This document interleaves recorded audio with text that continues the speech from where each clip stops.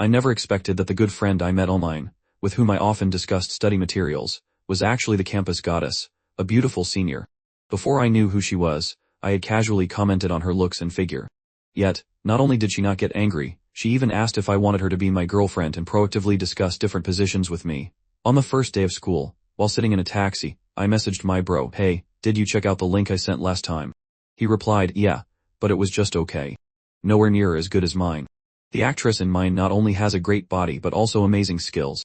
Sure enough, he quickly sent me a new link. However, since I was in a taxi, I couldn't watch it right away. I replied, "I'll check it out later. I'm in a hurry to register for school. I'm starting school today too." "Which university are you going to?" my friend asked. Without thinking, I typed, "Genshin University." The other person was silent for a moment before replying, "You're also at Genshin University." Reading that message, I was stunned and excited. What a coincidence. Let's not waste time talking. Are you on campus? Let's meet up. I never thought the online friend I played games and chatted with daily would be a student at the same university. He happily agreed. After arriving at the school gate, I stopped by a nearby restaurant for lunch before heading to the registration office. I opened my suitcase to get my admission letter and ID card, but as soon as I opened it, I was completely shocked. My expression turned from surprise to embarrassment. Inside the suitcase was a variety of black lingerie and different styles of silk stockings. It was clearly not my suitcase. The worst part was that I was in the office, and everyone around was looking. I hastily explained, "This isn't my suitcase. I must have taken the wrong one." After explaining to the teacher, I grabbed the suitcase and ran out of the office, my heart filled with shame. This is terrible. What do I do now? My admission letter and ID are in that suitcase. I tried to recall what happened, and remembered a girl wearing a hat at the restaurant who had a suitcase identical to mine. I must have taken the wrong one then. I rushed back to the restaurant, hoping she was still there. Meanwhile, in a female dormitory, a stunningly beautiful girl was staring at a suitcase with a look of annoyance. Inside were men's clothes and documents like an admission letter and an ID card. Lin Kingshu thought she must have taken someone's suitcase by mistake. She picked up the ID card. The name on it was Chen Nan. She also found a diary inside. How strange, boys still write diaries these days. Curious, Lin Kingshu opened the diary. The first page had 4 large words, "Best Bro Diary." She turned to the second page. July 15th, I met a friend online while playing games. His personality really clicks with mine.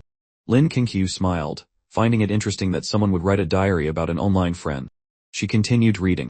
July 20th, after a few days of chatting, I feel like we get along really well. We became sworn brothers online. Reading this, Lin Kingshu felt a strange sense of familiarity. 2 months ago, she had also met an online friend and became sworn brothers with them.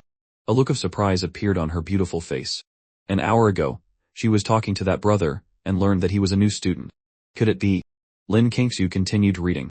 July 22nd, my good bro sent me a link, saying it was good stuff. I clicked on it and was shocked. That night, Lin Kingshu remembered that on July 22nd, she had indeed sent her brother a mysterious link. The case was solved. It was indeed her online brother. They had accidentally swapped suitcases. She pouted slightly, then smiled. After realizing this was her brother's diary, Lin Kingshu became even more interested and continued reading. Most of the entries were about everyday things, playing games, and chatting with her. August 3rd, I didn't expect my bro to be so knowledgeable about this stuff. After watching so much, my body can't quite take it. I should take a break, ha. Reading this, Lin Kingshu burst out laughing. She remembered sending Chen Nan links continuously at that time. I'm starting to suspect my bro is a pervert. Who shares this kind of stuff online all day? Well, I promise today is the last time. Seeing the word pervert, Lin Kingshu pouted. She wasn't a pervert, just a young woman who enjoyed watching action films. Men always say it's the last time, but in less than 2 days.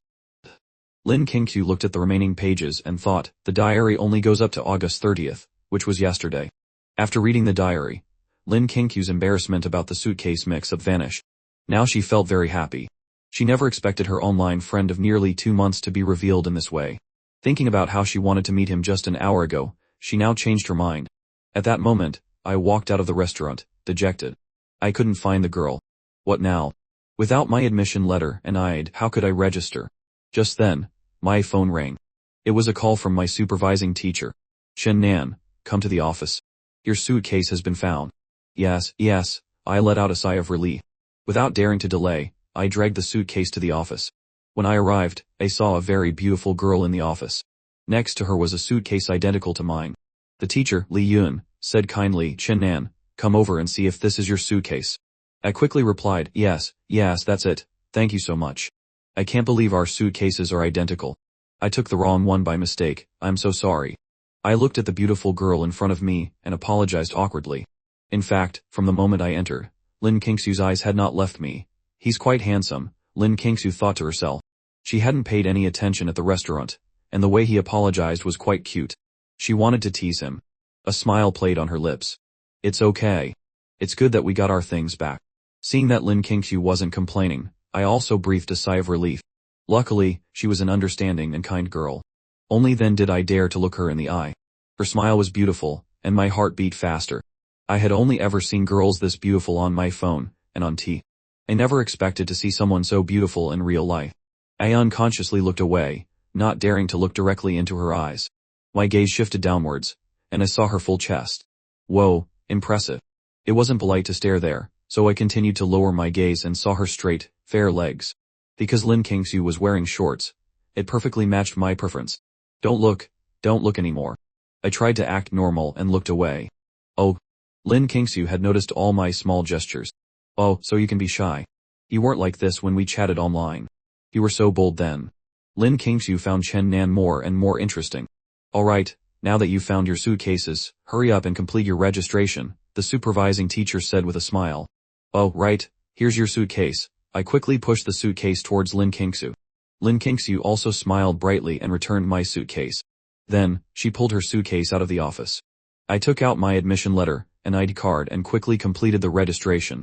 Afterward, I walked out of the office happily, only to find that the girl who had taken the wrong suitcase was still standing outside. Chen-nan, Lin Kingsu greeted cheerfully. Is there something I can help you with? I'm sorry I took your suitcase by mistake and caused you trouble, I said sheepishly. It's okay, don't apologize anymore. If you feel bad about it, you can treat me to a meal, Lin Kingsu said, her eyes sparkling. Ah, okay, no problem. After a moment's hesitation, I nodded. After all, it was my fault for taking the wrong suitcase, and she had quickly brought it to the office. Treating her to a meal as a thank you was not a big deal. Then let's add each other as friends. Text me tonight when you're done with your things, Lin Kingsu said, taking out her phone. Okay, I nodded, and we added each other on WeChat. Lin Kingsu smiled with satisfaction. Then we parted ways at the intersection. I carried my suitcase to my dormitory. My 3 roommates had already arrived. I greeted them, and then got busy organizing my things. When everything was done, I let out a sigh of relief. I opened WeChat and saw that the first message was a system notification from Kingsu. I familiarly opened her profile. It was full of photos. Glancing through them, I couldn't help but admire her beauty. However, some of the photos seemed to have been taken at the university. Could she be a senior? Thinking of this, I suddenly remembered my online bro. I quickly sent him a message. Hey bro, are you at the university yet? Let's meet up. I almost couldn't register today. When we meet, I'll tell you the whole story. In the girls' dormitory, Kingsu had also finished unpacking. While organizing her things, she suddenly had a thought. Chen-nan opened my suitcase. Doesn't that mean he saw all those revealing outfits? If he really got a good look. Kingsu mumbled to herself, but then again, who asked him to be my best bro? In a cheerful mood, Kingsu started humming. Then she received a message on her account used for gaming. It was a secondary account, and Chen-nan also used one. She opened it, and sure enough, it was a message from Chen-nan. A smile appeared on Kingsu's lips. Now she knew that Chen-nan was her online best bro, but Chen-nan still didn't know. A mischievous idea popped into her head. She found this game quite interesting. She wanted to tease Chen-nan even more. She replied, I have something to do today, so maybe not. Let's do it another day. Seeing my best bro's reply, I was understanding. After all, we had just started school. Why did you almost not get to register? Faced with this question, I recounted the entire incident that happened today. On the other side, Kingsu burst out laughing, sitting on her chair and swinging her long, fair legs. Who told you to run into a beautiful, kind, and lovely girl like me? Kingsu thought to herself with a bit of narcissism. Then she messaged Chen-nan. Was that girl pretty? Were her legs long? Were they fair? As she typed these questions, Kingsu's eyes narrowed, and she was already giggling foolishly. After all, that person was her, and she really wanted to hear my evaluation of her. Speaking of which, I replied excitedly, she's gorgeous. I've never seen a girl so beautiful in real life. And her figure is amazing. Long legs, big chest. She's the girl of my dreams. Faced with my endless praise for herself, Kingsu looked pleased. She looked down at her chest and poked it. Having a big chest isn't all good. I can't even see my toes when I walk. So did you have any impure thoughts about her? You know, like in those action movies. Kingsu's lips curled into a smirk. Isn't that a redundant question? If you saw her, you'd definitely think the same way. I naturally understood what my best bro was trying to say. To make him jealous, I told him about adding the girl on WeChat and that we were having dinner together tonight. Jealous, aren't you? On her end, Kingsu was laughing hysterically. She was the person involved, so of course she knew. But you're really lucky to have met me by chance. Take a picture for me then. No problem, I replied smugly. After chatting for a while longer, the conversation ended. At this moment, Kingsu was wondering if she should change her outfit for dinner. Although Chen Nan didn't know her identity, she wanted to leave a deeper impression. Time passed quickly, and it was soon evening. I looked at the clock and messaged Kingsu. She replied quickly, and we agreed to meet at the school gate. When I got to the gate, I immediately saw Kingsu. Compared to the afternoon, she had changed. She was wearing a pair of black stockings, exuding the mature charm of an older sister. I walked over and greeted her. Hey, senior. Hearing my voice, Kingsu's eyes lit up. Chen Nan. How did you know I'm your senior? Kingsu asked in surprise. I explained that I had seen her photos taken at the university on her profile. Kingsu smiled, her eyes crinkling. Oh, I see. You're a sharp little brother. Hearing this, I immediately felt defensive. Can you not add the little? I'm only 1 year younger than you. Besides, saying that could be misleading. 1 year younger is still a little brother, Kingsu said, taking a step closer to me, her big eyes looking at me. And what could be misunderstood? My height is 1.85 meters, while Kingsu, even in high heels, is only about 1.75 meters. So when I look at Kingsu, I have to look down, and looking down makes it easy to see her chest. So, I tried to look into her eyes. Fine, call me little brother, but don't add little, I pouted. Men are very stubborn about these kinds of words. Anything is fine, just don't add little. Alright, little brother. So, do I look good in this outfit? I prepared carefully to meet you, Kingsu said, twirling around on the spot, her eyes fixed on me. Faced with Kingsu's question, I once again took a closer look. Her skin was smooth and fair. The stockings on her legs had just the right amount of shine, hugging her shapely thighs and accentuating her perfect figure. I told myself I was just looking carefully, not taking the opportunity to stare. Kingsu saw Chen Nan's expression and chuckled to herself. She even lifted her leg playfully and asked, well, little brother, am I pretty? Seeing Kingsu's pose, I took a sharp breath. This senior is like a demoness, so alluring. Beautiful, very beautiful. You look great, I stammered. Kingsu burst out laughing. Haha, alright, I won't tease you anymore. Let's go. Where should we eat?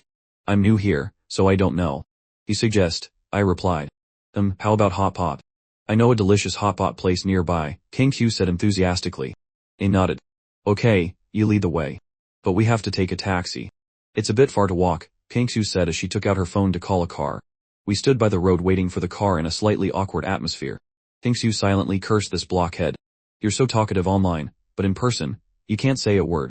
So she started a conversation. I heard some freshmen already have girlfriends when they start university. Do you have one? Of course not. Actually, I've never been in a relationship, I replied shyly. Although I wasn't bad looking, in high school, besides studying, I spent all my time on entertainment and gaming, so I had absolutely no experience with relationships. You've never been in a relationship? Kingsu said in surprise.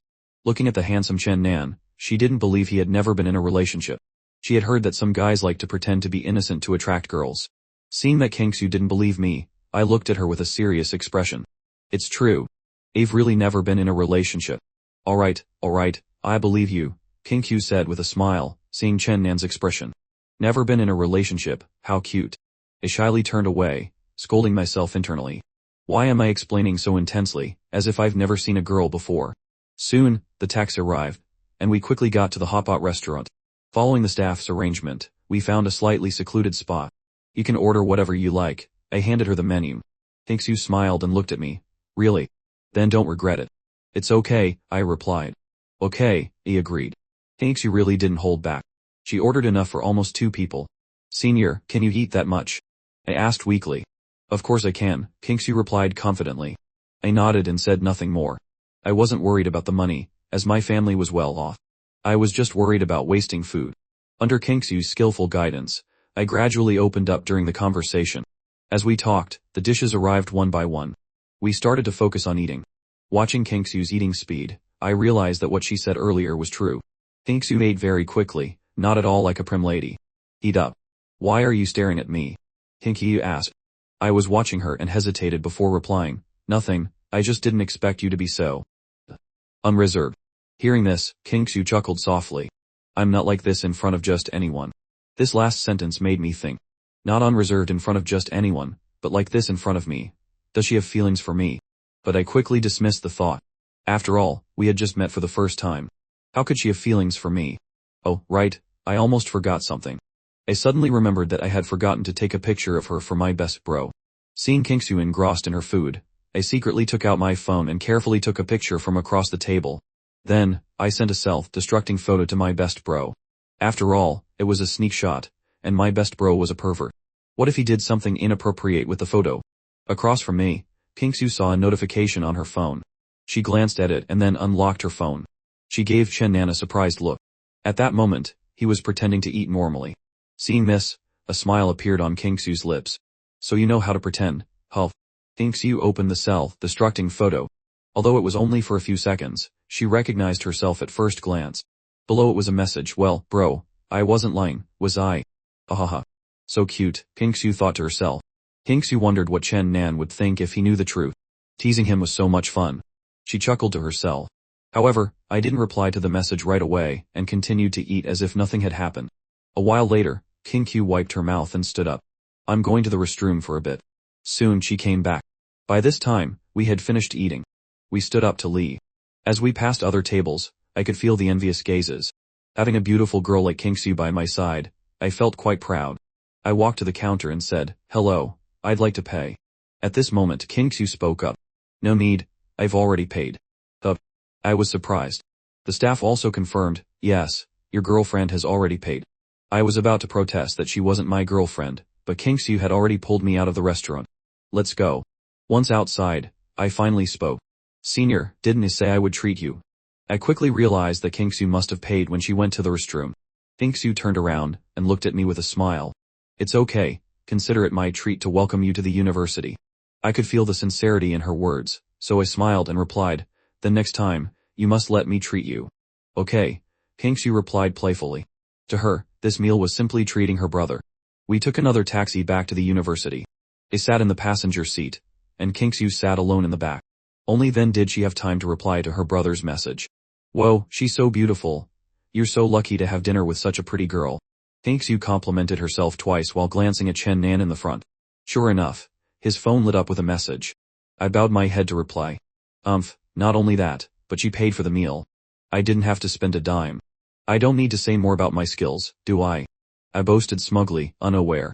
Kingsu read these lines and had to hold back her laughter. This is hilarious. Why is this little brother so different? So annoying. Why did he send a self-destructing photo? Take a few more for me to see. Kingsu typed her reply, while suppressing her laughter. My message came through immediately. That's not very nice. Taking a sneak shot of someone is already wrong. Sending you a self-destructing photo is already a favor. Besides, I can't be sure you, a pervert, wouldn't do something weird with the photo. You're quite a good person, Kingsu thought. But what could he do with a photo of himself? To himself. However, to maintain her online persona, she replied, hateful, you saw through my intentions. Never mind, I have something to do. Bye for now. I replied, bye then, bye. What do you have to do? I'm saying goodbye too. I'm in the car with her right now. She's sitting next to me. She smells so good. Kingsu looked up in surprise at Chen Nan's back. Boys always want to show off. When we got back to the university, I walked Kingsu to the entrance of the female dormitory. She waved goodbye to me with a smile. See you later, little brother. I replied, yeah, see you later, senior. I watched Kingsu walk into the dormitory, reluctantly looking away. Senior Kingsu is really nice, I thought to myself before heading back to my room. Friendships between men are often built quickly. Soon, we became close. We bought some snacks and a few cans of beer and drank in our dorm room. Brothers, I've asked around. Our university has a lot of beautiful girls, and the quality is very good. Especially a senior named Kingsu. I heard she's a cold beauty and also the campus belle, Yang Kao said excitedly to everyone. Hearing this, I was stunned. Kingsu. Isn't that her? I checked the name in my contacts on my phone. That's right, it's her. I never expected her to be the campus belle of Jianshan University. On the first day of school, I had dinner with the campus belle, and she even treated me. No one would believe it if I told them. After that night, we quickly became close. Friendship between men is simple, Sometimes all it takes is a cigarette or a drink to build it, let alone being roommates for 4 years of university. 2 days passed in a flash. During that time, Senior King Hugh often messaged me. She seemed a bit too enthusiastic. Today was the first day of military training for the freshmen. The first day wasn't too demanding, but we had to stand at attention under the hot sun all morning. When I got back to my room for lunch, I immediately collapsed onto my bed, too tired to even eat. I just wanted to rest a bit, planning to grab something to eat at the stadium when we gathered. Just then, my phone vibrated. Someone had sent me a message. Well, little brother, is military training tiring? After 2 days of chatting with her, I had become more familiar. Of course it's tiring. My legs are killing me from standing at attention all morning, I replied resentfully. Oh really? Then after your afternoon training, I'll come and massage your legs for you. Seeing this message, my eyes lit up. Now that you mention it, I'm not sleepy anymore. I immediately replied, okay then, come and massage my legs. After 2 days of chatting, I realized that this senior liked to joke around. It was all just for fun, so I didn't take her words seriously. Okay, which company are you in? Really? I'm in the 18th company. Okay. After Kingsu replied with okay, I put my phone aside and closed my eyes to rest. I only woke up in the afternoon when I heard my roommates. Then I went with my friends to the university's snack street to eat something before heading to the stadium.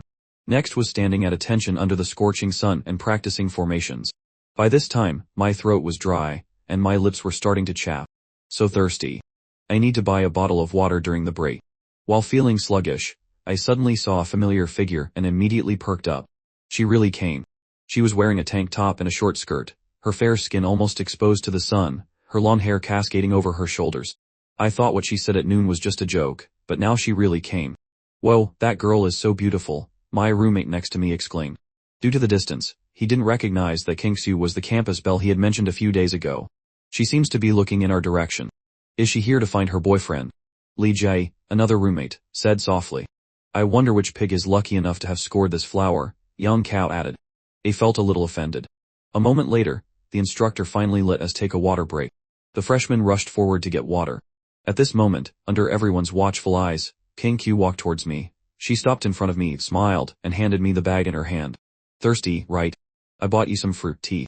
For a moment, everyone around was stunned. Whoa, this guy is so lucky. His girlfriend is so beautiful. Isn't that the campus belle? I just saw her picture the other day. That's right, no wonder she's so beautiful. This guy is so annoying. I heard the whispers of the crowd. Faced with so many stares, although it was a bit uncomfortable, I felt very honored.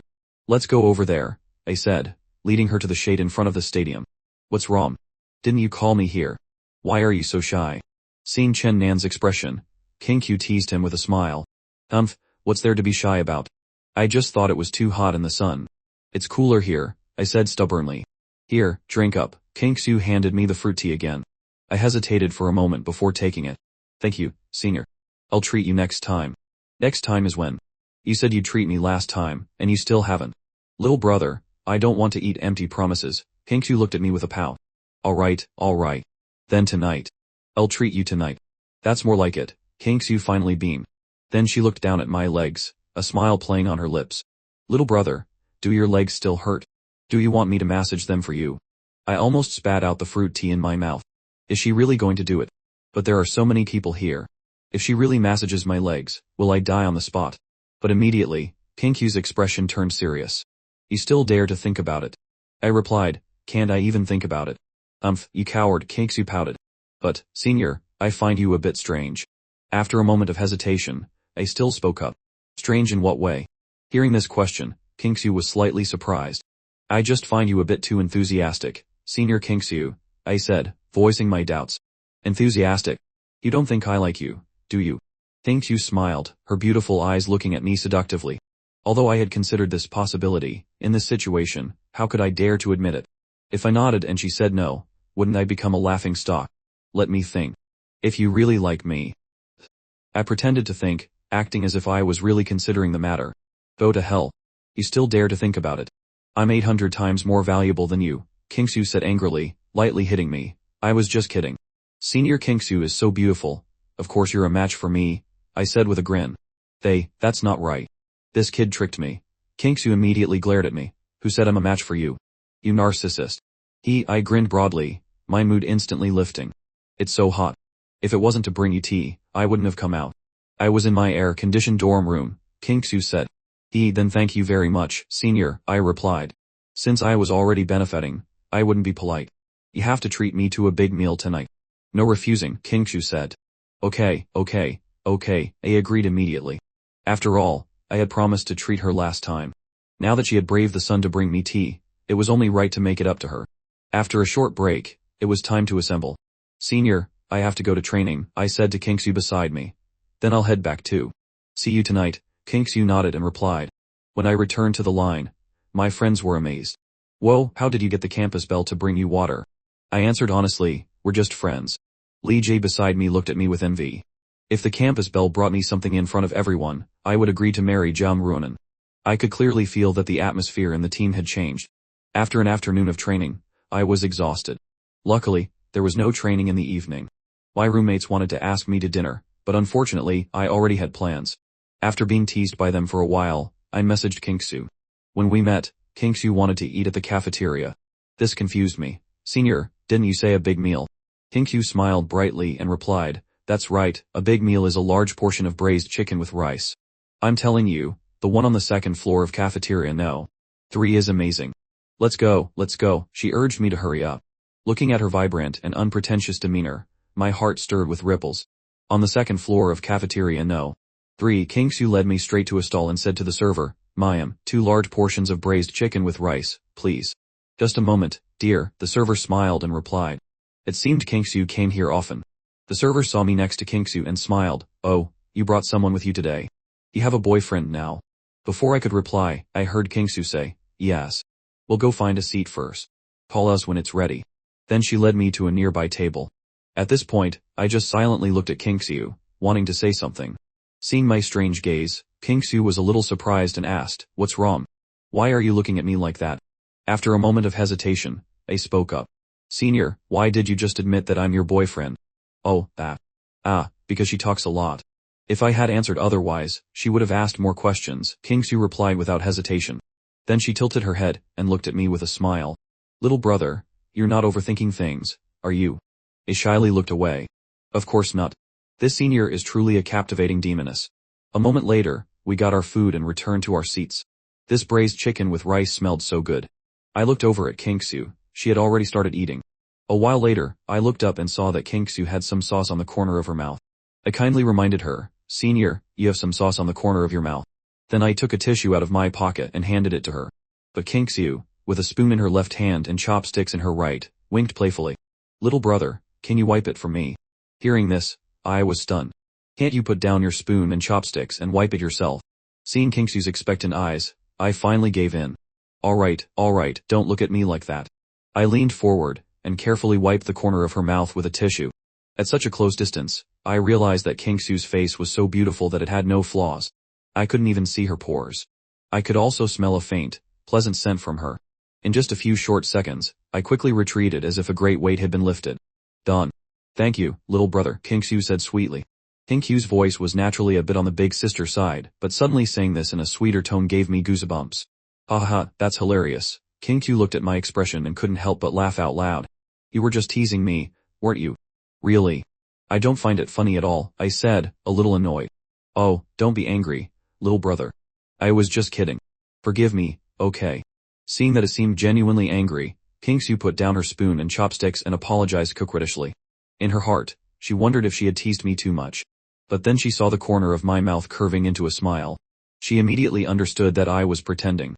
Well, you dare to trick me. Kingsu put her hands on her hips and looked at me angrily. I raised my hands. It's not my fault. Who told you to tease me first? Kingsu knew she was at fault first, so she didn't argue anymore, just snorted and continued eating. Soon, the two of them finished eating and left the cafeteria. It was already evening, and the sunset appeared in the sky. The sunset is so beautiful, Kingsu said with a smile. Little brother, have you ever watched the sunset from a mountain top? I shook my head. Then I'll take you there someday. Kingsu looked at me with a radiant smile. Okay, I replied. Perhaps influenced by the romantic atmosphere or Kingsu's smile, I also smiled. The two of them walked along the tree-lined path on campus. I turned to look at Kingsu. Senior, why are you so nice to me? Hearing this question, Kingsu stopped and looked at me in surprise. I'm nice to you. I was stunned for a moment, and then nodded. Seeing me like this, Kingsu laughed again. No way, you think this is nice. Then you're easily fooled by girls. Actually, for a girl, being nice to a boy is very simple, she said half-jokingly. If the person is you, I don't mind being fooled, I replied. Kinksu pouted, but the smile on her lips betrayed her mood. I'm not a bad woman who goes around fooling people. Clearly, she was very pleased with my answer. The two of them walked to the stadium. During the day, it was used for military training, but at night, it was a place for recreation. Some people were jogging, some were playing games, and some had brought speakers to sing. Kinksu heard someone singing and looked in that direction, immediately becoming interested. Come on, little brother, let's go over there and see. So Kinksu led me to the lawn of the stadium and sat down behind them. Some people noticed us. They were all amazed by Kinksu's beauty, realizing that this was the campus belle. As for me, I looked at Kinksu, shaking my head to the music, finding her incredibly cute. This senior is truly unpredictable. Sometimes she's like a big sister, but she does things like a little girl. Little brother, do you like listening to music? Kinksu suddenly turned and asked me. I nodded. Yes, I like listening to Jay Chou and David Tao. Actually, I also listen to music often, and my voice is quite good. Hearing these two names, Kinksu's eyes lit up. I like them too. She felt that the two of them were really fated. They had never talked about this topic online. Kinksu just felt that she and this brother were really fated. A moment later, the music stopped. A song had ended. At this moment, Kinksu stood up. Friends, can I sing a song? Kinksu's voice attracted the attention of everyone around. They all looked towards her. I also looked up at the beautiful figure beside me, my face filled with surprise. I didn't expect Kinksu to make this move. After a moment of surprise, the young man holding the microphone said excitedly, of course. What song do you want to sing? It was clear that this young man also knew Kinksu, the famous campus belle. Kinksu stepped forward, smiled at the young man, and said, I want to sing Simple Love by David Tao. The young man started looking for the song for Kinksu. During this time, she turned back to look at me, who was still sitting quietly, and winked playfully. The corner of my mouth twitched slightly. This senior is really something. Soon, the intro music began to play. I saw Kinksu's expression change, becoming more serious. I also focused my mind, preparing to listen to her singing. The intro was very short, and soon, Kinksu's voice came from the speaker. At this time, the stadium had begun to get dark. For the singing of such a beautiful girl, everyone did not hesitate to use the flashlights on their phones. Many people on the stadium were also attracted here. But at that moment, I was completely stunned. The crowd also let out a gasp of surprise. Kinksu took light steps towards me. She stopped in front of me, held out her hand, and smiled at me. The people around started whistling and teasing, which made me a little embarrassed. But after a brief moment, I took Kinksu's hand and stood up. And so, with Kinksu leading and pulling my hand, we walked back to the front, step by step. Actually, I was a little nervous, but when I saw the smile on Kinksu's face beside me, I felt as if it could penetrate my soul and heal everything. Kinksu brought the microphone to my lips, signaling for me to sing. I followed the rhythm and began to sing. When it came to the chorus, everyone waved their phones and sang along. At this moment, Kinksu turned into a little fan, swaying her body and clapping slowly, her eyes sparkling. Since I was facing Kinksu when I sang that line, our eyes happened to meet. I clearly saw Kinksu's full, soft lips move slightly. Unfortunately, the light was a bit dim, and I couldn't read lips, so I didn't understand what she said. The two of us finished singing a song together.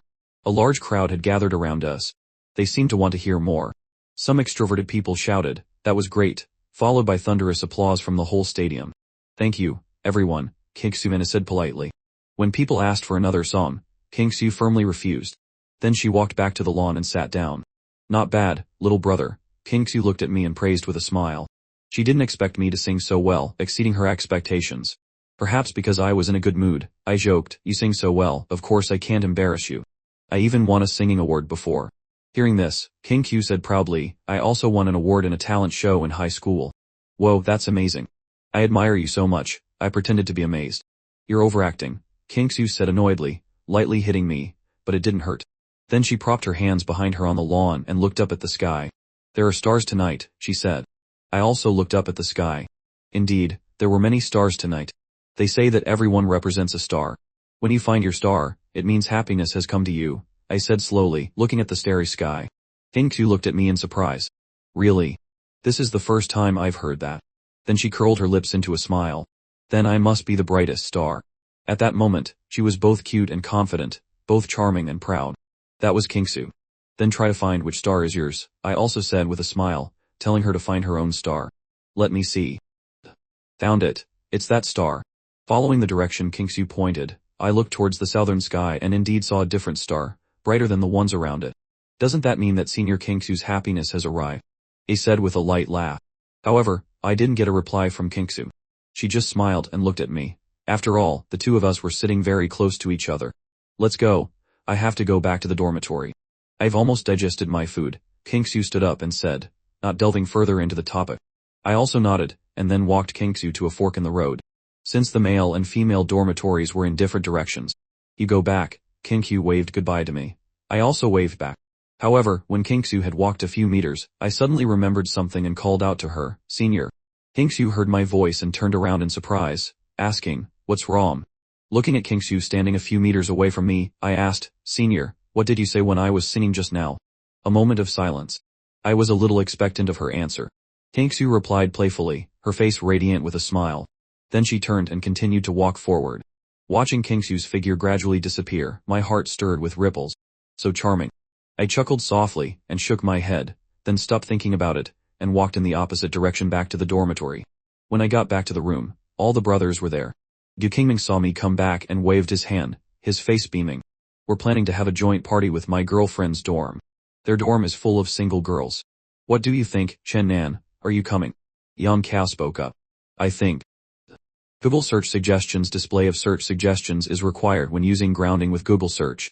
Tran Nam probably doesn't need to go. He's already got the campus bell, why would he need to get together? Why wouldn't he go? I quickly retorted. First, this is a group activity just a few days after the semester started.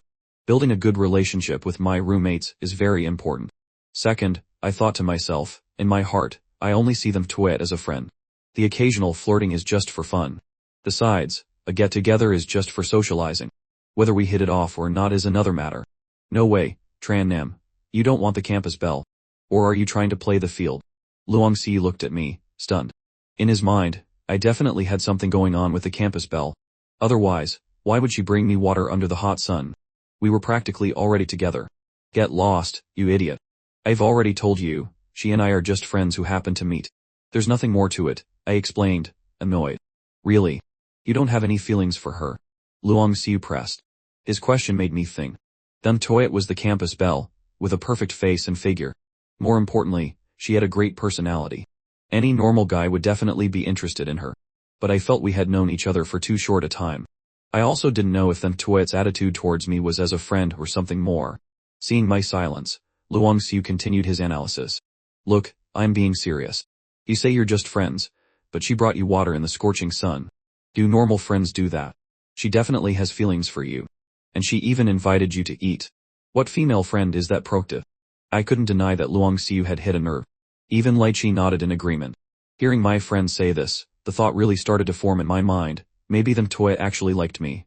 Why else would she stick to me since the day we met? Alright. I'll talk to my girlfriend, and then our two dorm rooms can have a get-together, Kothan Men said, clapping his hands. For now, who wants to play some games? Count me in. Luong Si was the first to respond. It's been a while since I've played. I temporarily pushed the thoughts out of my mind. I had met my online bro over the summer through gaming. Meanwhile, in the girls' dorm, Thun Tuet had just stepped out of the shower. She was only wearing a white shirt and leggings, revealing her long, pale legs. Her face was slightly flushed, beautiful even without makeup, exuding a pure aura like moonlight. Seeing her roommate Lai Thian asked curiously, Thun Tuet, why have you been running around so much these past few days? You haven't joined any clubs or the student union. What have you been so busy with? Don't tell me you have a boyfriend already. This was a private dorm room. Since freshman year, there had only been 3 of them. After one girl dropped out after a semester, only Them Toet and Lai Thian remained. Them Toet walked gracefully to her desk and bent over to get a hairdryer from the drawer. Her wet hair cascaded over her shoulders and collarbones, water droplets tracing a path down to her cleavage. Hearing her only roommate's question, she turned her head and gave a mysterious smile. Congratulations, you guessed right. Lai Thian looked at her in astonishment, quickly standing up and grabbing her arm. No way, you really have a boyfriend. She couldn't believe that Them Toet, who was always so cold towards guys at school, would get a boyfriend. She had even suspected Them Toet was a lesbian. Just kidding. But that junior is really interesting, Them Toet said with a laugh, plugging in the hairdryer and starting to dry her hair. A junior, so you like younger guys, Them Toet. Tell me everything. Who is he? Is he handsome? How did you two meet? Lai Thian eagerly circled her. You guess. Them Toyet said, not wanting to reveal anything about Tran Nam. After all, she only had a crush on him, you couldn't call it love yet. If they were really together, she would definitely introduce him to her friends, but their relationship wasn't at that stage. They had known each other for too short a time. Fine, don't tell me. Seeing that Them Toyet had no intention of talking, Lithan didn't press further and returned to her computer to watch her show. Them Toyet smiled, humming softly as she continued to dry her hair. After she was done, she changed into a thin nightgown and suddenly remembered she hadn't played games in a while. She logged into her quick account and messaged her bro, but after a few minutes, Tran Nam hadn't replied. He's probably in the shower, she thought, not minding it much.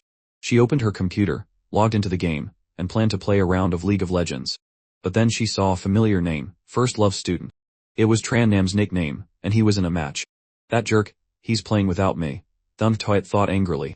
She completely lost her mood to play. She crossed her arms, fuming. And to think she had invited him to eat, and brought him tea under the hot sun. Now he was playing games without even inviting her. Them Toyet picked up her phone and continued to message Tran Nam from her bro account.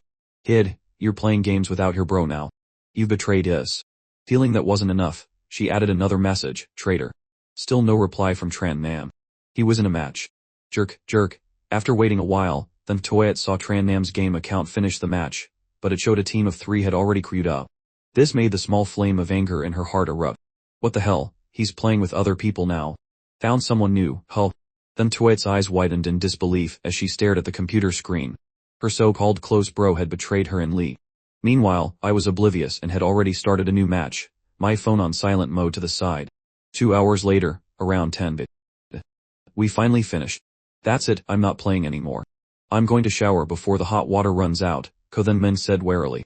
Seeing that he was really done, I also spoke up. I'm done too. I'll shower, browse the web a bit, and go to bed. Otherwise, I'll have no energy for training tomorrow.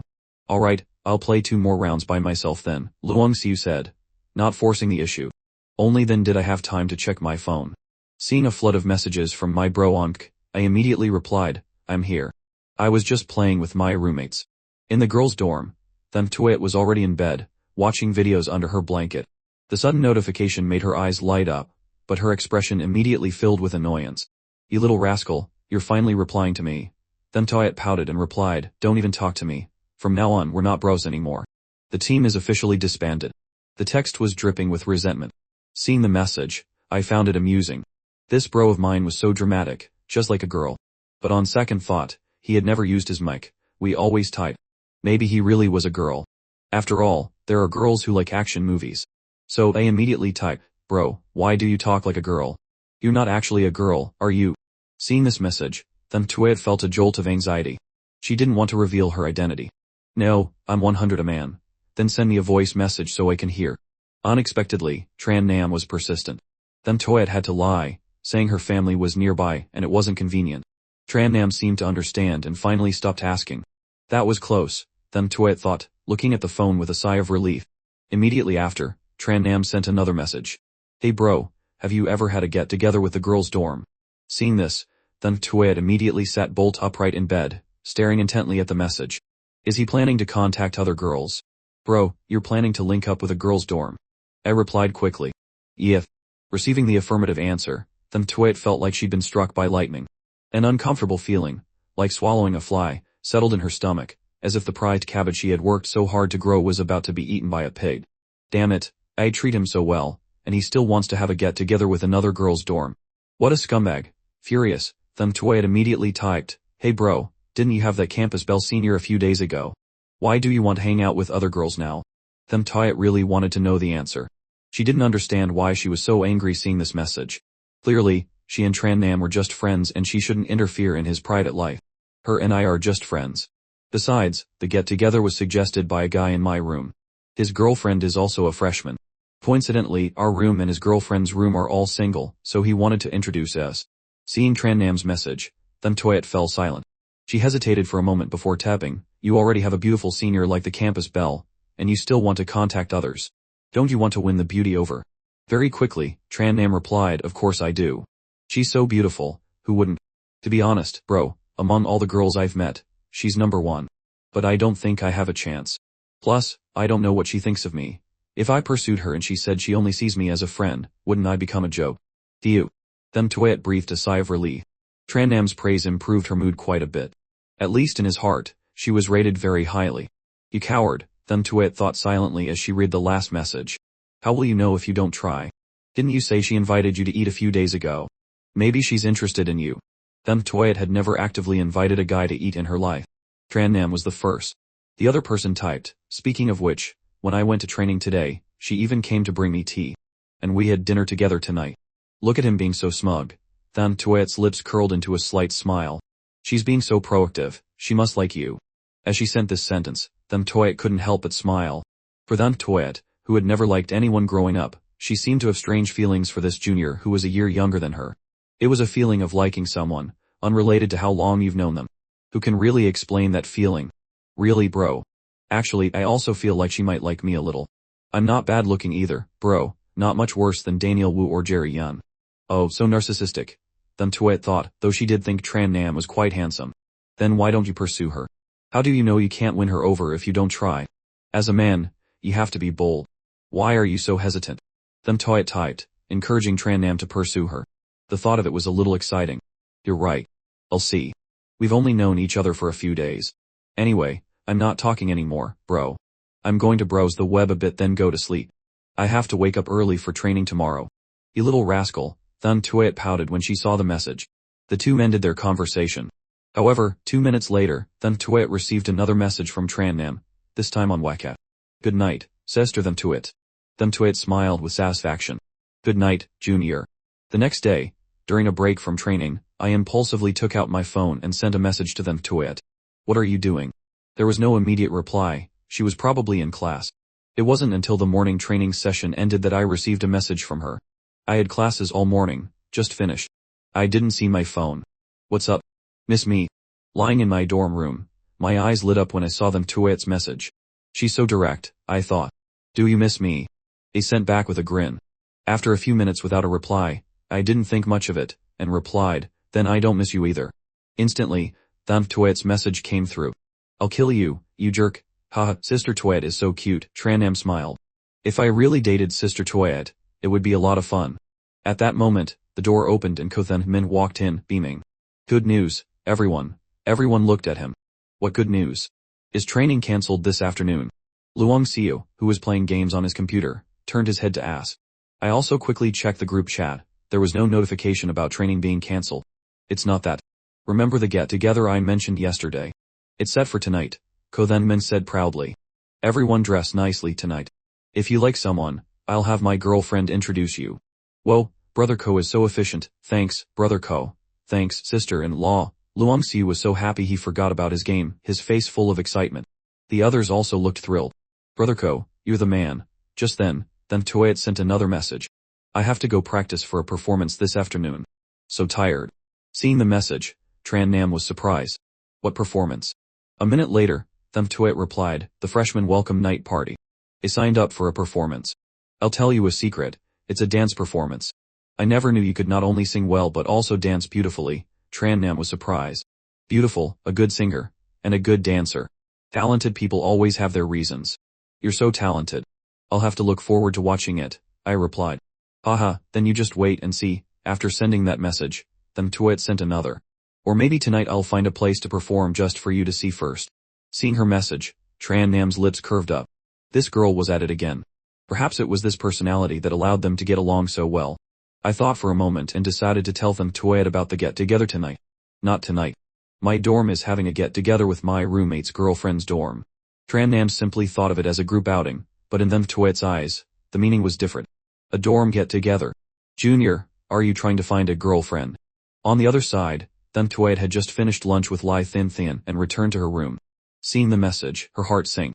She couldn't believe he was still going to the get-together. After all her efforts last night, he didn't listen at all. Damn it, I have the figure, I have the looks.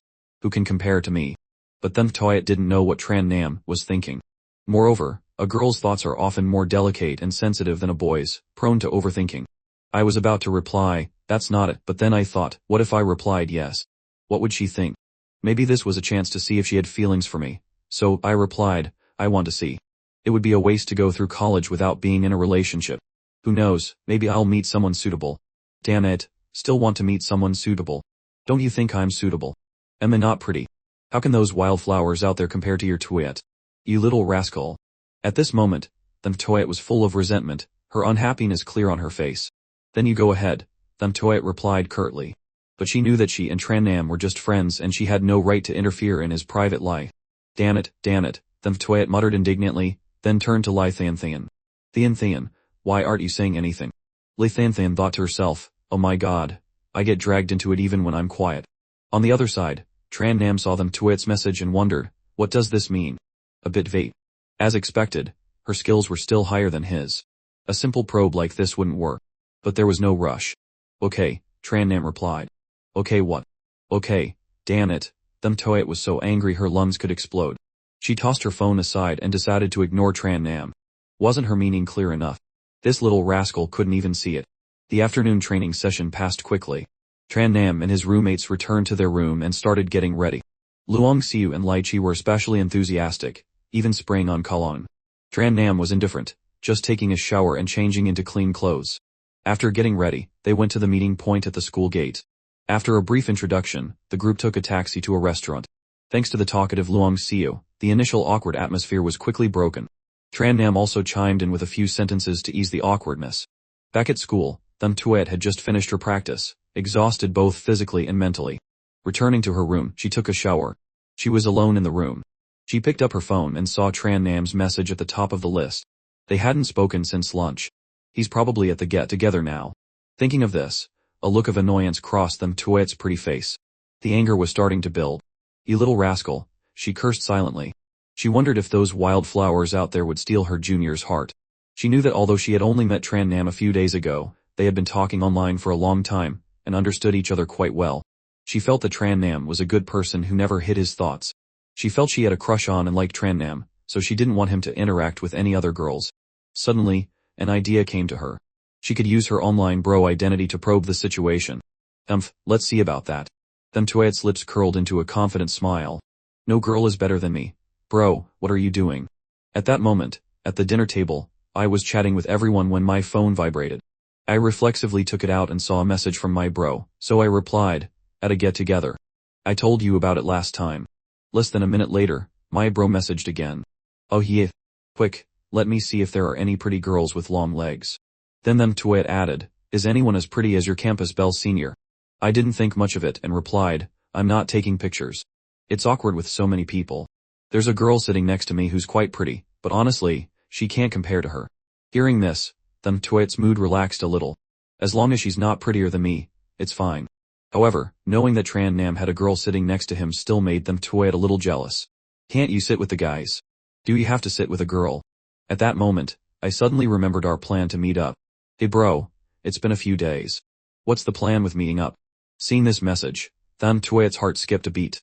Another day, bro. I've been really busy lately. Alright. Tran Nam didn't push it, but he still wondered, what could a student be so busy with? Ending the chat, I stood up and went out of the private room. I had probably drunk a bit too much and felt bloated, but not to the point of throwing up. After using the restroom, I was washing my hands when suddenly a figure came out of the women's restroom. It was Luong Kai, from our roommates group. Tran Nam, let's add each other on WeChat. I was surprised. I didn't expect Luong Kai to want to add me. We had barely spoken a few sentences. Just as I was stunned, Dam Van Van, who was sitting next to me in the room, also came out. Seeing her, Luong Kai didn't say anything more to Tran Nam, just, Van Van, I'm heading back first. I was about to leave but was blocked by Dam Van Van. What's up, classmate Dam? You can just call me Van Van. Tran Nam, let's add each other. Dam Van Van's face was a little red, but she immediately put a hand on the wall, cornering Tran Nam at the restroom door. Why does someone else want to add me? In the few short days since school started, first, it was Sister Toyette, and now 2 more today. Thinking of this, an image of Them Toyette suddenly appeared in my mind. I hesitated for a moment, then made an excuse. My hands are still wet. Let's add each other later. Dam Van Van didn't object to this reason but added, then you have to add me later, before lowering her hand to let Tran Nam pass. I couldn't help but sigh. Girls these days are so proactive. If only Sister Toyette was this proactive, that would be great. When I returned to the room amidst everyone's cheers, I was forced to drink a little more. The party lasted from the afternoon until 10 p.m. Since the dorms closed at 11, we had to hurry and catch a taxi back to school. In the end, Neither Luong Kai nor Dam Van Van mentioned adding me on WeChat again. Luong Kai was probably too shy to bring it up, and Dam Van Van might have forgotten after drinking too much. Back in the room, everyone just collapsed. No one showered or changed clothes, including me. However, in my last moment of sobriety, I sent a voice message to one person. "Good night, sister." After sending it, I fell asleep. The next morning, I was woken up by my alarm, my head still spinning. I looked at my phone and saw a message from them to it. "Good night, Junior." Then, about 10 minutes later, there was another message. "Are you really asleep?" Tran Nam was surprised. He didn't remember sending a message to them to it. He was too drunk last night to remember clearly. But when he saw the second sentence, Tran Nam couldn't help but laugh. "Sister Toyet is so cute." So, Tran Nam replied, "Morning, sister. I was too drunk last night and passed out." Then he put his phone down and woke up his roommates. They rushed to wash up, afraid of being late for training. After getting ready, they went to training. It was around 10 a.m. when Them Toyet woke up in the girls' dorm. She looked drowsy, her eyes half closed, her hair messy on her shoulders, giving her a slightly disheveled beauty. She had lost sleep last night over Tran Nam's matter.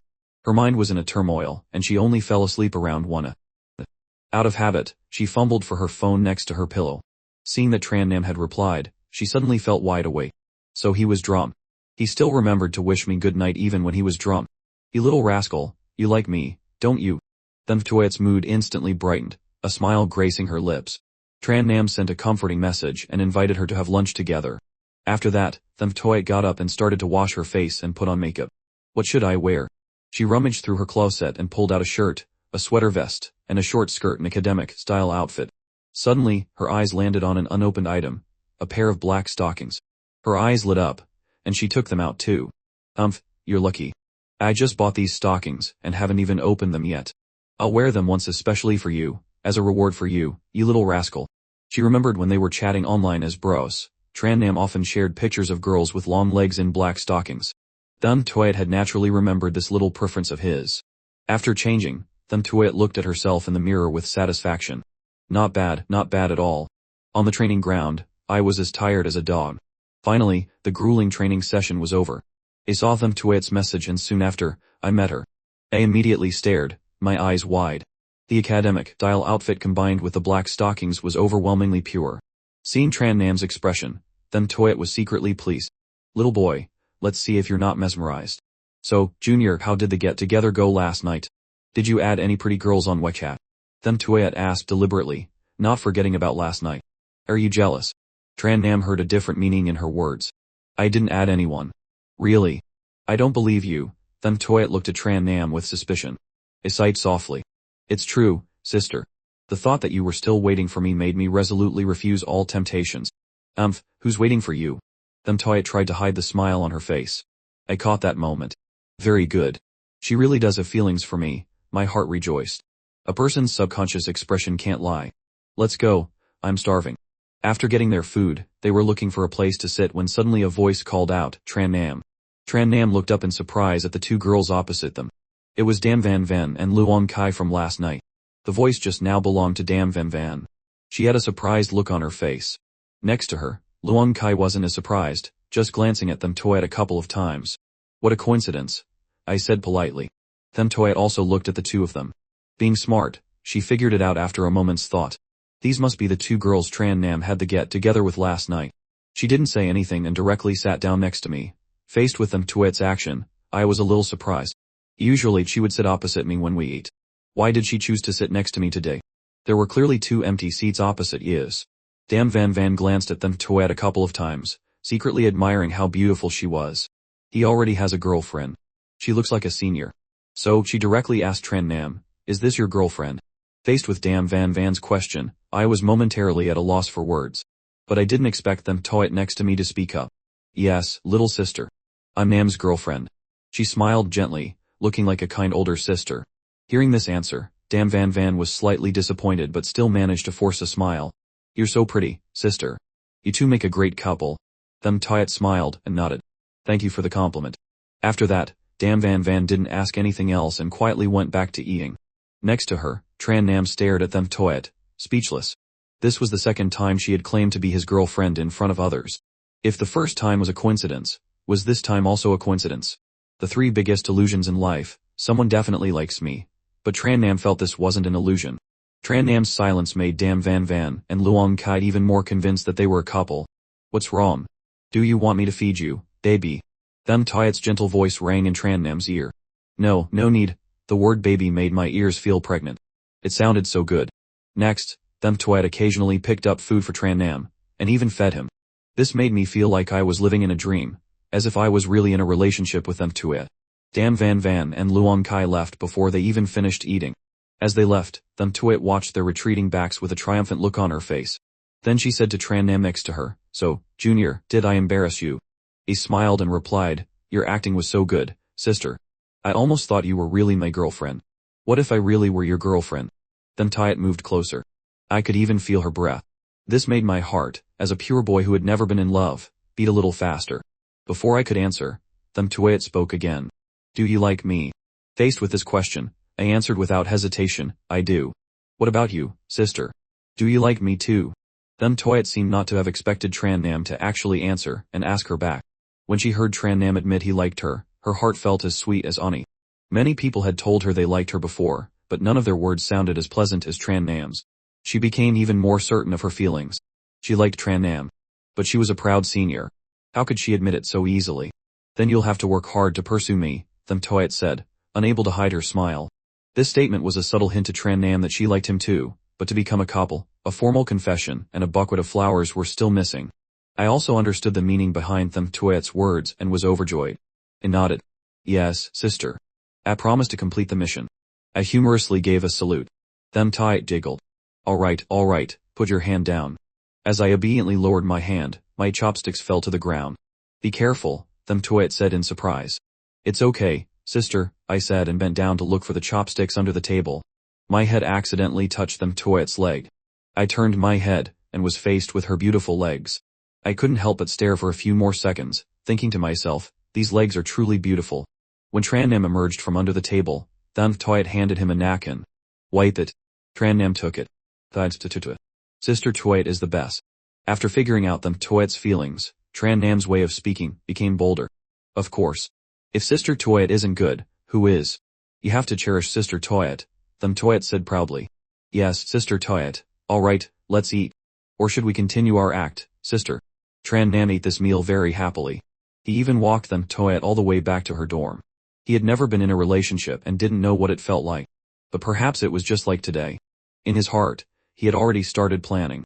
He had to formally confess to her, and make her his girlfriend. Time flew by, and the military training period was about to end. During this time, besides daily training, Tran Nam spent most of his time with Them Toyat. The distance between them was rapidly closing. Occasionally, Tran Nam would push his luck and initiate physical contact with Them Toyat, making her grind her teeth in frustration but unable to do anything about it. Right now, I and Them Toyat were sitting on a bench by the university's artificial lake. I tilted my head back to look at the sunset. In this atmosphere, I couldn't help but exclaim, so beautiful. Hearing Tran Nam's exclamation, Them Toyat turned her head, glanced at me, and asked playfully, So, do you think I'm beautiful? I turned my head to look at Them Toyat's gorgeous face, which was beaming with a smile. If you didn't exist in this world, I think I'd be fine being alone. Oh my god, so cheesy. Hearing this, Them Toyat wasn't moved at all. In fact, she almost got goosebumps. Cheesy it may be, but my heart is true, Tran Nam said, leaning back casually on the bench, his hands behind his head. Really? Then let me see your heart, see if it's true. Them Toyat glanced at Tran Nam's chest. I immediately sat up straight, my face serious. Are you sure you want to see? I'm taking my shirt off then. He said, making a motion to take off my shirt. Don't, there are people here. Them Toyat quickly looked around, her expression anxious. So you mean it's okay if there's no one around? He smiled smugly. Only then did Them Toyat realize Tran Nam was teasing her. She punched him lightly in annoyance. You little devil. You're getting more and more thick-skinned. You're not like the you I first met. Them Toyat looked at Tran Nam's appearance, her face full of nostalgia. Really? Do you hate the me I am now? Tran Nam moved closer to Them Toyat, looking at her hand, and then slowly reached out. Just as he was about to take her hand, Them Toyat had already noticed his intention and quickly dodged. She said proudly, Dunf, your tricks don't work on me anymore. Oh, it seems you've gotten smarter. The plan failed, and Tran Nam looked helpless. Them Toyat said proudly, of course, I've always been smart. Then she asked curiously, you guys finish military training tomorrow, right? He nodded. Yes, tomorrow is the final review. It ends after that. Speaking of which, I said proudly, I'll be the one carrying the flag at the front of the procession. Whoa, my baby is so amazing. Then Toet clapped her hands, pretending to be impressed. So what's my reward? I asked shamelessly. A reward. Then Toet looked at Tran Nam, her face breaking into a smile, her eyes crinkling. How about I give you a kiss? Do you want one? Then Toet pointed to her own plump lips, even lightly licking them with her tongue. I looked at them Toet's current appearance and couldn't help but swallow. Although I was a little tempted, I had a bad feeling about it. I think I'll pass. As expected, then Toet's expression returned to normal, a look of contempt on her face. Good that you know your place. If you had actually agreed, I would have bitten your tongue off. Then Toet pretended to be fierce. Good thing I didn't agree. Casually holding hands was one thing, but kissing was another. Then Toet might seem alluring on the outside, but it was all just teasing. I understood this. After all, our relationship wasn't official yet. Further steps needed to be taken slowly. By the way, the National Day holiday is coming up. Do you have any plans? I asked. You're asking because you want to go out with me, right? Then Toet looked as if she had seen right through Tran Nam. She glanced at me, a little proud. If you want to ask me out, I'll consider it. I sat up straight and looked down at them Toet. Then it's a date. You're not allowed to go out with anyone else. I've already booked you. At this moment, Them Toet's expression was a little moved. She found Tran Nam's domineering attitude so. Damn it, why did she like it even more? After their date, Tran Nam took Them Toet back to her dorm to rest after a long, tiring day. Early the next morning, Tran Nam and his friends were ready and hurried to the stadium for the final military review parade. They lined up in their practiced formations. Tran Nam stood at the front, holding the flag of his unit high. On the rostrum, there was a long table and a row of chairs for the school leaders. After a while, the leaders arrived one by one. After a rousing opening speech, the units began to parade around the stadium. With the sound of steady footsteps, Tran Nam's unit also marched forward in rhythm. As they neared the rostrum, the instructor next to them said, "Everyone focus, it's almost our unit's turn." Then he privately instructed Tran Nam, "You're at the front. Be careful not to walk too fast. Just follow the normal rhythm." Tran Nam nodded. There were only 2 more units before theirs. Suddenly, he saw a familiar figure standing by the track of the stadium. A beautiful figure that was a picture just by standing there. Tran Nam's eyes lit up. That figure seemed to have seen him too, and waved. Tran Nam made no move, as he was holding the flag. He didn't expect Sister Toet to come and watch his parade. Next, please welcome Company 18, the announcer's voice echoed through the microphone. Company 18 was Tran Nam's unit. Tran Nam's expression immediately changed, becoming sharp. He straightened his back, his eyes fixed forward, and took long, steady steps. His moment to shine had come. Under everyone's watchful eyes, Tran Nam led the team forward. All eyes were on Company 18, and as the leader, Tran Nam naturally received the most attention. Them Toet, standing by the track, only had eyes for Tran Nam. In her beautiful eyes, strange lights flickered. Tran Nam in his military uniform, tall and straight, walking with steady steps, looked like a real soldier, exuding a true masculine charm. At this moment, Them Toet's heart was beating very fast. As they passed the rostrum and got closer to where Them Toet was, Tran Nam glanced at her and smiled. Them Toet's eyes followed Tran Nam, and seeing him notice her, she couldn't help but smile. There were dozens of companies in total, and Tran Nam's unit was one of the earlier ones. After the parade, they returned to their designated spot and continued to watch the other units perform. At this time, Tran Nam looked towards where Them Toet had been standing, but she was gone. Next were other performances, which lasted until noon. Finally, after a speech from the school leadership, the ceremony officially concluded.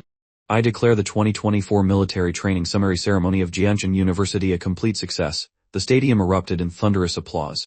Finally, it was over. Standing under the hot sun was a lot of pressure. Afterwards, everyone left the stadium in an orderly manner. Tran Nam returned the flag and immediately messaged Them Toet. It's finally over. Where are you? The other person replied almost instantly. Go to the south gate. Tran Nam looked surprised, glanced towards the exit on the left side of the stadium, and then followed the crowd in that direction. At the same time, he was still messaging Them Toet. I'm on my way. Are you here? He looked around and suddenly heard a voice behind him that made him jump. Boo! Tran Nam jumped and turned around to see Them Toet standing behind him. You scared me to death. Why did you come from behind? Tran Nam asked in surprise. Because I wanted to tease you. I saw you a long time ago. Them Toet jiggled, very pleased with her successful prank. Alright, you're teasing me, huh? Then I have to punish you. Tran Nam pretended to be angry. So how are you going to punish me? Them Toet pouted, looking at Tran Nam with a cute expression. Punish you by having lunch with me, Tran Nam replied matter-of-factly. Theft. Hearing this answer, then Toet burst out laughing. She had thought that with Tran Nam's thick skin, he would come up with some outrageous condition. She didn't expect it was just to ask her to lunch. But I've already eaten, Thumb Toet said. Since she had no classes this morning, she had time to come and watch Tran Nam's parade.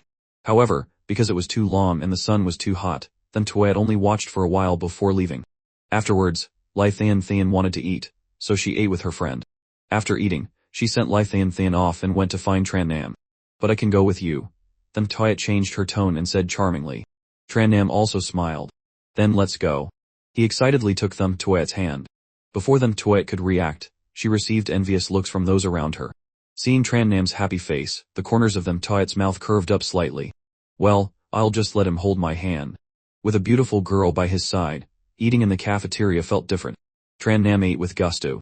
Eat slowly. You have food on your mouth, Thumb Toet reminded him. Tran Nam stopped, surprised. Really? Then he continued, then can you wipe it for me? My hands are full. You little devil, Thumb Toet said, but she was still very honest, and took out a napkin. Tran Nam immediately leaned his head closer, smiling. Last time, he wiped Sister Toet's mouth, now it was Sister Toet's turn to wipe his. Thumb Toet saw his smug look, rolled her eyes, and then carefully wiped the corner of his mouth. Unexpectedly, Tran Nam suddenly became playful and stuck out his tongue, the tip of it touching Thumb Toet's hand. Thumb Toet jumped as if electrocuted, pulling her hand back and attracting quite a few stares. Tran Nam said, Sister Toet, don't be so startled. People are looking at yous. Thumb Toet's face rarely blushed, and then she glared at Tran Nam. You hooligan. Tran Nam didn't mind and was still smiling smugly. After flirting with Sister Toet for a while, Tran Nam returned to his dorm. With military training over, they were truly liberated. However, Tran Nam saw a notification in the class group chat. There was a class meeting later. As soon as he entered the room, Tran Nam felt a chill in the air. He looked relaxed. So nice. Tran Nam went to eat with the senior again. Luong Siu teased as Tran Nam came back from outside. They were used to it. As long as Tran Nam went out alone, there was no doubt he was with them Toya. Yeah. Isn't there a class meeting tonight? I came back to tie up a bit. Tran Nam took a piece of paper from Luong Siu's desk and wiped the sweat from his forehead. It's so hot. I went out for a bit and came back drenched in sweat. All right. Everyone suggested going out tonight. Tomorrow is Saturday, and military training is over. Let's go out and have fun, Luong Siu continued. Though Thant Min was not in the room at the moment, only Luong Siu and Lai Chai. Tran Nam nodded. Sure, let's go. Luong Siu turned his chair around and looked at Tran Nam with a sly smile. Seeing that expression, Tran Nam felt a shiver down his spine. Siu, why are you looking at me like that? What evil plan are you cooking up? Luong Siu pulled a chair closer and waved Tran Nam over. Come here. Tran Nam sat down, confused, not knowing what Luong Siu was up to. After he sat down, Luong Siu didn't beat around the bush. Tran Nam, you and sister-in-law have known each other for a while. Bring her out tonight, and introduce her to us. If she has any close friends, even better. So that's your plan. Tran Nam looked at him with contempt. Why don't you go pursue Brother Ko's girlfriend's friends yourself? You've already given up so quickly. Google Search Suggestions display of search suggestions is required when using grounding with Google Search. Giving up already. Hearing Chen Nan's words, Yang Kao sighed. Don't even mention it. She doesn't even pay attention to me. Even a stone can be worn down by water, but with me, there's not even a slight reaction. Ever since Yang Kao got Lian Kai's contact information from a Sizzy, he had tried his best to get closer to her, but he'd made no progress. She wouldn't come if he invited her to a meal. Sometimes, she would suddenly stop replying to his texts, only to claim the next day that she had fallen asleep. It's rare to see you know when to quit, Chen Nan said, patting Yang Kao on the shoulder. Girls like Lian Kai were not a good match for Yang Kao. Girls either look at appearance or money, and it was clear Yang Kao had neither. He couldn't play in the Hai and Li. Regarding Yang Kao's suggestion to bring Kinkyu along, Chen Nan hesitated for a moment before saying, let me ask her. If she doesn't want to go, I can't do anything about it. Chen Nan had his own thoughts. Boys have a bit of a desire to show off, and bringing Kinkyu along would be very impressive. Besides, if they ended up together, he'd have to introduce them sooner or later. After that, Chen Nan went to take a shower because he was sweating a lot and felt sticky and uncomfortable. Time quickly passed to around 500 them. Their academic advisor, Li Yun, also sent a notification in the group chat, asking everyone to quickly get to the classroom for the class meeting. He Kingming had also returned, so the group headed to the lecture building according to the location announced in the group. When they found the designated classroom, Chen Nan and his friends were a bit surprised. Yang Kao wondered, is our class this big? The room was packed, with at least 100 to 200 people. Chen Nan explained, it's probably a joint meeting for several classes. Chen Nan's guess was correct. To save time, their academic advisor had gathered all the classes she was in charge of into one place. Let's find a seat, Gu Qingming said. After entering the room, they found a spot near the back and took up a row of 4 seats. The academic advisor, Li Yun, had already arrived early and was standing at the podium, looking down at her computer. Yan Kao looked around the room, occasionally pointing out, hey, look at that girl, she's so pretty. That one is beautiful too. Gu Qingming couldn't help but remind him, Kao, keep your voice down. There are people sitting in front of and behind us. Yan Kao speaking so loudly was almost embarrassing them. Time passed, and it was 530 p.m. as announced by advisor Li Yun. Seeing that most people had arrived, Li Yun put on her portable amplifier and microphone. Alright, students, please be quiet. Let's begin the class meeting. The content of the meeting was mostly the same old stuff, so not many people in the large hall were paying close attention. Some were playing games, and a few rows were even playing together. About half an hour later, the first class meeting since the start of the semester finally ended. After finishing her speech, Li Yun dismissed the classes. So, are we heading out now? Yan Kao asked everyone. Sure. Let me text my girlfriend and ask where they are, Gu Qingming said with a nod. They had already planned this. Masezi and her friends also had a class meeting that afternoon, but in a different building. Seeing this, Chen Nan also texted Kingsu. Kingsu didn't have class that afternoon, and was in her dorm. She quickly replied that she was ready and could leave immediately. So Chen Nan and his friends left the building to wait for the girls at the school gate. After waiting for a while, Chen Nan saw Masezi appear with Lian Kai and Ten Wenwen. Chen Nan had met them a couple of times since the last gathering. However, besides Tan Wenwen who greeted him naturally, Lian Kai treated him like a stranger, ignoring him completely. Chen Nan didn't care about their opinions or attitudes. Where's the other person from your dorm? He Qingming asked Masezi curiously, referring to the girl with short hair, Li Qi. She's not feeling well, so she went back to the room, Masezi replied. Let's go. Wait, we're still missing one person. Yan Kao spoke up before Chen Nan could say anything. Who? Masezi asked. My girlfriend. Chen Nan stepped forward to answer Masezi's question. Then he added, sorry everyone, please wait a little longer. Hearing Chen Nan's answer, everyone had different expressions. Masezi nodded in understanding. She had clearly heard from Gu Qingming that Chen Nan had a beautiful upperclassman for a girlfriend. Liang Gai glanced at Chen Nan, her expression a bit complicated. Ten Wenwen looked like she wanted to say something but held it back. They didn't have to wait long. After a few minutes, Chen Nan saw Kingsu's figure approaching from a distance. The others, of course, noticed her too. There was no helping it. Kingsu was always the most outstanding person in a crowd. Kingsu, with her mature style and a crossbody bag, quickly walked up to Chen Nan's group with a faint smile on her face. Sorry to keep you all waiting. This was the first time Masezi had seen Kingsu, and she secretly praised her. This senior is so beautiful. Yan Kao, seeing Kingsu arrive alone, looked slightly disappointed. It's okay, we just got here, Chen Nan said with a smile, then introduced Kingsu to everyone. Perhaps intimidated by Kingsu's aura, they were all very polite to this upperclassman. Everyone's here, let's go, Chen Nan announced. Then, in front of everyone, Kingsu did something surprising.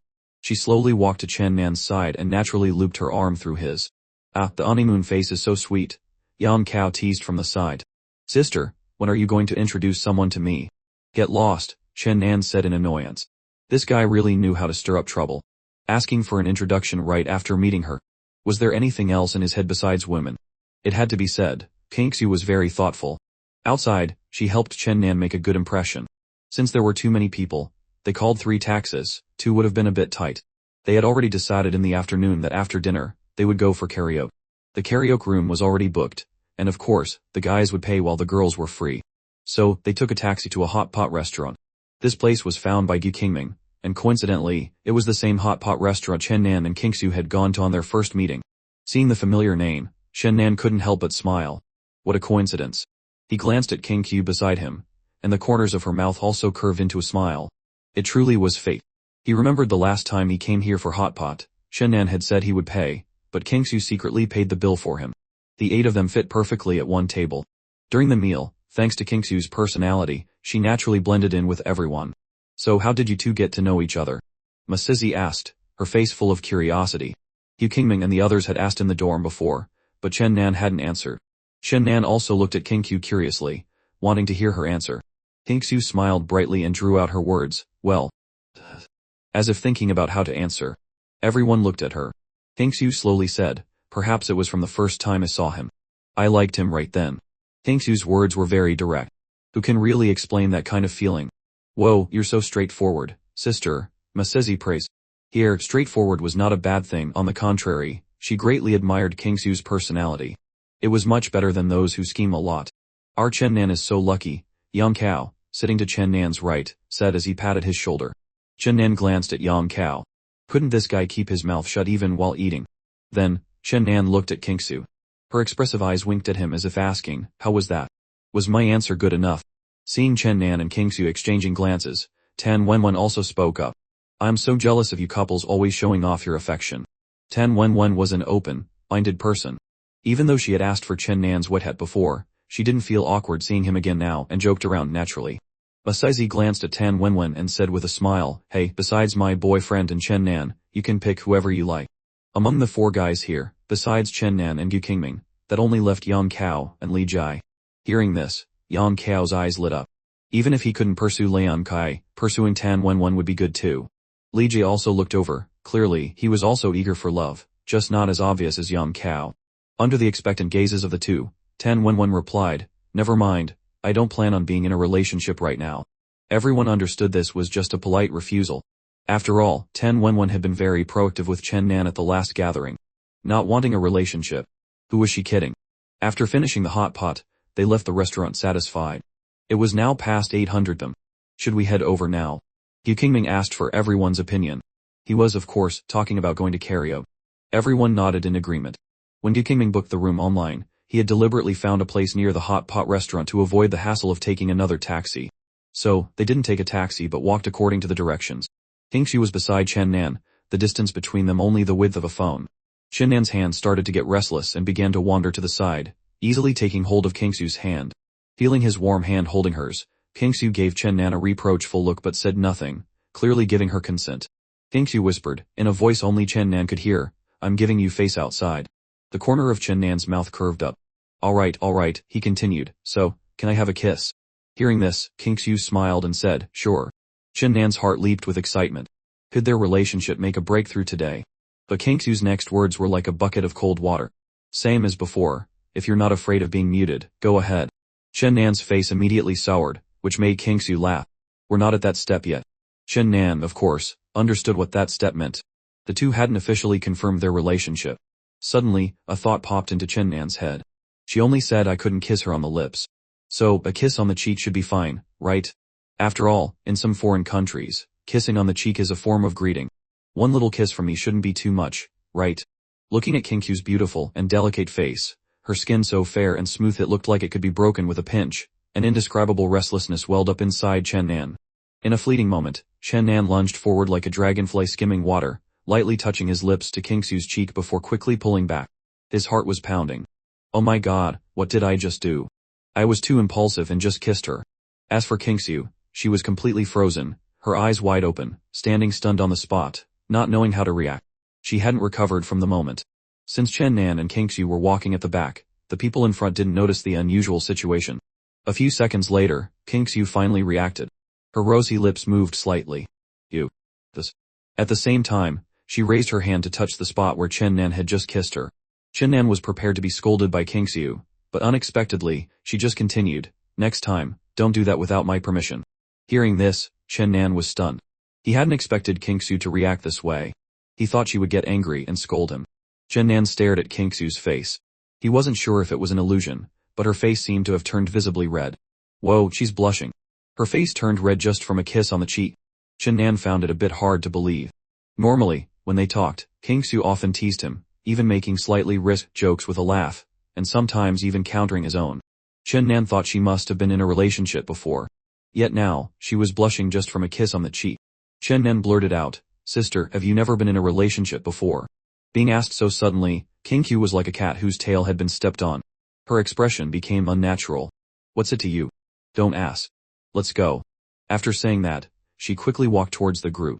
Chen Nan looked at her slightly flustered back as if he had discovered a new continent. Her acting just now was terrible. My intuition tells me she was lying. I can't believe she's never been in a relationship. A different feeling for Kingxu immediately arose in Chen Nan's heart. If he had to make a comparison, it was like a lion turning into a kitten in front of you, incredibly cute. A smile formed on Chen Nan's lips as he followed her. After about 10 minutes, on a street next to a shopping mall, Chen Nan and the group saw a sign. Yu Qingming stopped and told everyone, "We're here. Let's go in." Then he led everyone into the lobby.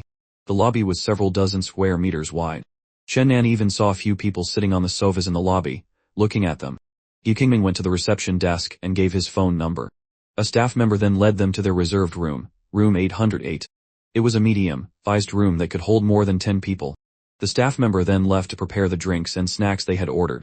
Inside the karaoke room, Yu Qingming made himself at home, slumping onto the sofa. From the first day, Chen Nan had noticed that he dressed very stylishly and seemed to frequent places like this. As for Chen Nan, he had actually only been to karaoke a few times, mostly for friends' birthdays or gatherings. "Alright, the drinks aren't here yet, so let me sing a song first," Yang Kao said as he naturally walked to the screen, selected a song, and prepared to sing. It was clear he was also a regular at karaoke, showing no awkwardness. However, his singing voice was a bit terrible. To put it bluntly, it was only slightly better than a duck's quacking. It was a mystery where he got the courage. His performance was truly a headache for everyone. At this point, King Q seemed to have recovered from the earlier situation.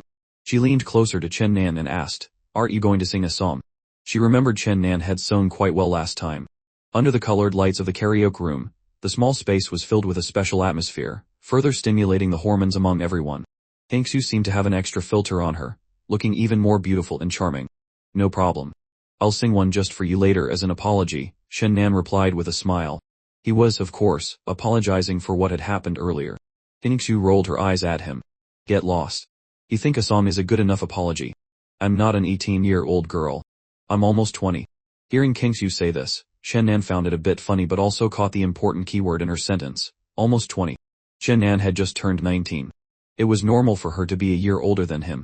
After all, Chen Nan was a freshman, and King Q was a sophomore. Chen Nan asked curiously, "When is your birthday?" I don't know the lunar date. According to my ID card, it's October 27. I'm not really sure about the lunar calendar.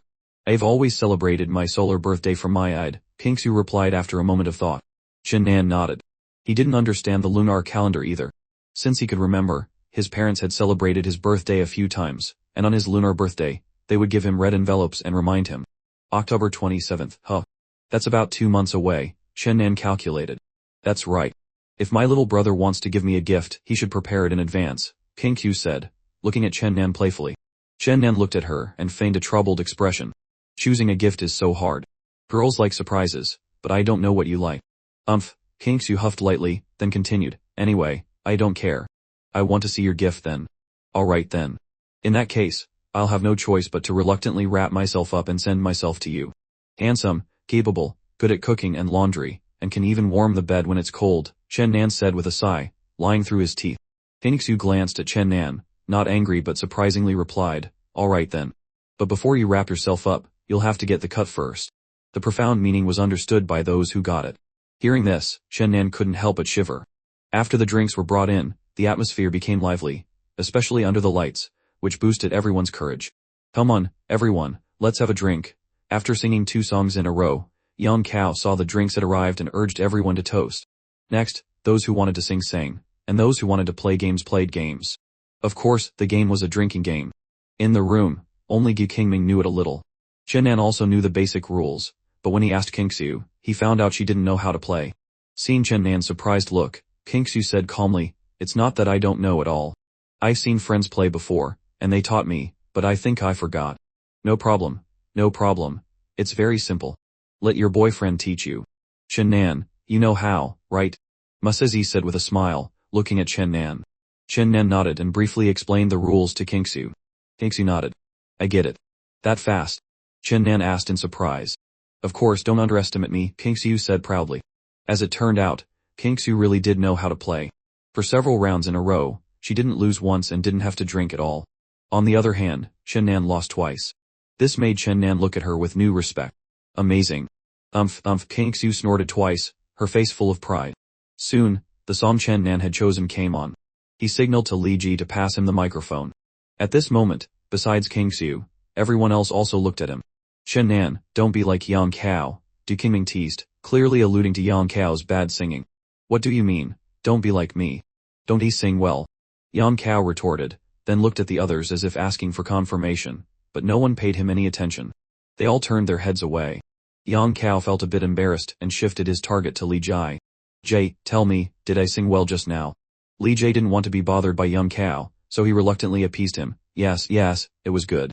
But in his heart, he thought, you idiot, don't you have any self-awareness? He sings very well, King Su said to everyone with a smile, a hint of pride in her voice. After all, in front of everyone, they were a couple. The more outstanding Chen Nan was, the more face she had. Seeing King Su speak up for him, Chen Nan looked at her with doting eyes. The gentle melody began to play, and Chen Nan started to sing. It was a very sweet song by Li Romhao. Heard it 100 times and still not tired of it, from morning to night you are always by my side. As Chen Nan's voice rang out, everyone's eyes lit up, clearly captivated by his beautiful voice. They couldn't help but look at him. Whether happy or sad, my love for you will never change. Don't worry that time will take everything away. This was a genuinely sweet song, often used for confessions. King Su looked at Chen Nan, wondering if he was singing this song on purpose, if he was singing it for her.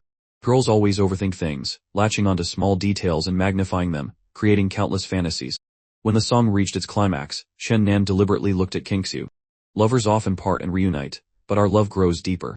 Meeting you has made my happiness so sweet. Seeing Chen Nan's action, Du Qingming, Yang Cao, and Li Jai, the three bachelors, started whistling and teasing. Masezi and Tan Wenwen also showed curious and interested expressions, looking at the two of them. Only Lianqi showed no emotion, just staring at them. In just a few short minutes, Chen Nan finished the song.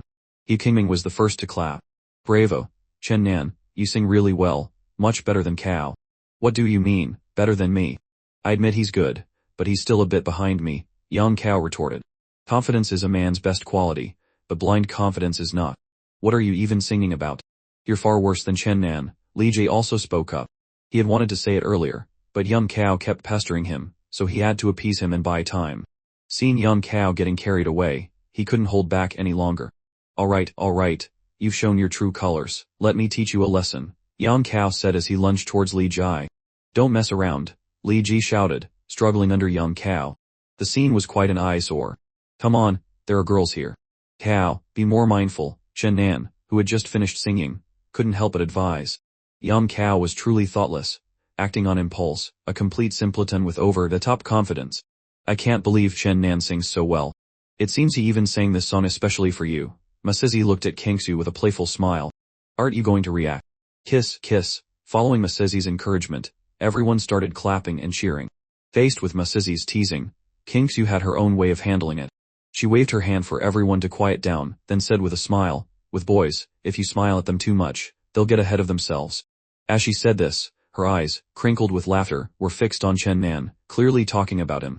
With thick-skinned guys like him, you can't give them too much encouragement, or they'll walk all over you. It seems you're very experienced in managing your boyfriend, Masezi nodded, then looked at Du Qingming beside her, who was lounging with his feet up on a chair. Masezi immediately slapped his leg and said angrily, put your feet down. Du Qingming was startled and almost slipped off the sofa. He sat up straight, his eyes looking resentfully at Chen Nan, just like a jealous little wife. Chen Nan turned his face away. It has nothing to do with me. If you want to glare at her. I'm a victim too. After playing for a while longer, the atmosphere had completely livened up. Chen Nan saw Masezi and Du Qingming whispering something, then Masezi clapped her hands. This game is getting boring. Let's play truth or dare. Sure, no problem, everyone agreed. Masezi took out her phone and found a small spinning wheel game. Whoever the arrow pointed to would lose. If we're going to play, let's make it exciting. Each person only gets to choose truth once. The rest will be dares. Don't be a spoilsport, Du Qingming suddenly added. Masezi also smiled at everyone. It seemed they had planned this beforehand. Chen Nan couldn't help but think to himself, this couple really knows how to play. I wonder what they're plotting. He glanced at King Su beside him. She didn't seem to have any objections. Masezi placed her phone on the table and everyone huddled a bit closer. The arrow on the wheel spun quickly and then slowly came to a stop. Woo! Everyone exclaimed, because the person it pointed to was Masezi herself. Masezi feigned disappointment. So unlucky. I can't believe I got picked on the first try. I choose truth. Go ahead and ask. No one spoke up immediately, thinking about what to ask. Suddenly Tan Wenwen said, let me ask. Then she gave a mysterious smile. Have you done it yet? Everyone here was an adult. Seeing Tan Wenwen's mischievous smile, they naturally understood what she was talking about. The others also had playful expressions as they looked at Masezi and Du Qingming. Du Qingming just smiled foolishly on the side, while Masezi was very direct, admitting without a second thought, yes. Everyone hooted again. For these students who had just become adults, This topic was undoubtedly the most interesting. Alright, let's continue, Masezi said, unfazed, and tapped the screen. The arrow spun again. This time, it stopped on Leon Guy. It's your turn, Baby, Masezi said. Everyone looked at Leon Guy. I choose truth, Leon Ki said, surprised that it was her turn, and answered immediately. Masezi spoke up, what were you doing in the bathroom at night last time? Hearing this question, everyone was stunned, not understanding what Masezi was talking about. Tan Wenwen also looked at Masezi curiously. The words bathroom and night easily led people's imaginations astray. Leon Ki's expression immediately became unnatural. Can I just tell you privately? Leon Ki asked. Masezi thought for a moment and felt that talking about this in front of everyone wasn't appropriate, so she nodded. Okay. Immediately, Leon Ki leaned into Masezi's ear and whispered something. Masezi's face showed a mysterious smile. Alright, let's continue. Although it wasn't said out loud, everyone more or less guessed what it was about. However, no one brought it up. Girls need to maintain their image, after all. Since Masezi had said from the beginning that they should play for real, no one broke the rules. The arrow continued to spin and stopped at Chen Nan. Chen Nan was surprised. I choose truth. Since he couldn't avoid it, he decided to use his only truth opportunity. Yang Kao seemed to have thought of something and was about to ask, but Masezi was quicker. It was clear she had prepared a question for everyone. She was truly a professional. Are you and her going back to school tonight? This question was very suggestive. If they didn't go back to school, they would naturally have to stay in a hotel overnight. What a man and a woman do in a hotel room goes without saying. Everyone smiled suggestively. Chen Nan glanced at Kingsu and saw her blinking at him. He wasn't sure if it was because of the alcohol, but she looked a bit dazed. Seeing that Kingsu didn't react, Chen Nan, also a bit drunk, thought to himself, might as well brag a bit. Why go back to school? We're already out having fun. Who would go back to the dorm? Ooh, everyone chorused again, jiggling as they looked at Chen Nan and Kingsu. At this point, Kingsu, also slightly drunk, took 2 seconds to react. She secretly reached out and pinched Chen Nan's waist hard. Chen Nan winced in pain, which surprised the others. Chen Nan, what's wrong? Because Chen Nan was blocking their view of Kingsu, they didn't see her small action. Nothing, Chen Nan waved his hand. Just then, Kingsu also withdrew her hand, acting as if nothing had happened, and looked at him with concern. What's wrong? Chen Nan looked at Kingsu's innocent eyes and thought to himself, women are truly terrifying. He knew this was Kingsu's punishment for his reckless words. Alright, let's continue, Masezi said. Kingsu took this opportunity to whisper to Chen Nan, this is all your fault. What are we going to do now? Her voice sounded worried. Masezi and Gu Qingming had no intention of going back, and neither did Yang Kao and Li Jai. Everyone had already agreed to go all out and get a room for the night. It was unclear about Lian Kai and Tan Wenwen, but Kingsu had originally planned to head back to school when it got late. Now that Chen Nan had said that, she didn't know what to do. It's fine, we can just get a room and sleep here. Don't get the wrong idea, I'll sleep in a separate room. I won't take advantage of you, Chen Nan said seriously. Kingsu glanced at him. Get lost. Since this was the only option, she sighed and continued. What happened next was even more shocking. The arrow spun again and stopped right in front of Chen Nan. Whoa, it's Chen Nan again. Chen Nan, you're so lucky. Hearing Gu Qingming and Yang Kao say this, Chen Nan looked completely helpless. What kind of luck is this? Masezi also laughed and said, Chen Nan, you've used up your truth turn. Chen Nan looked helpless. Then I guess it's dare. Alright then. How about this? Give her a princess carry and a passionate kiss for 1 minute, Masezi quickly came up with and said in a shocking manner. A princess carry and a passionate kiss for 1 minute. Chen Nan's expression immediately changed. He instinctively looked at Kingsu. Kingsu also looked surprised. The outsiders, they were already a couple, but only Chen Nan and Kingsu knew that they hadn't crossed that line yet. Therefore, this condition put Chen Nan in a difficult position. Before Chen Nan could act, Masezi prodded, Chen Nan, don't tell me you're shy. That's right, Chen Nan, it's just a princess carry and a 1 minute kiss. What's there for a man to be shy about? Everyone chimed in with Masezi, cheering. This made Chen Nan feel a bit uncomfortable. He hated being forced like this. Just as he was about to suggest a different dare, Kingsu spoke up. Alright, stop making so much noise. Well, can you carry me? Kingsu first quieted everyone down, then turned to Chen Nan and asked. At this moment, Chen Nan was moved. He didn't expect Kingsu to agree. But since she had agreed, he was no longer hesitant. He nodded firmly and said seriously, I can do it. Kingsu stood up and moved to the side. Chen Nan also stood up. Everyone's eyes were on them. Chen Nan was a little nervous. He looked at Kingsu, gritted his teeth, spread his arms, and squatted down halfway. One arm went under Kingsu's legs, and the other wrapped around her slender waist, lifting her up gently. Kingsu instinctively wrapped her arms around Chen Nan's neck. A romantic atmosphere instantly filled the air. Whoa, Chen Nan is a real man. Hold on, let me time it. Kiss, kiss, kiss, the rhythmic clapping echoed amidst everyone's cheers. Chen Nan and Kingsu were both a little tense. Kingsu's long eyelashes fluttered, her eyes not daring to look directly at Chen Nan. Chen Nan was the same, feeling a bit emotional. Today, Kingsu was wearing shorts, so Chen Nan's hand holding her could feel her smooth skin. Unconsciously, Chen Nan's head slowly lowered, his breath fanning across Kingsu's slightly flushed cheeks. Kingsu also didn't know why she had agreed. Perhaps it was the alcohol, perhaps it was the dim lighting, or perhaps it was to help Chen Nan out of an awkward situation. But none of that mattered now. Kingsu closed her eyes and immediately felt a soft, slightly moist sensation on her lips. Her mind went completely blank. This is bad, I don't know what to do next. This was her first kiss. Although she was relaxed and charming in front of Chen Nan, and a knowledgeable and gentle senior in front of others, she had never been this intimate with a boy before. Is this what it feels like to love someone? It turns out when you're in love, you really become so foolish that you can't control your own actions. Chen Nan was the same. His mind was blank. Besides their lips touching, he didn't even know what to do. He tried to probe like in the movies but was met with a solid wall. He wanted to break through but couldn't, because Kingsu felt someone trying to breach her defenses and immediately became vigilant, clenching her teeth, absolutely not giving the opponent a chance. In her heart, she cursed, this bad student wants to apply what he saw in movies to real life. She suddenly regretted sharing so many movie links with him. The minute passed with great difficulty. It wasn't until a voice rang out, "Alright, 1 minute is up," that Chen Nan felt a weight lifted off him.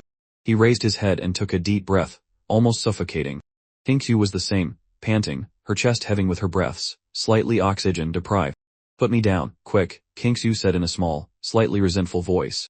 Chen Nan snapped back to his senses and quickly put Kingsu down. Kingsu smoothed her hair, adjusted her clothes, then picked up her bag from the sofa and said, "Excuse me, I need to touch up my lipstick." Watching Kingsu's retreating figure, Chen Nan was still in a daze. Has she been conquered by me? In the bathroom, Kingsu looked at herself in the mirror. Her cheeks were burning red as if on fire, and her heart was still pounding. She subconsciously licked her lips, and then realized her heart was beating even faster. Oh my god, what am I doing? The party didn't end until 11:30 p.m. Everyone was a bit drawn. Chen Nan was too, his head spinning, unable to walk straight. Fortunately, Kingsu was still sober. She had been lucky in the game and had hardly lost, so she drank very little and was only slightly warm and tipsy. Noticing Chen Nan's condition, Kingsu held his hand to support him while chiding him with concern, "If you can't drink, you shouldn't drink so much." Chen Nan smiled at her. "A man can't say no." Alright, you're the best," Kingsu coaxed Chen Nan like a child. By now, the dorm gates were long closed. The group found a hotel. However, at the hotel entrance, Chen Nan suddenly said, "You guys go in first. My head's a bit dizzy. I'm going to sit out here for a bit." The others didn't think much of it, asked a few questions, and told Kingsu to take care of Chen Nan before going inside. "Let me go buy you some water, little brother," Kingsu said worriedly, seeing Chen Nan with his head down. She stood up, looking around for a nearby convenience store. Just then, Chen Nan reached out and pulled her hand. "Don't go. Sit with me for a while." Kingsu looked down at Chen Nan's current state.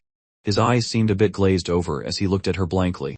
She suddenly found Chen Nan adorably silly, a boy asking a girl to sit on the ground with him in front of a hotel in the middle of the night. Despite saying that, Kingsu obediently sat down. The two of them just sat there by the hotel entrance. "You look just like you did when I first met you," Kingsu said with a soft smile, looking at Chen Nan's face. When they first met, Chen Nan was very shy, like an energetic young man, completely different from his online persona. After getting to know him, she realized he was actually quite thick-skinned. "But did you know," Chen Nan shook his head, "with people I don't know, I'm like I was when you first met me. It's only with people I like that I gradually reveal my true personality. Because I think if the person I like also likes me, they will accept everything about me. But I will also change my shortcomings for them because they like me. Sister, I will always like you." At this point, Chen Nan looked at Kingsu seriously. His words stunned Kingsu. She looked at Chen Nan.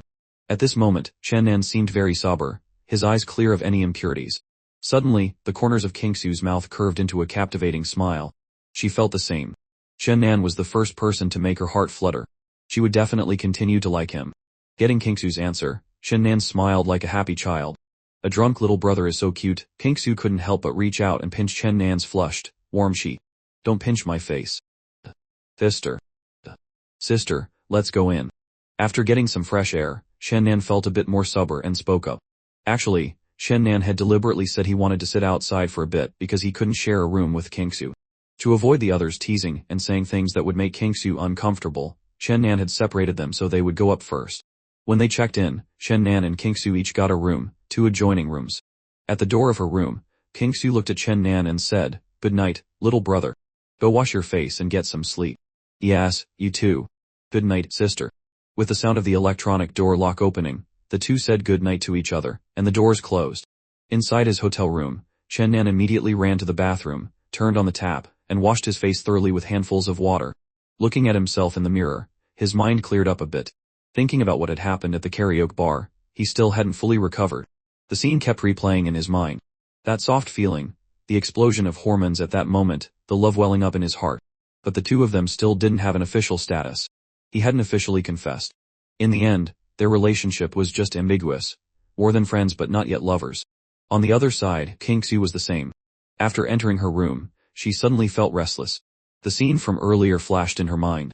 This feeling was so strange. It was the first time she had felt such a new, exciting, and wonderful sensation filling her head. She was still lightheaded from it. So this is what a first kiss feels like. Time for bed. My mind is a mess. Kingsu went into the bathroom, turned on the shower, and closed the door. The steamy mist blurred the view of a beautiful figure. But she didn't know that right after she entered, the door to the room next door opened. A while later, Kingsu came out of the shower, wrapped in a bath towel, her fair skin peeking out, sparking the imagination. After drying her hair, Kingsu lay on the large white bed and slipped under the covers. She opened her phone to check. Chen Nan hadn't texted. He was probably asleep. Kingsu didn't bother him, scrolled through some videos for a while, and then prepared to sleep. She turned off the bedside lamp, and the room was instantly plunged into darkness. But just as she closed her eyes for about 2 to 3 minutes, she suddenly heard a knock on the door. She opened her eyes with a start. Who's knocking? In that moment, Kingsu felt a surge of anxiety.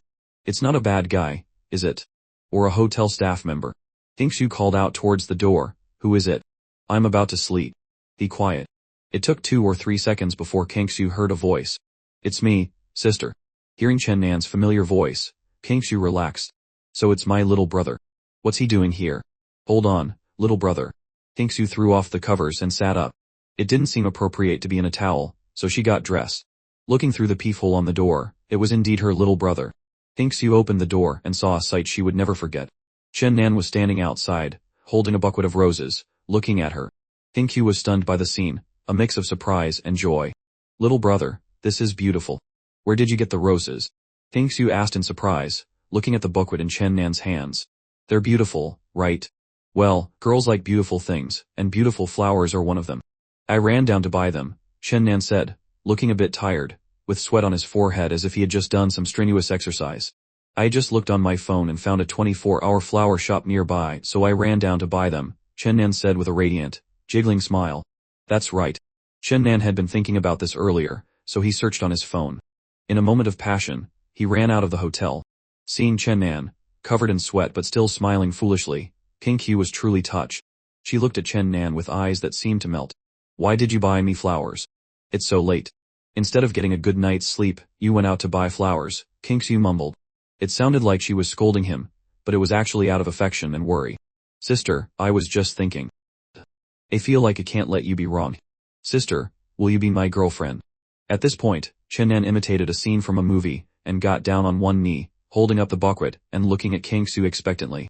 Then he continued, although today is a bit rushed, I promise to treat you well for the rest of my life. Chen Nan stuttered, perhaps because of the alcohol, his mind wasn't very clear. Kingsu was amused by his appearance. She covered her mouth and jiggled. Silly, who proposes in front of a hotel room door like this? But her eyes were full of affection. She reached out, and took the bucket from Chen Nan, then used her other hand to help him up. All right, get up. It's embarrassing to be kneeling here. Chen Nan stood up dazedly and asked excitedly, Sister, did you agree? Faced with Chen Nan's question, Kingsu nodded slightly. His gaze was too intense, she almost didn't dare to look directly at him. Chen Nan looked at Kingsu, who was shyly looking down, his heart overflowing with joy. He couldn't help but pull Kingsu into a tight hug. Sister Shu agreed. Kingsu quickly tried to stop him. All right, that's enough. Keep your voice down. Don't disturb others. With Kingsu's intervention, Chen Nan finally stopped. He put a finger to his lips. No. Then he just looked at Kingsu. Kingsu looked back at him. Fresh, pink bubbles floated between them. Sister, should we try that 1 minute again? The next morning, When Chen Nan woke up in his bed, his head was still groggy. He had drunk too much last night and still hadn't recovered. He vaguely recalled some fragments of memory from the previous night.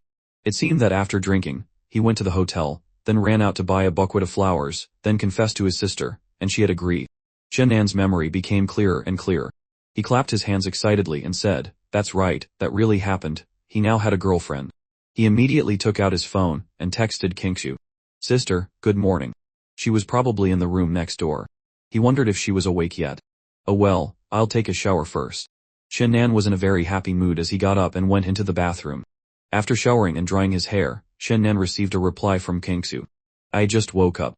Seeing Kingsu's reply, Chen Nan, who was sitting on the bed, jumped up, left his room, and went to Kingsu's room next door. "Knock knock knock." "Sister, open the door, it's me." After knocking, Chen Nan heard footsteps, and then the door opened. Kingsu's figure appeared before him. She had probably removed her makeup. At this moment, Kingsu was bare-faced. She had just woken up, looking a bit tired, but there was a messy, untamed beauty to her. "Good morning." Chen Nan's eyes lit up. With a soft chuckle, she replied, "Good morning, little brother." Kingsu didn't seem to care about her appearance at all. She yawned naturally, and turned to walk back into the room. Chen Nan followed behind, only to see Kingsu flop back onto the bed with a thud, her face buried in the blanket. Chen Nan walked over and sat down beside her. "Didn't you get enough sleep? Want to sleep a little more?" Kingsu's head moved, seemingly shaking no. She then sat up, her soft body rising, and glanced at the clock. It was only 9 o'clock.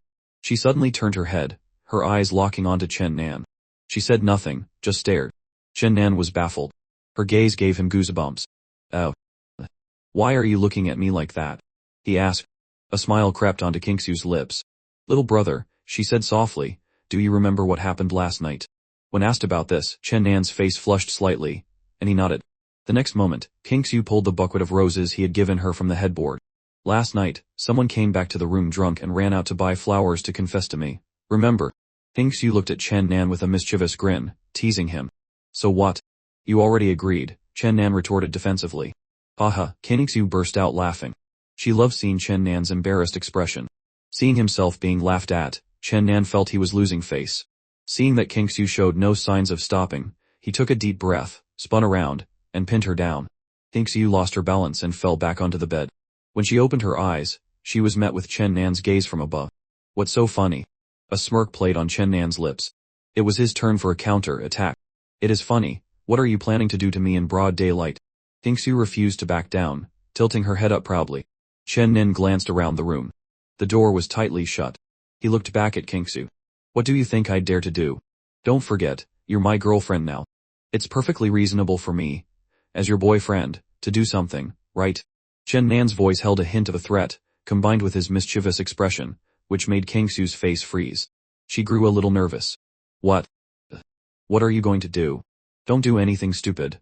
I'll get angry." Alone in the room with him, Kingsu was genuinely afraid Chen Nan might do something rash. Smack, a soft sound echoed in the small room. Kingsu's eyes widened in disbelief. In that brief moment, Chen Nan had twisted her body and she felt a sharp sting on her behind. Then she saw Chen Nan stand up, and she could move again. "All right, consider that punishment for laughing at me." Chen Nan's voice reached her ears. Kingsu instinctively touched her lower back. It had only been a few seconds, and it still stung a little, but what she felt more was embarrassment. Other than herself, no one had ever touched that spot, let alone spanked it. "You wretched disciple, you're dead." Both embarrassed and furious, Kingsu suddenly lunged at Chen Nan. He caught her, and the next moment, she bit down on his arm. "Ouch, you're really biting. Ah, you're murdering your husband." After playing around for a while, they finally stopped. Although Kingsu said those things, she didn't really mean to hurt him. It was just her pride. She couldn't let it go and wanted to put Chen Nan in his place. Otherwise, there was no telling what outrageous things he might do next time. But she had to admit, the feeling was quite exciting. "Will you dare to do it again?" Kingsu asked, crossing her arms and looking at Chen Nan poutingly. "I know I was wrong, sis," Chen Nan immediately replied, though in his heart he added, "I'll still dare next time." He only said he knew he was wrong, not that he wouldn't do it again. It's good that you know." Seeing Chen Nan being so compliant, Kingsu snorted with satisfaction. Then, as if an idea struck her, she teased, "Still calling me sis? Try calling me wifey a couple of times." After speaking, she extended a finger and gently lifted Chen Nan's chin, her eyes full of provocation. "Damn it, why does she have such a weird hobby? This is so embarrassing." Chen Nan was determined not to yield. "No, not calling you that. I won't. Before Chen Nan could finish, he was silenced. A fragrant scent washed over him as a beautiful face pressed close, sealing his lips. How could he speak now? She's so sly, using such a shameless trick, he thought. Just as Chen Nan was about to push his tongue forward, the sensation vanished. He opened his eyes to see Kingsu sitting there, smiling at him with twinkling eyes. So, will you call me that now? In the end, Chen Nan gave in halfway, calling out the first 2 letters. After Kingsu finished her makeup, they left the room. Chen Nan first sent a message to their dorm's group chat, letting Yu Qingming and the others know they had left. He didn't want anyone disturbing their happy time on their first day together with Kingsu. Leaving the hotel, Kingsu naturally took Chen Nan's hand. Let's go eat. I'm so hungry. Her voice was a bit lethargic. She was clearly starving. Looking at the clock, it was almost 10:30 am. Chen Nan nodded. He was hungry too. They found a nearby breakfast shop for a quick bite to regain their energy. Hand in hand, they strolled down the street, smiles on their faces, looking like a typical new couple. Kingsu turned to Chen Nan and asked, "Where are we going now?" Chen Nan thought as they walked. He had never been in a relationship before. When hanging out with friends, they would just go out and figure it out, which usually ended at an internet cafe. But what do new couples do? How about we go see a movie? Chen Nan suggested after a moment of thought. Eating and watching a movie seemed to be the standard dating routine. Theft. Hearing his suggestion, Kingsu burst out laughing. Her reaction baffled Chen Nan. What? What's so funny? Kingsu finally stopped laughing. Have you ever seen a couple go to the movies right after breakfast? You silly goose. Chen Nan immediately looked embarrassed. She was right. It was only a little after 1100 am. How about we go to an escape room? Kingsu suddenly suggested, her face full of excitement. It seemed she really liked them. He liked playing those. Yeah, Kingsu nodded with a smile. I haven't played in a long time. Will you play with me? Then let's go to an escape room. Let me see if there are any nearby, Chen Nan replied, taking out his phone to search on an app. Since they were in a busy part of the city, there were quite a few escape room shops around. Chen Nan skimmed through the reviews, most were 5 stars, which clearly looked like fake reviews. Let's go to this one. It's closer. Chen Nan randomly picked a nearby shop and looked up for Kingsu's opinion. Kingsu glanced at his phone and nodded. Let's go. Then she teased, don't get so scared later that you hide in my arms, little brother. Facing her taunt, Chen Nan shot back, you're the one who should be careful not to cry from fear. Bickering playfully, they followed the directions on the phone to a shopping mall. Even though it was still early, it was already quite crowded. Chen Nan and Kingsu took the elevator to the 4th floor and saw a sign for a store called Secret Room. Let's go in. Kingsu was eager to get inside. As they entered, a staff member greeted them. Welcome to Secret Room. Do you two have a reservation? Chen Nan shook his head. Immediately, the excited Kingsu asked, are the secret rooms here thrilling? The staff member was momentarily taken aback by the beautiful girl's question but quickly composed himself. Miss, our shop is very highly rated. We have many themes for you to choose from. Please have a look first. The employee brought out several booklets and led them to the lounge area. You can sit here and choose at your leisure. Just let me know when you've decided. He then returned to his post, leaving them to browse. Let's see. Chen Nan picked up a random booklet. Kingsu glanced over and laughed. Are you that much of a coward? You picked the easiest one. Chen Nan paused and looked again. The horror level of the secret room themes was usually divided into levels: no horror, micro horror, medium horror, and heavy horror. The one Chen Nan held was micro horror. No horror themes were purely puzzle-based, while micro horror had a slight scare factor. To have a fun secret room experience, you had to choose at least medium horror. Chen Nan was embarrassed. He hadn't paid attention when he grabbed it. Seeing Kingsu's expression, he figured she thought he was scared and intentionally picked an easy one. Who's a coward? I just grabbed the wrong one, he muttered, swapping it for another booklet. Kingsu didn't mind and looked through her own. I've played this one. And this one too. Hearing this, Chen Nan was surprised. Do you come here often? How have you played all of them? Kingsu nodded. Yeah, I used to love playing escape rooms in my free time. Now I'm bored with them all. I wonder if the shop has any new themes. After browsing for a while, Kingsu seemed disappointed. None of the themes seemed to appeal to her. Oh, they even have themes for couples, Chen Nan suddenly said. He saw some themes designed for 2 players without any horror elements. Let me see. Kingsu leaned over curiously. After looking through a few, she suddenly thought playing a couples theme wasn't a bad idea.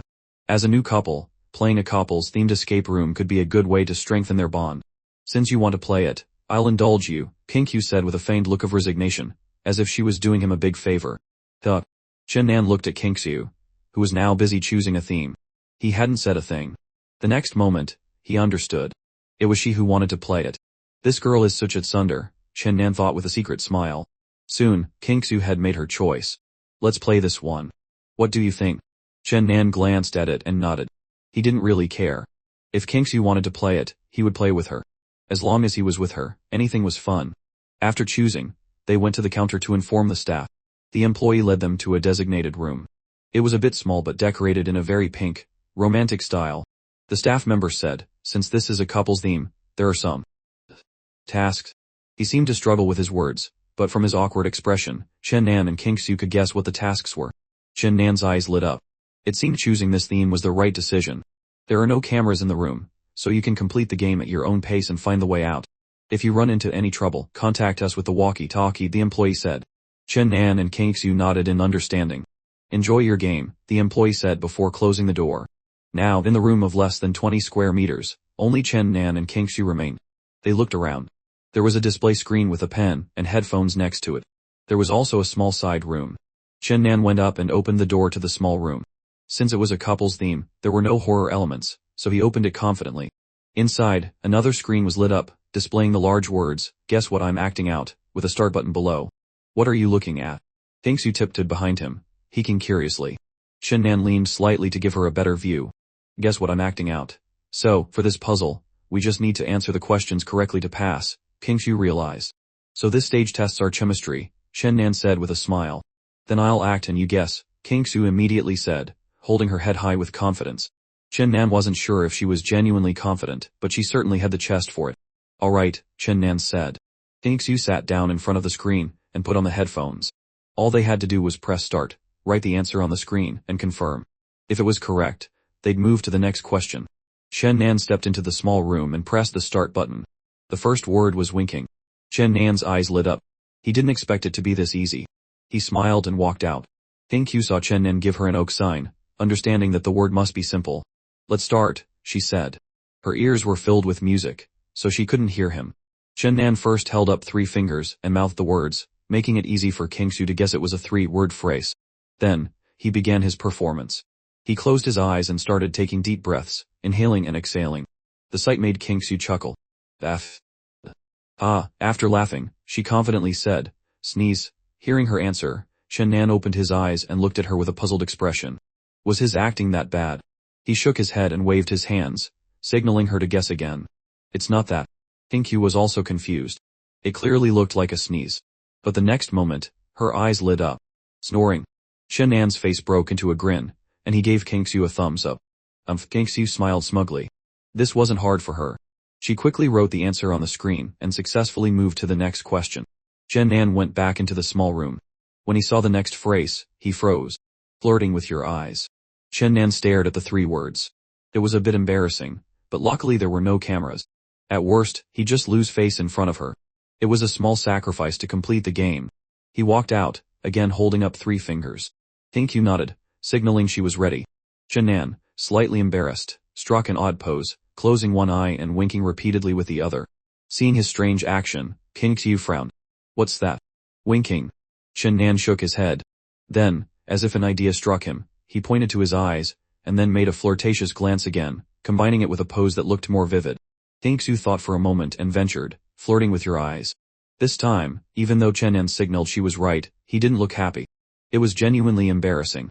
As expected, the next moment, Kingsu started laughing. Oh my god, that's hilarious. Flirting with your eyes. Ha ha ha, you were flirting. Ha. Hearing her laugh even harder than before, Chen Nan felt his face burn. His actions had been quite cringeworthy. He cursed inwardly. What kind of words are these? And you can't even change them. They said it would enhance feelings and had hard to say tasks. Chen Nan went back into the small room. This time, the word was a bit tricky. Mirror. Seeing this word, Chen Nan was at a loss. How was he supposed to act this out? He walked out and stood there, thinking. Kingsu, with her headphones on, couldn't help but ask, is it hard? Chen Nan nodded. After a moment, he held up 2 fingers. Finally, he began his masterful performance of prop-less acting. He looked straight ahead and started walking normally. Suddenly, his eyes lit up as if he saw something, and stopped. He ran a hand through his hair and made a sign with his other hand under his chin. Kingsu immediately guessed, selfie. Chen Nan shook his head in exasperation. Narcissism. Chen Nan still shook his head. He pointed forward. Even though there was nothing there, this was prop-less acting, so he acted as if there was a real mirror. Shinnan repeated his previous action. Posing. Taking a picture. Looking in a mirror. After several consecutive guesses, Shinnan finally heard the correct answer from Kingsu. His face lit up with excitement, and he clapped. Kingsu quickly reacted and wrote the answer on the screen. Having answered 3 questions, they successfully passed the stage. She took off her headphones and walked over to Shinnan happily. See. Art is smart, she said, her face full of pride. Shinnan was also very happy and replied with a smile, smart. My girl is the smartest. After finishing the and apart, they started looking for a way to pass the challenge. After a bit of searching, Shinnan went into the small room and called out, Kingsu, come here. Inside the small room, a mechanism on the side opened, revealing a box. The screen displayed a message, congratulations on completing the challenge. Now, give each other a loving hug and proceed to the next stage to continue your journey of love. Inside the box was a key. Kingsu saw it and said, this key must be for that door to the next part. So, should we hug now? Shinnan said with a grin, looking at Kingsu. Kingsu glanced at him, but obediently opened her arms. A smile curved on Shinnan's lips as he pulled her into a tight embrace. Why are you hugging so tight? Kingsu asked. A loving hug has to be tight, Shinnan replied. After the hug, Shinnan was still reluctant to let go. Even through their clothes, he could feel her magnificent softness. Using the key to open the door, they entered the next room. The layout was similar to the previous one but with more games. There was an arcade machine and a bar counter with a plate on it. A piece of paper was taped to the game machine, and another was on the wall. Shinnan went to the arcade machine first and read the paper, worked together to hit 60 moles in 1 minute to complete the challenge. Next to the machine were 2 small mallets. At that moment, Kingsu's voice came from the side. Ooh, fruit candy. Shinnan followed her gaze and saw a pile of candy on the plate at the bar. Under the plate was another piece of paper. Kingsu read it aloud, popping candy push. That's the name of the game. 1 person eats a piece of popping candy. She stopped there. Shinnan curiously looked at the paper. As soon as he saw it, his eyes lit up. The gist was that 2 people had to kiss and pass the candy back and forth until it popped. Seeing this game, Shinnan finally understood what the staff member meant by hard-to-say tasks. The real rewards were here. Kingsu saw the look on his face, and knew exactly what he was thinking. You look pretty happy about this, don't you? Not at all, Shinnan denied. It's just the rules of the game. Kingsu shot him a look, and then went to read the paper on the wall. Intimate push-ups. This one is more tame. The guy does the push-ups, and the girl doesn't have to do anything, except when he does them, their positions have to be like a bunk bed in a dorm, Kingsu explained. Choosing this couple's theme was definitely the right decision. I'm glad she said she wanted to play it back then, Shinnan thought to himself. Let's play this one first. Kingsu huffed lightly and walked over to the mole hitting machine. This challenge tested their coordination, unlike the other 2 more intimate ones. Okay, Shinnan replied. There was a start button on the machine. Once pressed, moles would pop out of the holes below, and they just had to hit them with the mallets. Alright, get ready. Let's start. Okay, I'm ready. Kingsu gripped her mallet, ready for action. Start. At Shinnan's command, he pressed the button. The screen began a 1-minute countdown, with a scoreboard next to it. Moles began popping up from the holes. Kingsu's eyes lit up as she swung down. Soon, more and more moles appeared. Here, over there, let me get it. Smack, smack, smack. Kingsu looked thrilled, clearly having a great time. Shinnan didn't fall behind either. With their combined efforts, the minute passed quickly. When the time was up, the scoreboard stopped at 74. Yay, we completed the 60-mole challenge. We even got over a dozen extra, Kingsu cheered, making of the sign and high-fiving Shinnan. That was so much fun, she said, seemingly not having had enough. Then, a short silence fell. Completing this game meant they had to play the other 2. Shinnan looked at Kingsu. Kingsu, you choose. Which one first? Kingsu pouted. Let's do the push-ups first. Let's see how your stamina is. There was a yoga mat in the room, apparently for the couple to do the push-ups on. Kingsu lay down on it, looking a bit nervous, her eyelashes fluttering. What are you standing there for? Hurry up, she urged, gently biting her lip. Seeing her being so proactive, Shinnan didn't hesitate. Alright, I'm starting. He got into a standard push-up position. Ready. He reminded her. This game also had a limit, 30 reps. Shinnan's arms began to bend, and his body lowered. Soon, they were pressed close together, their faces only about 2 centimeters apart. Kingsu could clearly feel his breath on her face. She closed her eyes, not daring to look at him. Shinnan began the long process of push-ups. From a ceiling view, the position could easily be misunderstood. With her eyes closed, Kingsu only felt a weight pressing down on her intermittently.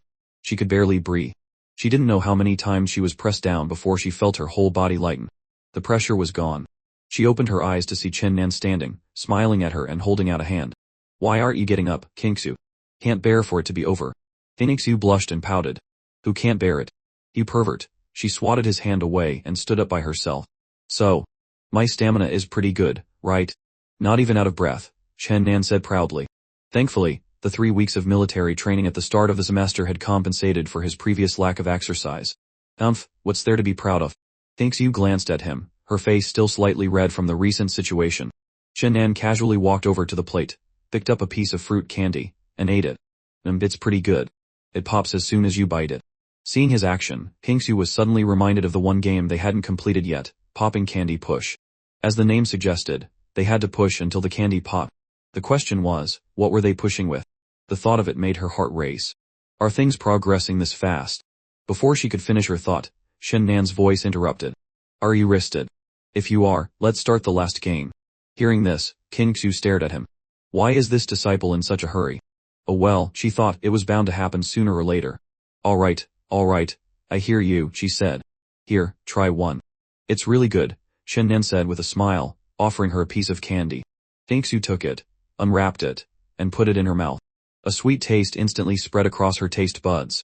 It really is sweet, she thought. But the next moment, her eyes widened. Chen Nan had leaned in close, and she couldn't say a word. The game had begun. Kingsu felt a tongue searching for the candy in her mouth. She of course would not give in, and immediately fought back with her own. The candy was caught between their two battling tongues. Kingsu's face turned beet red, and she could hardly breathe. The battle was incredibly intense, giving her an unexpectedly wonderful sensation. But the battle raged on, reaching a fever pitch. The two tongues entwined, the candy trapped between them, unable to move. Suddenly Chen Nan changed his attack, commanding his tongue to execute a pincer movement. Kingsu quickly followed, stretching the battlefield. They both had a chance to breathe, but only for a few seconds before their tongues clashed again, this time even more fiercely than before. The collision of their tongues, the struggle, the pressure from both sides on the candy. In one moment, they both felt something pop between them. A sweet taste spread. Simultaneously, Chen Nan and Kingsu opened their eyes and withdrew their pets, ending the battle. This was the first time either of them had engaged in tongue combat. Their raising skills were still nascent. Thus, the match could be considered a draw. Kingsu was now panting, her face slightly flushed. The recent battle had clearly cost her a lot of oxygen. She glared at Chen Nan, and ground her teeth. "You wretched, hateful disciple. You launched a sneak attack." Clearly, she hadn't been mentally prepared when Chen Nan initiated the assault.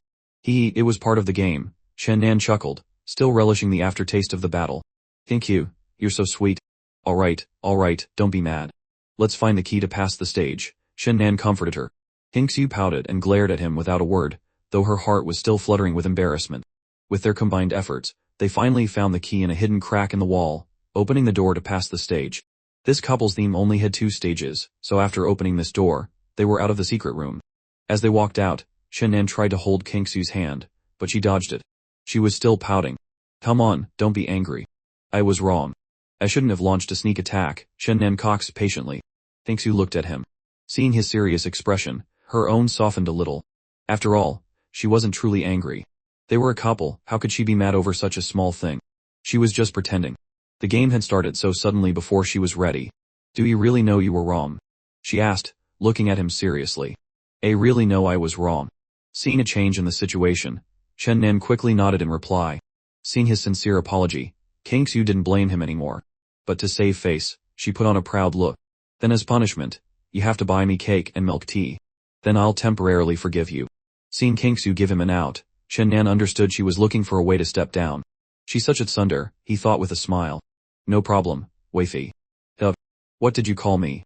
Afterward, they found a beautifully decorated afternoon tea shop. Being in a mall, it was a bit pricey, but Chen Nan didn't mind. His family gave him enough living expenses, so he generously let Kingsu choose whatever she wanted. In the end, after looking at the prices, Kingsu ordered a slice of mouse cake and a coffee. Chen Nan wasn't a big fan of sweets, so he just got a coffee with sugar. Kingsu took a bite of the cake with her spoon, and her eyes immediately lit up. This is delicious." Chen Nan turned to look at her. "You like sweets?" Kingsu nodded. "I like sweet and spicy food." Hearing her answer, Chen Nan mentally noted her preferences. "Here, you try some. It's really good," Kingsu said, scooping another piece of cake and bringing it to his lips, looking at him expectantly. Although he didn't like cake much, Chen Nan had to eat it. It's actually not bad, he thought, probably because his girlfriend was feeding it to him. Little brother, how many people are in your family? Yu started a conversation. Chen Nan took a sip of his coffee. Me, my parents, and a younger sister. Oh, you have a younger sister. Yu looked surprised, pausing her actions to stare at him. It seemed she hadn't expected this. Why are you so surprised? Chen Nan asked with a laugh.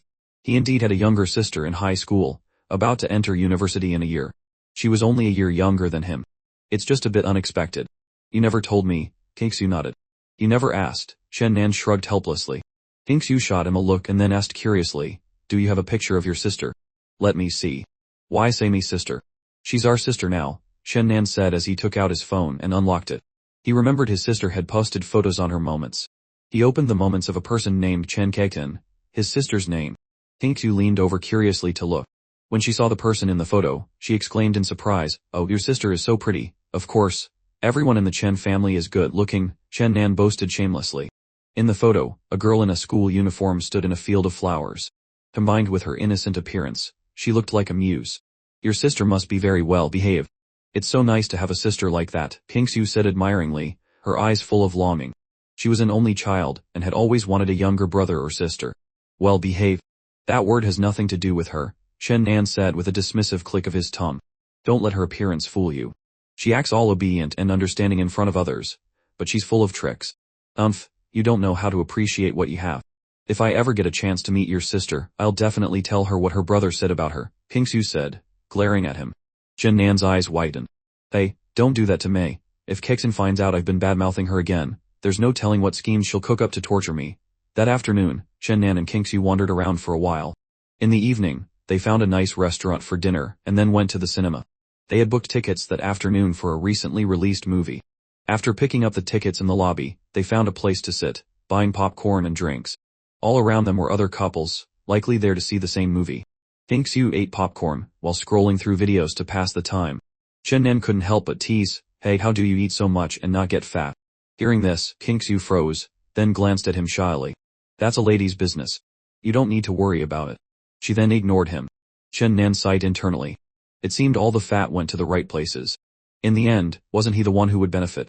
About 10 minutes later, the movie was about to start, and staff began checking tickets. Here, hold this, Yu said, handing her bag to Chen Nan while she held the popcorn and drinks. They found their screening room and their seats, which were quite far back as the front rows were already full. After they sat down, the lights dimmed and the large screen lit up. Chen Nan glanced back. The last 2 rows were empty. After a few minutes of commercials, the movie officially began. They focused on the film, their eyes glued to the screen. After watching for a while, Chen Nan turned to look at Yu and reached out to take her hand, which was resting on the armrest. So soft. Feeling movement on her hand, Yu glanced at him and whispered, don't mess around, watch the movie. But she didn't pull her hand away, letting him hold it, a warm and secure feeling spreading through her. Chen Nan stopped fidgeting and watched the movie quietly. The plot quickly picked up pace, soon reaching its climax. The male and female leads, after overcoming many difficulties, finally resolved their misunderstandings and embraced passionately. Next came the kissing scene. Chen Nan's eyes flickered. He looked ahead. A couple in the front left corner had already started making out. His eyes were sharp, he didn't miss a thing. There were a few other couples doing the same. Chen Nan felt a stir within him. In this dim, romantic atmosphere, with emotions guided by the film, it was incredibly romantic. He looked over at Yu and found that she had, at some point, turned her head and was looking at him. Their eyes met. Slowly, they moved closer until their lips met. They closed their eyes. This moment didn't just belong to them, but to all the couples in the theater. And Don't go up there, Yu whispered like a buzzing mosquito. She had discovered a mischievous hand climbing up and quickly stopped Chen Nan's action. Chen Nan was also caught up in the heat of the moment and had acted unconsciously. But this was a movie theater. He didn't dare do anything too outrageous. When the movie finally ended, they walked out of the theater. Yu's face was slightly flushed, while Chen Nan wore a silly grin. He had taken quite a few liberties just now. You smell so good. So soft. Hey, let's go back to the hotel, Chen Nan said, looking at the clock. It was 10:30 them. When they left that morning, they had planned to stay out all day and not return to school, so they had booked another night. Besides, the bucket was still in the hotel room. Yu couldn't bear to throw away the first bucket Chen Nan had given her. She planned to dry the flowers to keep them forever. Yu snorted at him and walked ahead. Chen Nan chuckled and followed. They hailed a taxi back to the hotel. It was still 2 separate rooms, just like the previous night. This was Chen Nan's idea. He wanted Kingsu to get used to things step by step. It was only their first day together. Even if he wanted to, Kingsu wouldn't agree to share a bed. Good night, Kingsu, Chen Nan said after opening his door, looking at her standing next to him. Good night. Go to sleep. Kingsu glanced at him and closed her door. Chen Nan shook his head with a relaxed smile and went into his room. After showering, he lay in bed scrolling through his phone. In the dorm group chat, Du Qingming and the others were messaging. Du Qingming, Shen Nin Young Kao Chen Nan, why aren't you back yet?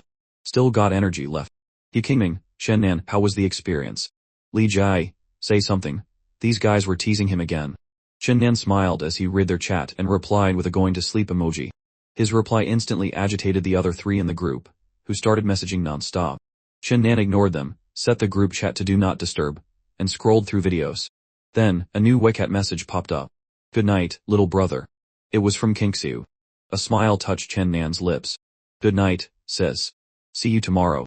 Today had been another happy and fulfilling day. The next day, after having breakfast with Kingsu, they took a taxi back to school. Chen Nan walked her to the entrance of the girls' dormitory. I'm heading up, she said. He watched her figure disappear into the dorm, holding the bucket of roses he gave her, before finally looking away and heading back to his own room. Bros, I'm back. Chen Nan kicked the door open and announced. The 3 guys in the room were startled by his action. Damn, Chen Nan, kick the door lighter next time. You nearly scared me to death. Chen Nan, you finally decided to come back. Not staying longer with Sister Kingsu. Still full of energy after 2 nights of battle. You're something else, Chen Nan. The guys immediately started teasing him. Chen Nan bantered back a few lines. Comrades, you still need to work harder. Meanwhile, in the girls' dormitory, Kingsu had just returned to her room. Li Taintian, who was lying in bed, heard the noise and immediately sat up. Kingsu, you're finally back. Oh, where did the roses come from? Li Taintian's eyes widened in disbelief when she saw the bucket in Kingsu's hands. We were supposed to be single together, and you secretly got a boyfriend. My boyfriend gave them to me. A smile played on Kingsu's lips, not hiding the sweetness she felt. People had pursued her before and given her many flowers, but she had never accepted any. She had even thrown some straight into the trash. The main reason was that she had no interest in them. But the flowers from Chen Nan were different. They were from her boyfriend, from the person she liked. It was the first bucket, and it held great sentimental value. Boyfriend? Which one? Are you really with that guy you mentioned last time? Li Taintian asked in shock, her head leaning against the bed frame as she stared at Kingsu. Yeah, we got together the night before last, Kingsu said, placing the flowers on her desk. She looked at Li Taintian with a triumphant expression, unable to hide her joy. There was nothing better than getting a boyfriend and showing off to your best friend, especially seeing their bewildered expression. As expected, Li Taintian looked as if she'd been struck by lightning. She was stunned for a few seconds, then a scream echoed in the room. You liar, you said you were leaving on Friday, and you didn't come back. We promised to grow old together, and you went off and got a dog behind my back. You only came back after being eaten clean. Wait a minute, I wasn't eaten clean. Kingsu quickly waved her hands. At most, I was just nibbled on a little. He didn't trick you into one room? Li Taintian asked, surprised. In her mind, whenever a guy asked a girl to stay out overnight, he would try to book only one room. That's why she had concluded Kingsu had been eaten clean after not returning for 2 nights. What kind of person do you think he is? Stop reading so many novels. Kingsu rolled her eyes. Seeing that expression, Li Taintian couldn't hold back a wave of jealousy. You just got together, and you're already defending him. Today you defend him, tomorrow you'll scold me for him, and the day after you'll hit me for him. Our sisterhood is over. Seeing Li Taintian's tricks, Kingsu couldn't be bothered and went about her business. She went online to look up how to make dried flowers for preservation. Li Taintian climbed down from her bed and walked over excitedly. So now that you're together, tell me, what's he like? Is he handsome? Do you have pictures? Hearing her questions, Kingsu paused. Her beautiful eyes widened as she suddenly realized they hadn't taken any pictures during their 2-a date. It was their first date after getting together, and they hadn't taken any photos to commemorate it. They were having too much fun and completely forgot. That jerk, Kingsu's mood instantly soured. Hey, are you going to talk? Is it a secret to even see a picture? Li Taintian patted her shoulder, not noticing her expression until Kingsu turned around with a displeased look. Li Taintian was startled. Oh, my stomach hurts. I need to go to the bathroom. She quickly slipped away, not wanting to provoke the angry Kingsu. Sigh. Kingsu sighed in frustration, looking at the bucket on her desk. Just then, her phone on the desk vibrated with several new messages. She unlocked it and saw they were from Chen Nan. Her eyes immediately lit up. He had sent her pictures from their 2 days out. But judging from the angles, they seemed to be candid shots. A smile formed on her lips as her slender fingers typed on the screen. You dared to take candid photos of me. Chen Nan replied almost instantly. Haha, it's our first date. Of course I had to document it. Thinks you hadn't expected him to be so thoughtful. A warm feeling spread through her heart. Alright, I'll forgive you this time for the candid shots. But not again. Next time, take proper photos with me, or I'll bite you to death. She sent the 3 messages along with an angry girlfriend sticker. Hingsu immediately saved all the photos. This was proof of their first date. Yes, wifey, Chen Nan replied. I told you not to call me that, it gives me goosebumps. Kingsu felt a little shy seeing that nickname but also found it unnatural. Then what should I call you? Dadit? Darling? Sexiu? I think those are too common. This nickname is more special. It shows my feelings for you. Chen Nan's message came through. Whatever you want, Kingsu typed back. A special nickname, huh? That's not so bad. Looking at the contact name she still had for him, little brother, she thought for a moment and added a word, bad little brother. Still feeling it wasn't right, she added a heart emoji at the end. A heart, how unexpected. Then, Kingsu started looking through the photos Chen Nan sent. Although they were candid, the angles were quite good. She looked beautiful in every single one. Of course, that was also because she had a natural fairy filter. There was nothing she could do, she was born beautiful. She selected a few photos of herself, took a separate one of the buckwheat, and opened a photo editing app. An hour later, Kingsu was finally done editing. For a whole hour, she had been busy editing photos. It had to be said, women could be incredibly patient to achieve their goals. Finally done, she sighed in relief. There were 9 photos in total, including the one of the buckwheat. She opened WeChat, ready to post on her moments. Why 9 photos? Because she wanted a 9-square grid layout with the buckwheat in the center, accompanied by the caption, the first time I met you, and finally, I became better for you. After editing and posting, comments started rolling in. Kingsu didn't have many WeChat friends, mostly classmates and friends. The comments were all expressions of shock. You have a boyfriend. Who gave you those? Some closer friends messaged her privately. Kingsu's face beamed.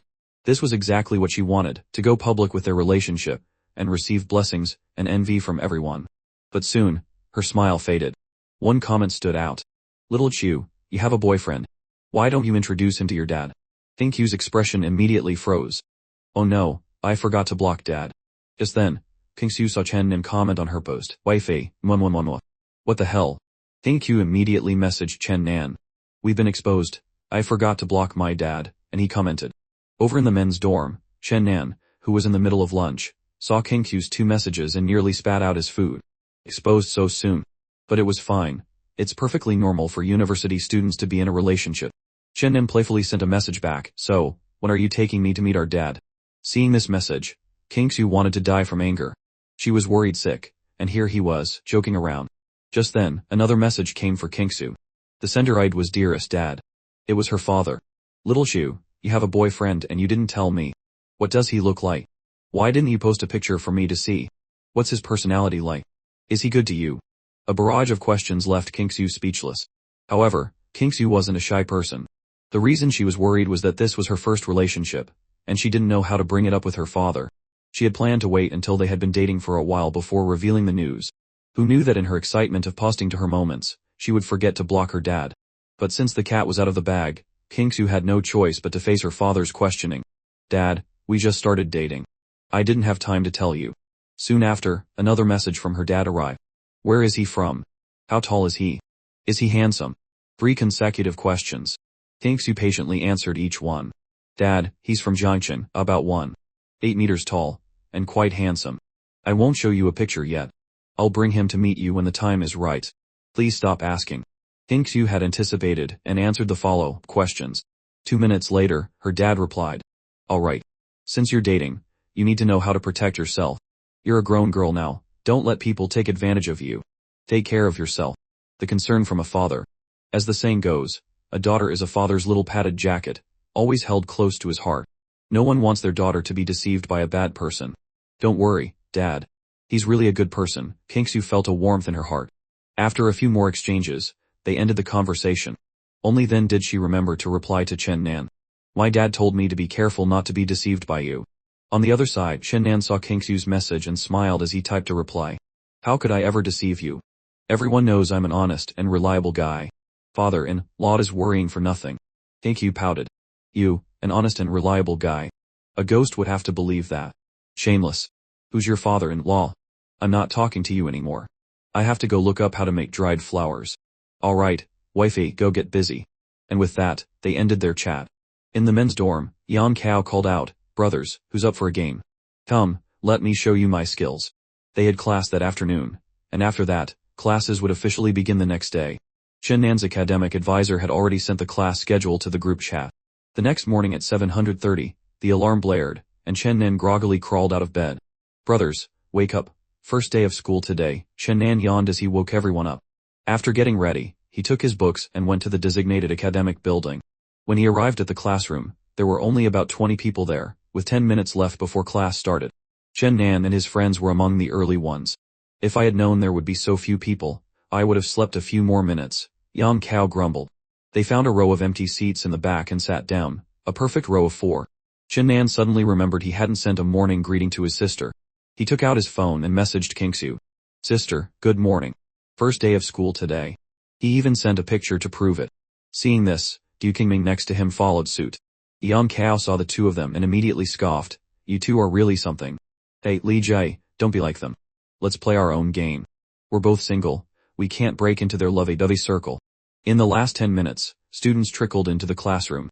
Soon, the lecturer also stepped onto the podium, a man of about 30 wearing glasses. At exactly 8 o'clock, the bell rang. Yan Kao and Li Ji kept looking around. Jai, look at the second row on the left. That girl is gorgeous. And the one over there is dressed so sexily. Kao, I think the one in the third row is not bad either, Yan Kao whispered to Li Ji, both with lecherous expressions. Chen Nan and Du Qingming looked at each other, seeing the helplessness in each other's eyes. Being with these two, especially Yan Kao, was truly embarrassing. Kao, I don't remember you being so interested in girls during military training, Chen Nan couldn't help but say. Yan Kao retorted, how can that be the same?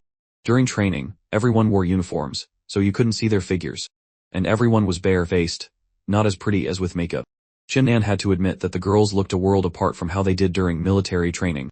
Makeup was truly one of the 4 great dark arts, capable of completely changing a person's appearance. No wonder female streamers online could make so much money. Soon, the lecturer introduced himself on the podium. He was quite humorous, and the first class was mainly for getting acquainted, as is the case for most university classes. It was Monday, and looking at the schedule, Chen Nan's day was packed with classes from morning to afternoon, with only the evening free. The morning passed in a daze. Before the last class, Chen Nan messaged Kingsu. Let's get lunch later. After class, Chen Nan quickly met up with Kingsu. Wifey, I'm here, Chen Nan said. In the school cafeteria, Chen Nan and Kingsu found a corner to eat. Why are you eating like a starved ghost? Kingsu, sitting beside him, said with a look of disgust as she watched Chen Nan wolf down his food. Hearing this, Chen Nan stopped, swallowed the food in his mouth, and turned to look at her, clutching his chest dramatically. Alright, we've just gotten together and you're already criticizing me. Today you criticize me, tomorrow you'll demand a breakup. Kingsu looked at Chen Nan's act with utter helplessness. Just eat your food, you drama queen. How was the first day of school? Kingsu asked as she ate. It's alright, not much different from high school, just more freedom, Chen Nan answered honestly. That's right. The only difference between university and high school is the freedom. It's not as strict, Kingsu said, a smile playing on her lips. So, are there any pretty girls in your class? Hearing this question, Chen Nan instinctively replied, there are a few pretty ones. Realizing his mistake, he stopped. He could feel a murderous aura. Turning his head, he saw Kingsu smiling brightly at him, but it wasn't a good sign. Oh, a few of them. You even observed them so carefully. Kingsu's smile grew wider, but her words sent a chill down Chen Nan's spine. His strong survival instinct kicked in, and he immediately professed his loyalty. No, I just happened to see them. Besides, every time I see someone, I think of you. How could anyone be as beautiful as you? You are the only light in my life. I swear I will only marry you in this lifetime. After speaking, he even raised a few fingers to the sky, swearing with an extremely serious expression. Kingsu burst out laughing at his antics. Seeing Kingsu genuinely laugh, Chen Nan breathed a sigh of relief. It was all that damn Yang Kao's fault. He kept discussing which girl was pretty, and he had glanced over a few times and accidentally blurted it out. Kingsu gave Chen Nan a reproachful look. You shameless thing. Seeing that Kingsu was no longer angry, Chen Nan's shameless nature resurfaced. He moved his face closer. That's not fair, sister. Sister Shu. Oh, stop messing around. Kingsu pushed Chen Nan away, her voice coquettish. Aren't you embarrassed? Although her words said that, her eyes held no blame. Perhaps this kind of love was what made it interesting. "Sister, are you busy this afternoon?" Chen Nan asked. "Yes," Qingshu replied, looking at Chen Nan curiously. "Why?" Chen Nan waved his hand. "Nothing. I was just thinking if you were free, you could come and listen to the lecture with me. It's a general studies course this afternoon." After saying that, he smiled at Qingshu. "You really know how to push your luck. It's the first day of school, and you already want me to go with you. Go to class properly, you little schoolboy." Qingshu looked at Chen Nan with contempt. "That's not it. I just want to be with you all the time," Chen Nan said. He was already used to Qingshu calling him a little schoolboy. Sooner or later, he would let her know that he wasn't little at all. Normally, couples in a new relationship want to be together 24/7, and this was the first love for both of them. Qingshu, of course, also wanted to be attached to Chen Nan. Last night, she even dreamed of him, a dream that made her blush. "Of course I want to as well. But I have dance practice this afternoon," Qingshu sighed with a look of helplessness. Chen Nan knew that Qingshu was an art major. Hearing this, he asked, "Is it for the freshman gala?" "Yeah, it's around the time of the National Day holiday, which is this week. So I have to practice every day these few days," Qingshu replied. Chen Nan nodded. "You've worked hard, Sister Shu." Qingshu rarely saw Chen Nan being so serious and said, half-jokingly, "If I don't see you in the audience cheering for me that day, you'll be in trouble." Hearing this, Chen Nan immediately became serious. "How could that be? I'll definitely be sitting in the front row, being the first to applaud and cheer for you." Qingshu smiled at Chen Nan. "But the front row is for the school leaders." Chen Nan's expression immediately became awkward, but he quickly adjusted. "It's fine. I'll just kick out an old leader and take his seat. Then you'll only be able to see me from outside the school gates," Qingshu replied. "That's fine. Remember to bring bread and mineral water when you visit me. I'm usually near the trash can." "Haha, stop joking. Let's eat." After eating, Chen Nan and Qingshu parted ways and went back to their dorms. When he got back to the room, only Yang Kao and Li Ji were there. Yu Qingming was probably still out with Miss Sezi. The two single guys could only stay in the dorm and play on their computers. Seeing Chen Nan return, Yang Kao said, "Chen Nan, wanna play a game?" Chen Nan shook his head and refused. "No, you guys go ahead." Then he changed his clothes and put his laundry to soak for the evening. Before long, Yu Qingming walked into the room. As soon as he entered, he said, "Do you guys want to join a club? I just had a meal with my girlfriend and signed up for one." The word club sounded quite new to Chen Nan. He had never heard of it in high school, only universities had them. Universities had all sorts of clubs, and you could even register to start a new one, as long as it was beneficial for developing hobbies. Yang Kao, next to him, looked at Yu Qingming curiously and asked, "What club did you sign up for?" "The music club," Yu Qingming replied, then turned to Chen Nan. "Chen Nan, you sing so well. Why don't you join the music club too?" Hearing the name music club, Chen Nan was a little tempted. For a freshman, the word club was novel and appealing. Then he thought of Qingshu and wondered if she had joined any clubs. Before Chen Nan could answer, Yang Kao interjected, "The music club. I'm good at that. We're due a sign up. I'm signing up too." He had a look of utter confidence. The other three in the room looked at him with strange expressions. Was he for real? Did he have no self-awareness at all? Meanwhile, Chen Nan messaged Qingshu to ask if she had joined any clubs. She quickly replied, "No, I don't think it's very useful, and it's a waste of time, so I didn't sign up." "Why? Do you want to join a club?" Chen Nan honestly said that it was mainly because he didn't have them in high school, so it felt new. Qingshu also frankly told Chen Nan the pros and cons of joining a university club. There are many clubs in university, mainly for developing hobbies, making more friends, and practicing communication skills and teamwork. But most clubs are recreational and not necessary to join. Moreover, first-year students have many courses, and club activities might affect their study time and energy. But if Chen Nan was really interested in a certain club and wanted to join to improve himself, that was also good. Chen Nan thought for a moment and finally gave up the idea. "Forget it. I want to spend more time with you." Seeing Chen Nan's reply, the corners of Qingshu's mouth lifted slightly. "Who needs you around? If you want to join, just go." Although she replied like that, her expression betrayed her true thoughts. She also wanted Chen Nan to be with her more. They both had classes every day and could only go on dates when they didn't have class. The afternoon class was a general studies course with several classes combined. After class, Chen Nan checked with Qingshu and learned that she was still practicing in the dance studio. Chen Nan decided to go over and bought her a fruit tea on the way, in case she got tired and thirsty. Following the address Qingshu gave him, Chen Nan arrived at a dance studio. Looking through the window, he saw a group of girls in yoga pants and tank tops practicing their dance moves. Chen Nan immediately spotted the most outstanding person in the crowd, Qingshu, who was dancing. Seeing Chen Nan outside the window, She smiled at him and continued practicing. Shennan wasn't in a hurry, and waited until Kingsu finished practicing before going to the door of the studio. Oh, how thoughtful. You even bought me a fruit tea. Kingsu immediately noticed the tea in Shennan's hand. Shennan grinned, inserted the straw, and handed it to Kingsu. Of course. I was afraid you'd be tired and thirsty from dancing. Kingsu smiled and took it. Silly, of course I brought water. Oh. Then give it back to me, Shennan teased Kingsu. Kingsu clutched the tea like a protective mother. No way. You gave it to me, you can't take it back. When she saw the mischievous smile on Shennan's face, she realized she was being teased. You jerk. Shennan chuckled. He sized up Kingsu's attire for the day. The yoga pants accentuated her body's advantages. Having just finished practicing, her face was flushed, making Shennan think of certain images. Just then, Shennan saw a few heads peeking out from the studio window, staring at him, which startled him. Seeing Shennan's strange expression, Kingsu also looked back curiously and saw her fellow female dancers smiling and looking at the two of them. Two heads even popped out of the doorway, as if watching an interesting show. Ooh, sister has a boyfriend. You have a boyfriend and you didn't introduce him to us sisters. That's right, your boyfriend is so handsome. Tell him to introduce his friends to us. They teased Kingsu one after another. Kingsu laughed and replied, is being in a relationship illegal? Go find one for yourselves. She even proudly wrapped her arm around Shennan's, her smug smile unconcealed. Oh, the smell of love is so strong.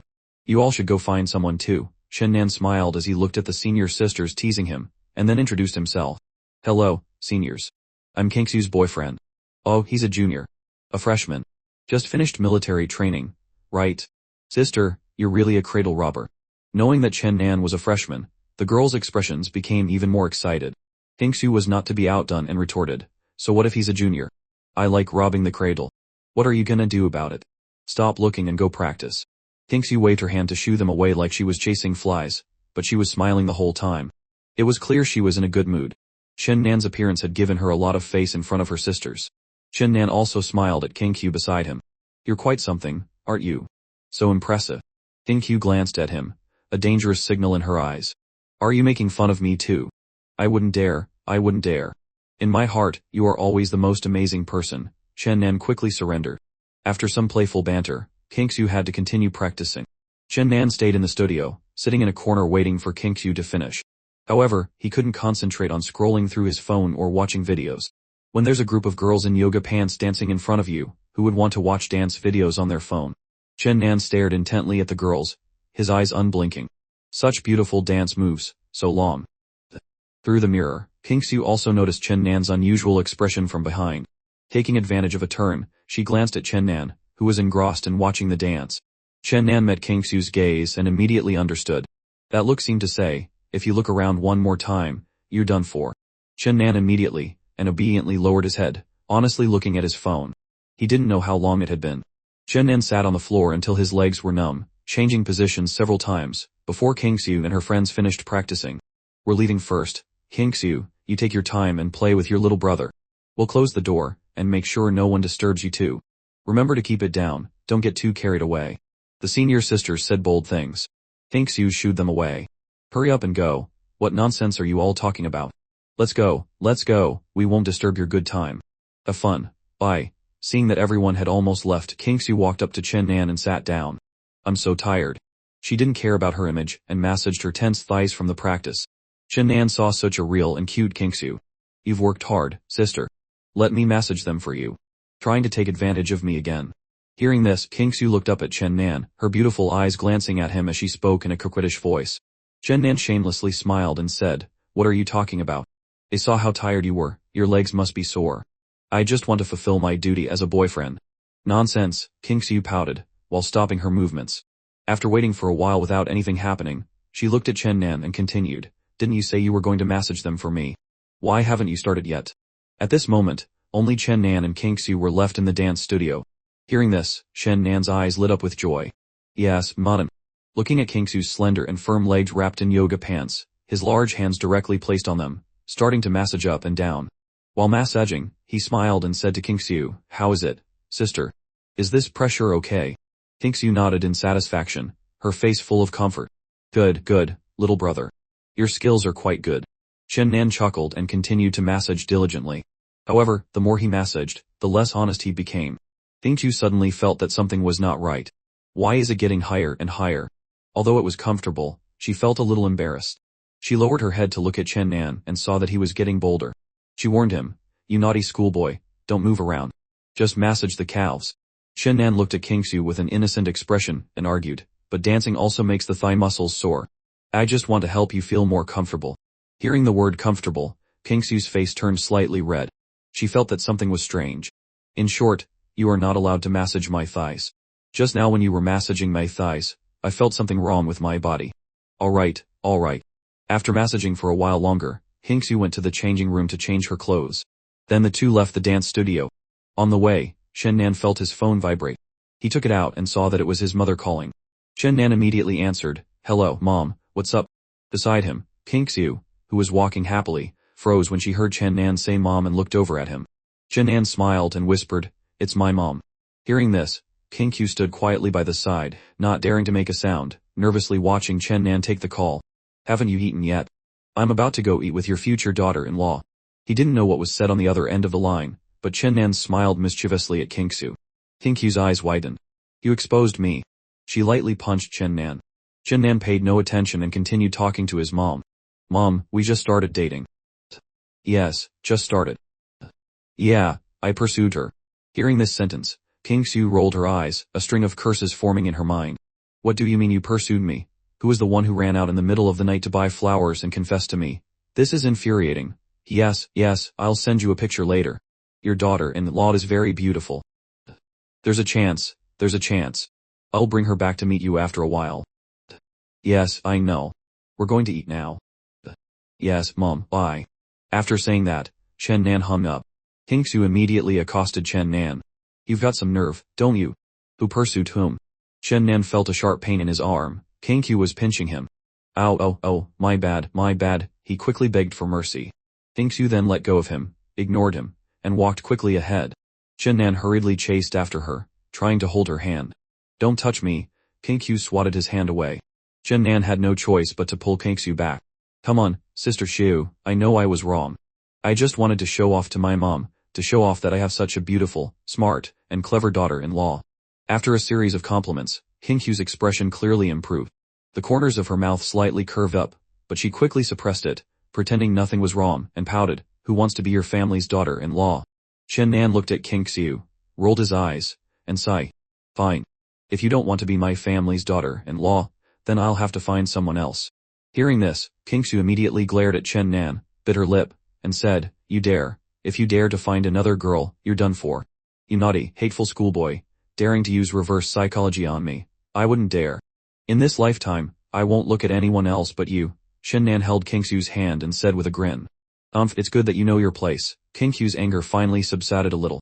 Then she curiously asked about the call just now. "What did your mom say?" Chen Nan honestly recounted. "She asked what I was doing when we got together, and said she really wants to meet you, her future daughter-in-law." After speaking, Chen Nan smiled at Kingsu. Kingsu glanced at Chen Nan and pouted, "We've only been dating for a short while, and you already want me to meet your parents. How embarrassing."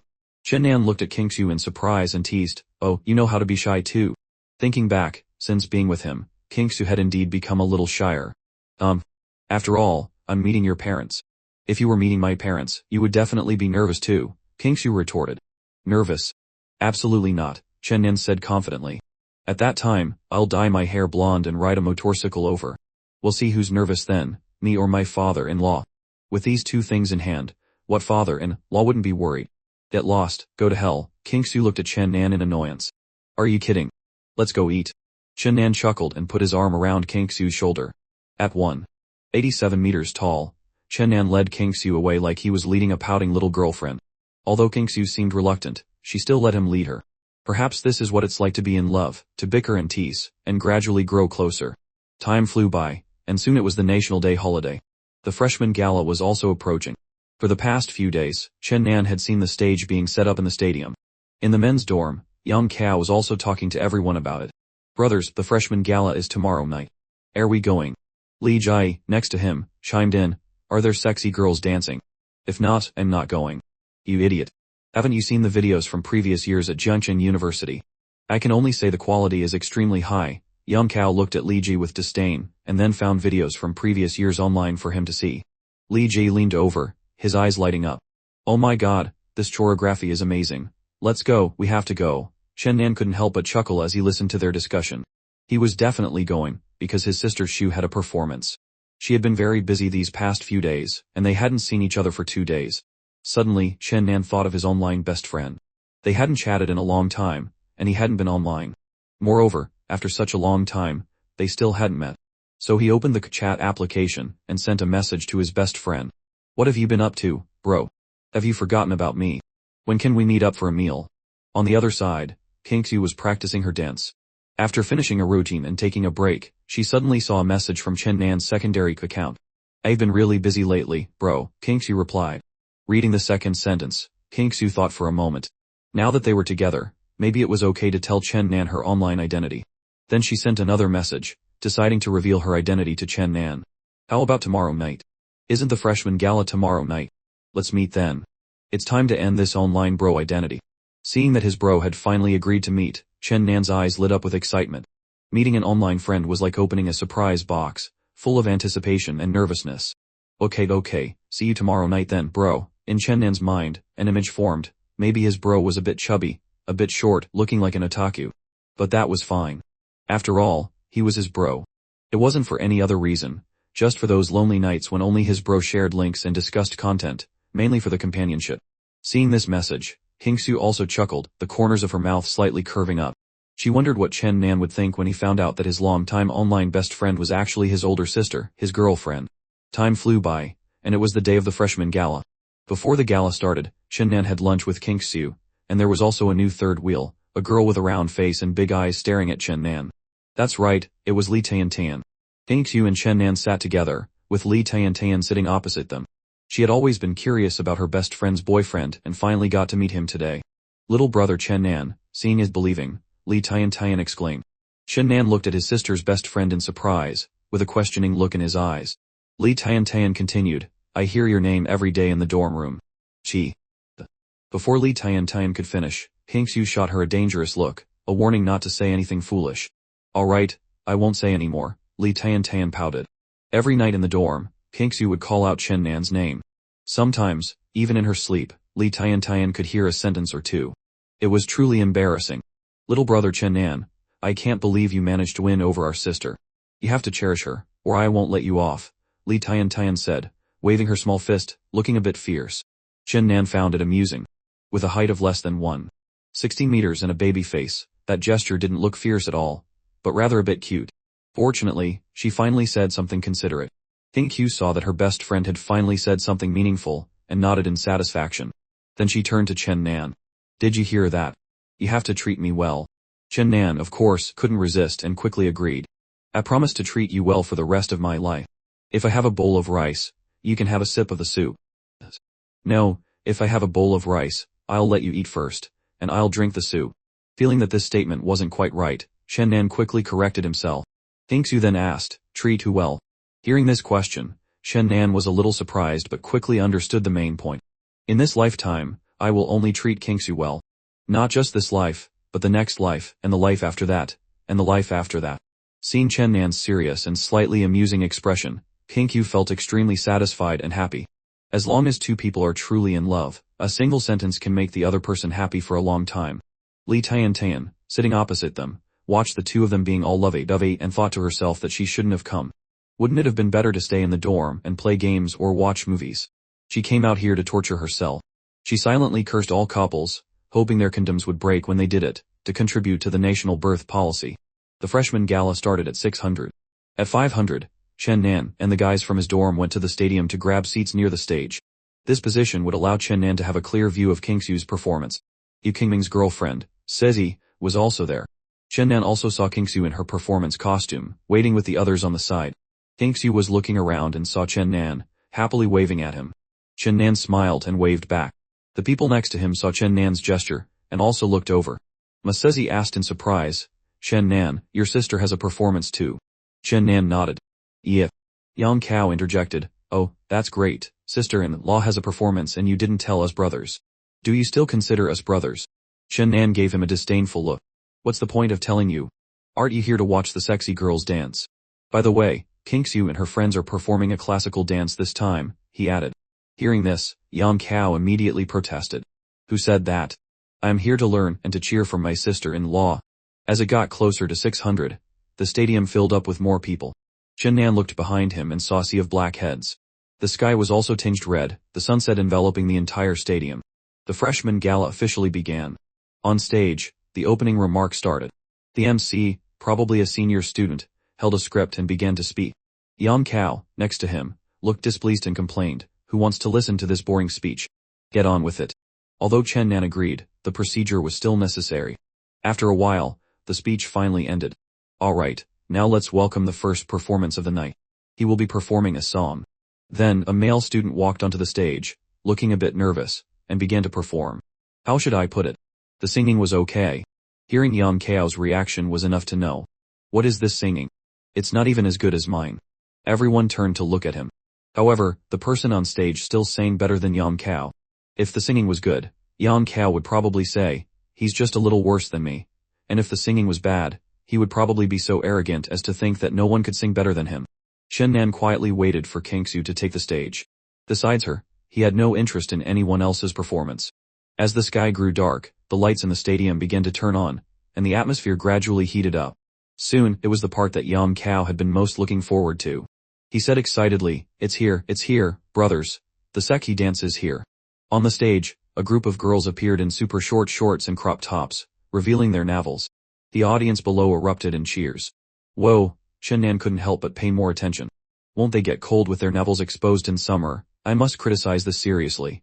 When the music started, the formation was neat, and the long-legged sisters began their hot dance. All the men in the stadium couldn't take their eyes off them. Chen Nan heard Masizi's voice next to him. She was turning to stare at Gu Qingming, who was wide-eyed. Since they were close, they could feel the overwhelming presence more clearly. Is it pretty? You're not even blinking, Masizi said with a forced smile, looking at Gu Qingming. Hearing this, the smile on Gu Qingming's face froze. His male survival instinct kicked in, and he calmly said, I think it's just okay. Not as pretty as my sister Masizi. Masizi angrily hit him once. After receiving a satisfactory answer, she stopped. Yang Kao and Li Jie, on the other hand, had their eyes glued to the girls. Jie, look at the one on the left. Her legs are so long, so white they're reflective. The one on the other side is not bad either, swaying and swaying. I still like the one in the center position the most. She's so pretty. Chen Nan quietly moved a little further away from these two. With so many people around, these two didn't even bother to hide their lecherous nature, and their voices were so loud. Since Li Jie became close with Yang Kao, he had also been assimilated. He didn't know how many performances had passed. There was street dance, a duet, a mime, all sorts of things. Some of the performances were quite good. Until a group of girls in long, ancient-style dresses walked onto the stage. Chen Nan's eyes lit up, and he immediately sat up straight. He immediately saw Kingsu in the crowd.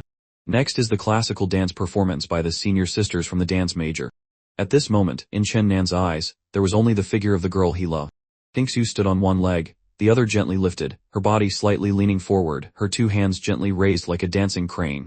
She waved her long sleeves, light and graceful like flowing water. Sometimes gently pushing and pulling, sometimes swinging forcefully, creating a magical, dreamlike effect. Her footsteps were light, moving quickly, her hands like floating clouds.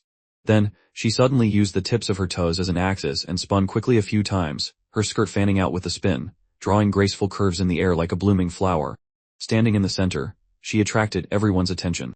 Almost everyone was focused on her. She was like a fairy descended to earth, shining on the stage. Chen Nan could even hear the chatter behind him. Hey, look at the girl in the middle. She's so beautiful. She dances so well. Oh my god, she's so beautiful. I can't imagine what it would be like if she danced a sexy dance. Just looking at this is already mesmerizing. Hearing these words, Chen Nan felt a sense of joy and pride in his heart. Beautiful, right. Jealous, right. Sorry, this is my girlfriend. You want to see a sexy dance? Dream on. If she dances a sexy dance, she'll only dance it for me. A few minutes passed, and the dance performance ended with the music. The audience below applauded and cheered enthusiastically, mostly for Kingsu.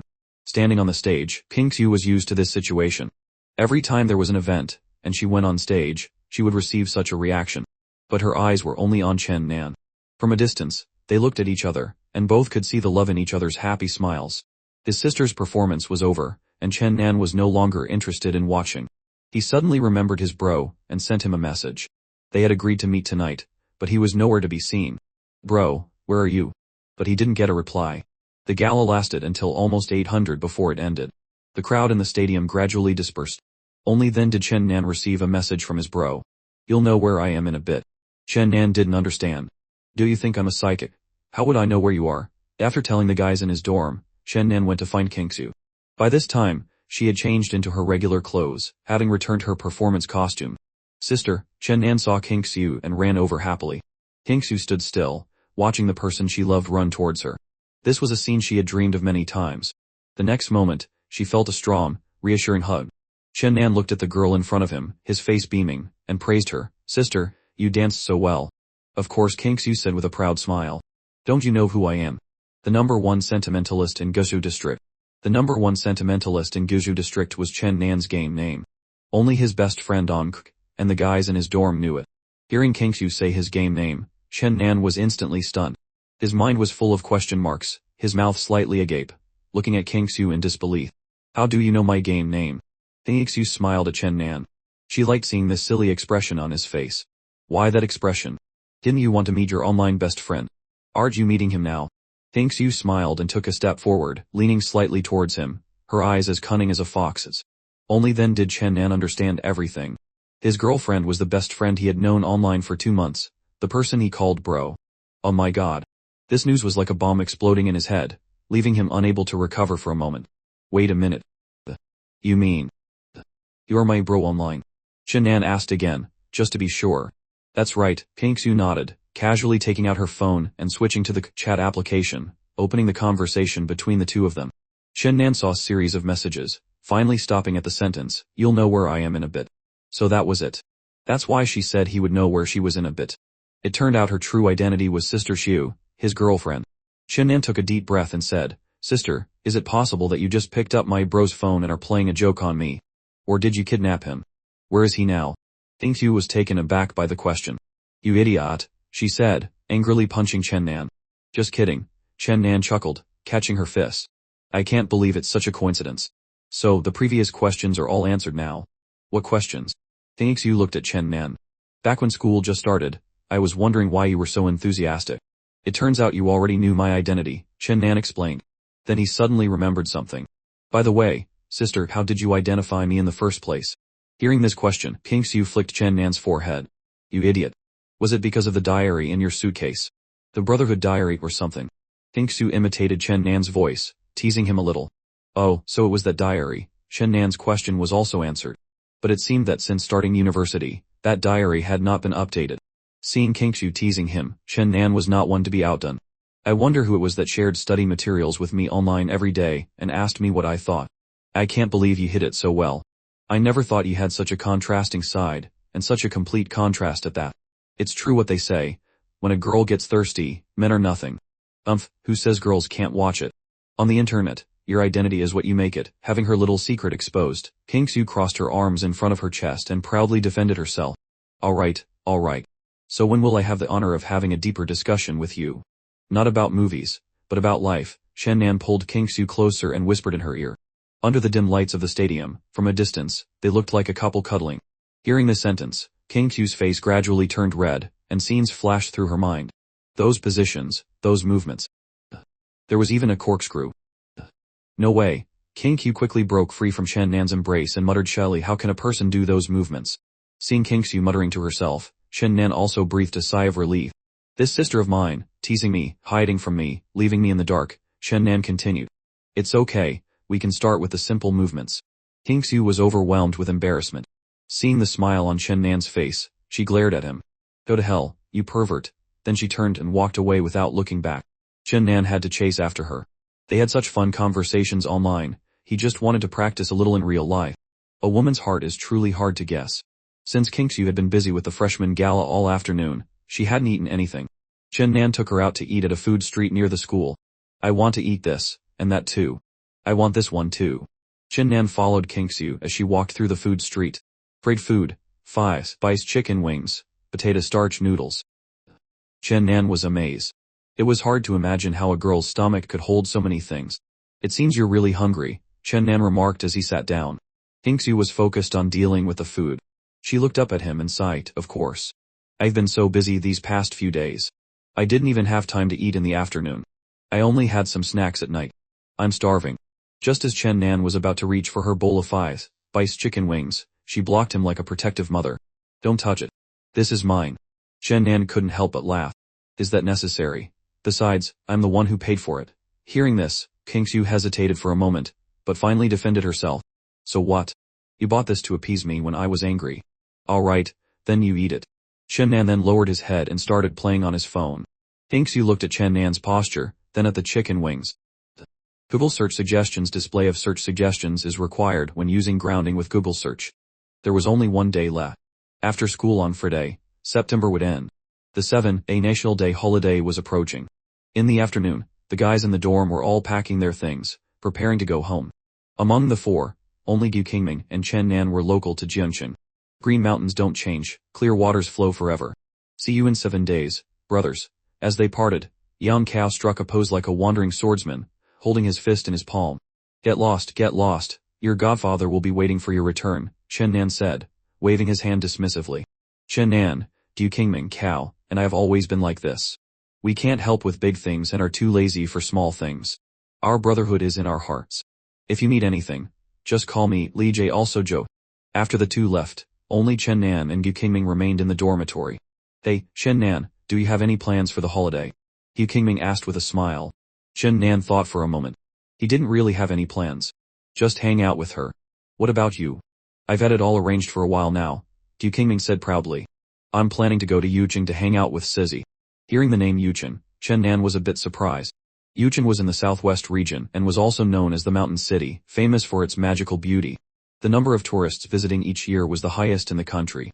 But with the weather being so hot, and Yucheng being famously hot, traveling would probably be exhausting. Good luck, was all Chen Nan could say. Thinking about how Gu Qingming had already arranged to travel with his girlfriend while he had no plans, Chen Nan felt a little down. It was his first relationship, so he lacked experience.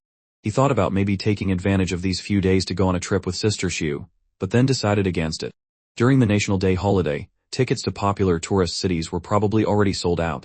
Besides, he didn't have time to plan. At the school gate, Chen Nan had finished packing his things and was nestled up with Lin Qingxiu. Even though they lived in the same city, Chen Nan was still a bit reluctant to part.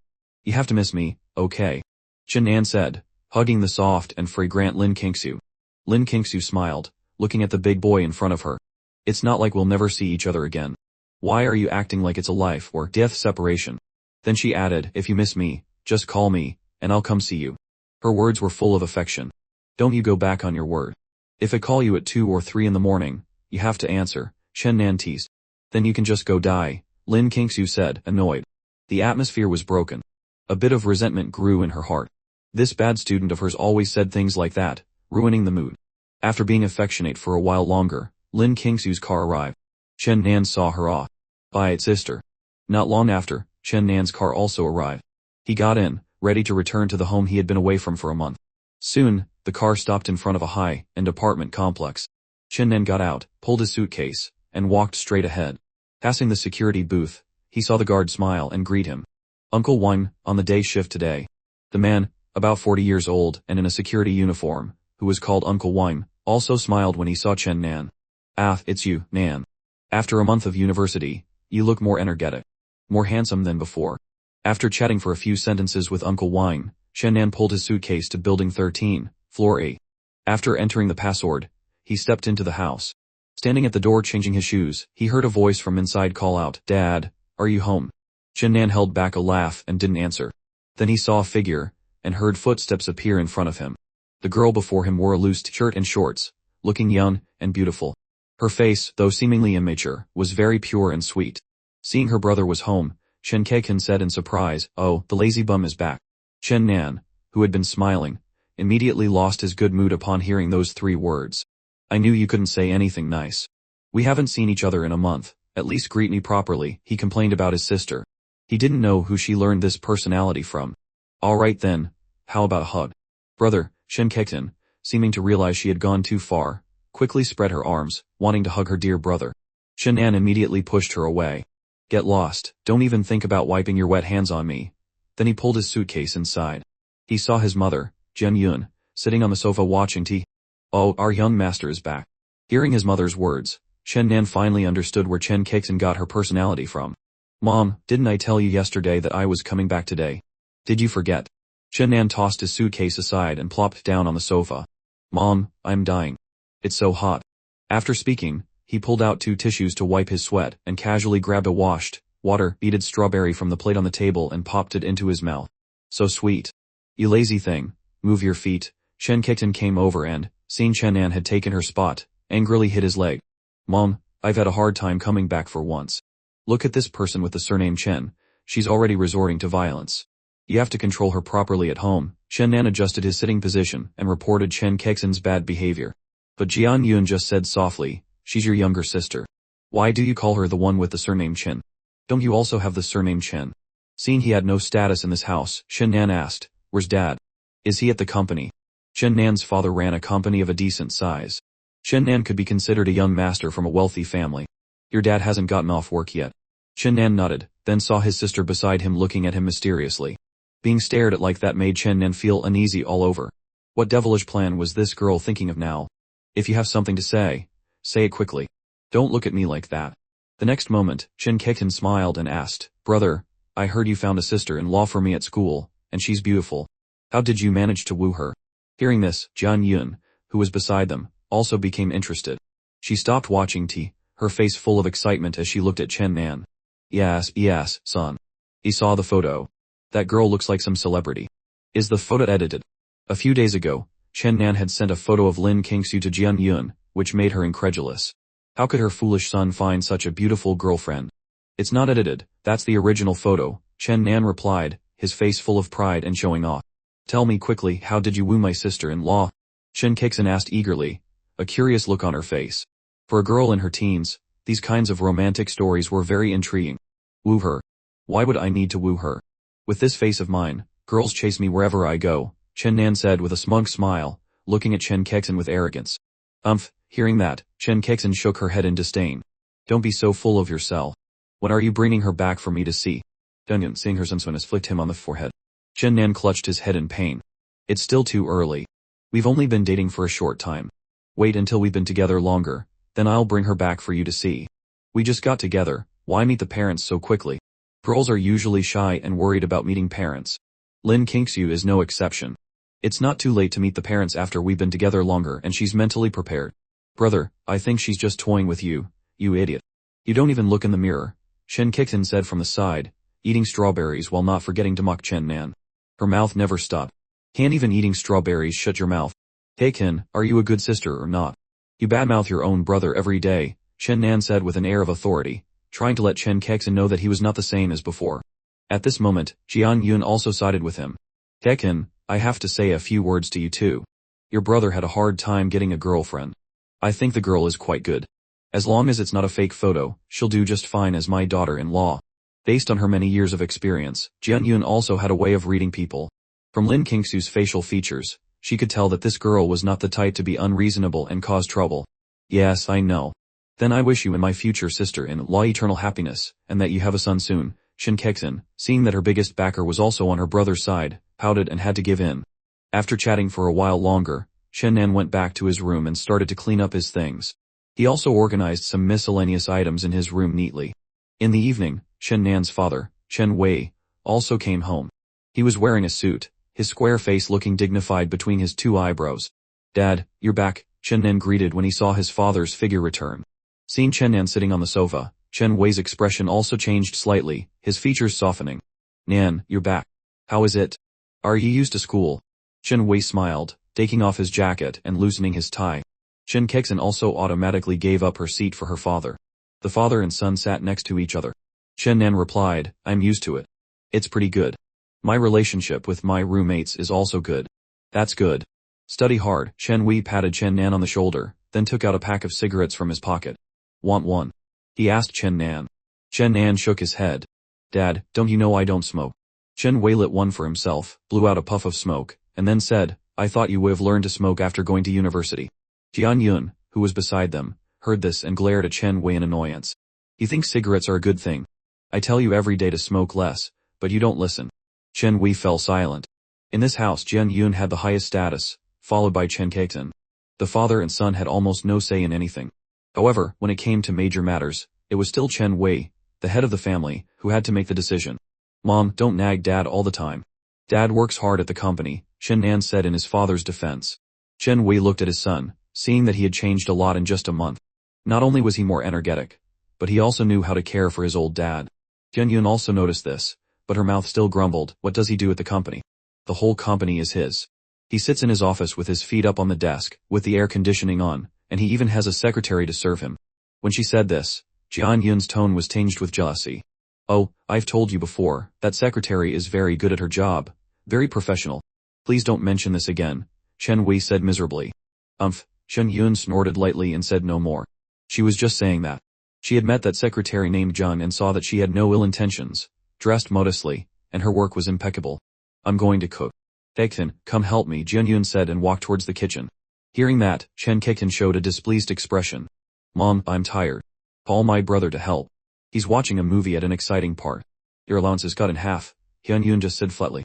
Chen Kekten immediately jumped up. Mom, I'm coming. You cruel capitalist, how dare you use this tactic to threaten me? By the way, Nan, your mom said you have a girlfriend at school, right?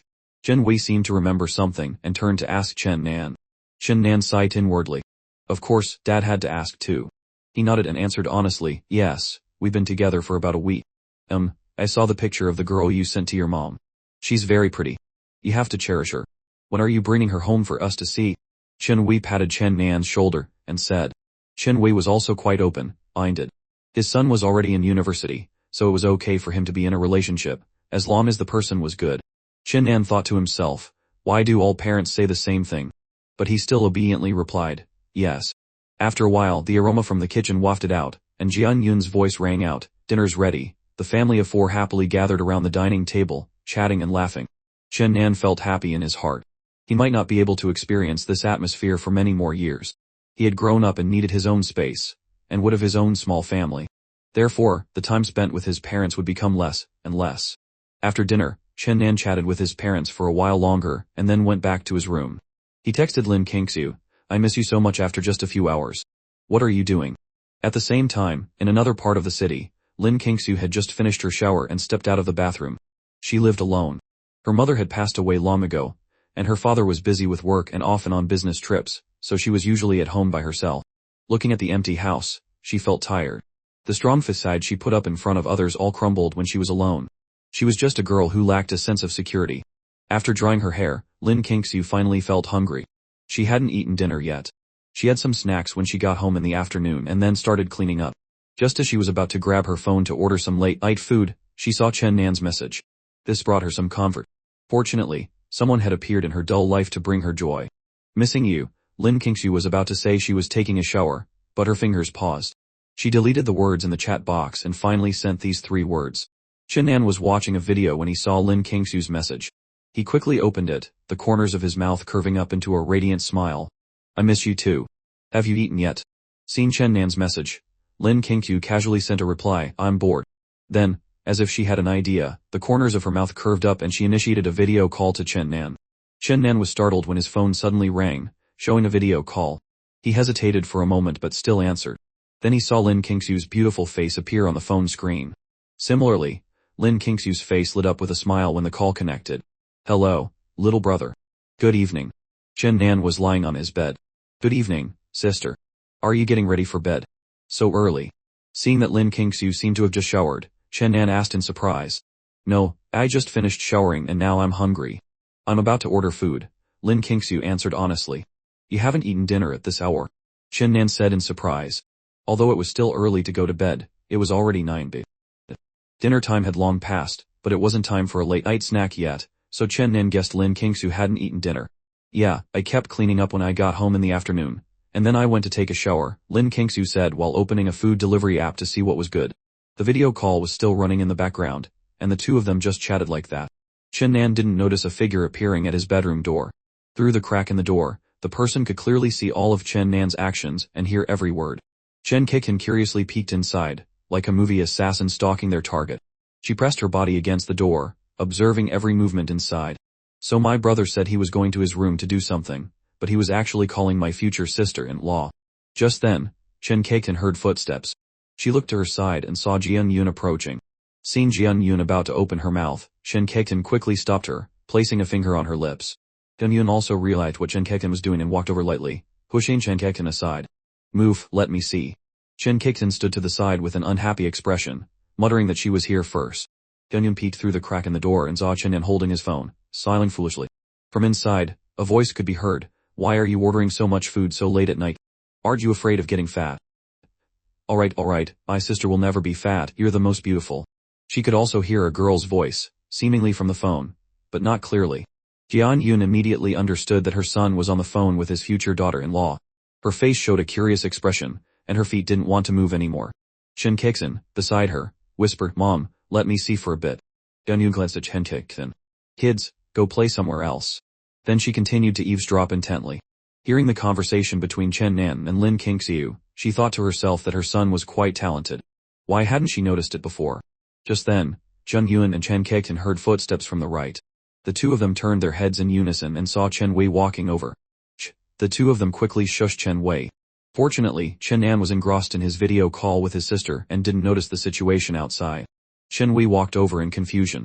With his tall frame, he stood behind Jian Yun and peeked through the crack in the door. Just then, he heard Chen Nan say, Sister, let me see your legs.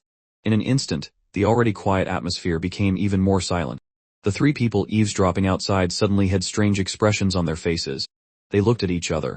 Chen Kekten tried to hold back her laughter. Chen White and Jian Yun didn't know what to think, but just then. Ha ha ha, Chen Kekten couldn't hold it in any longer and burst out laughing. The laughter echoed through the hallway. Even Chen Nan in his room heard it.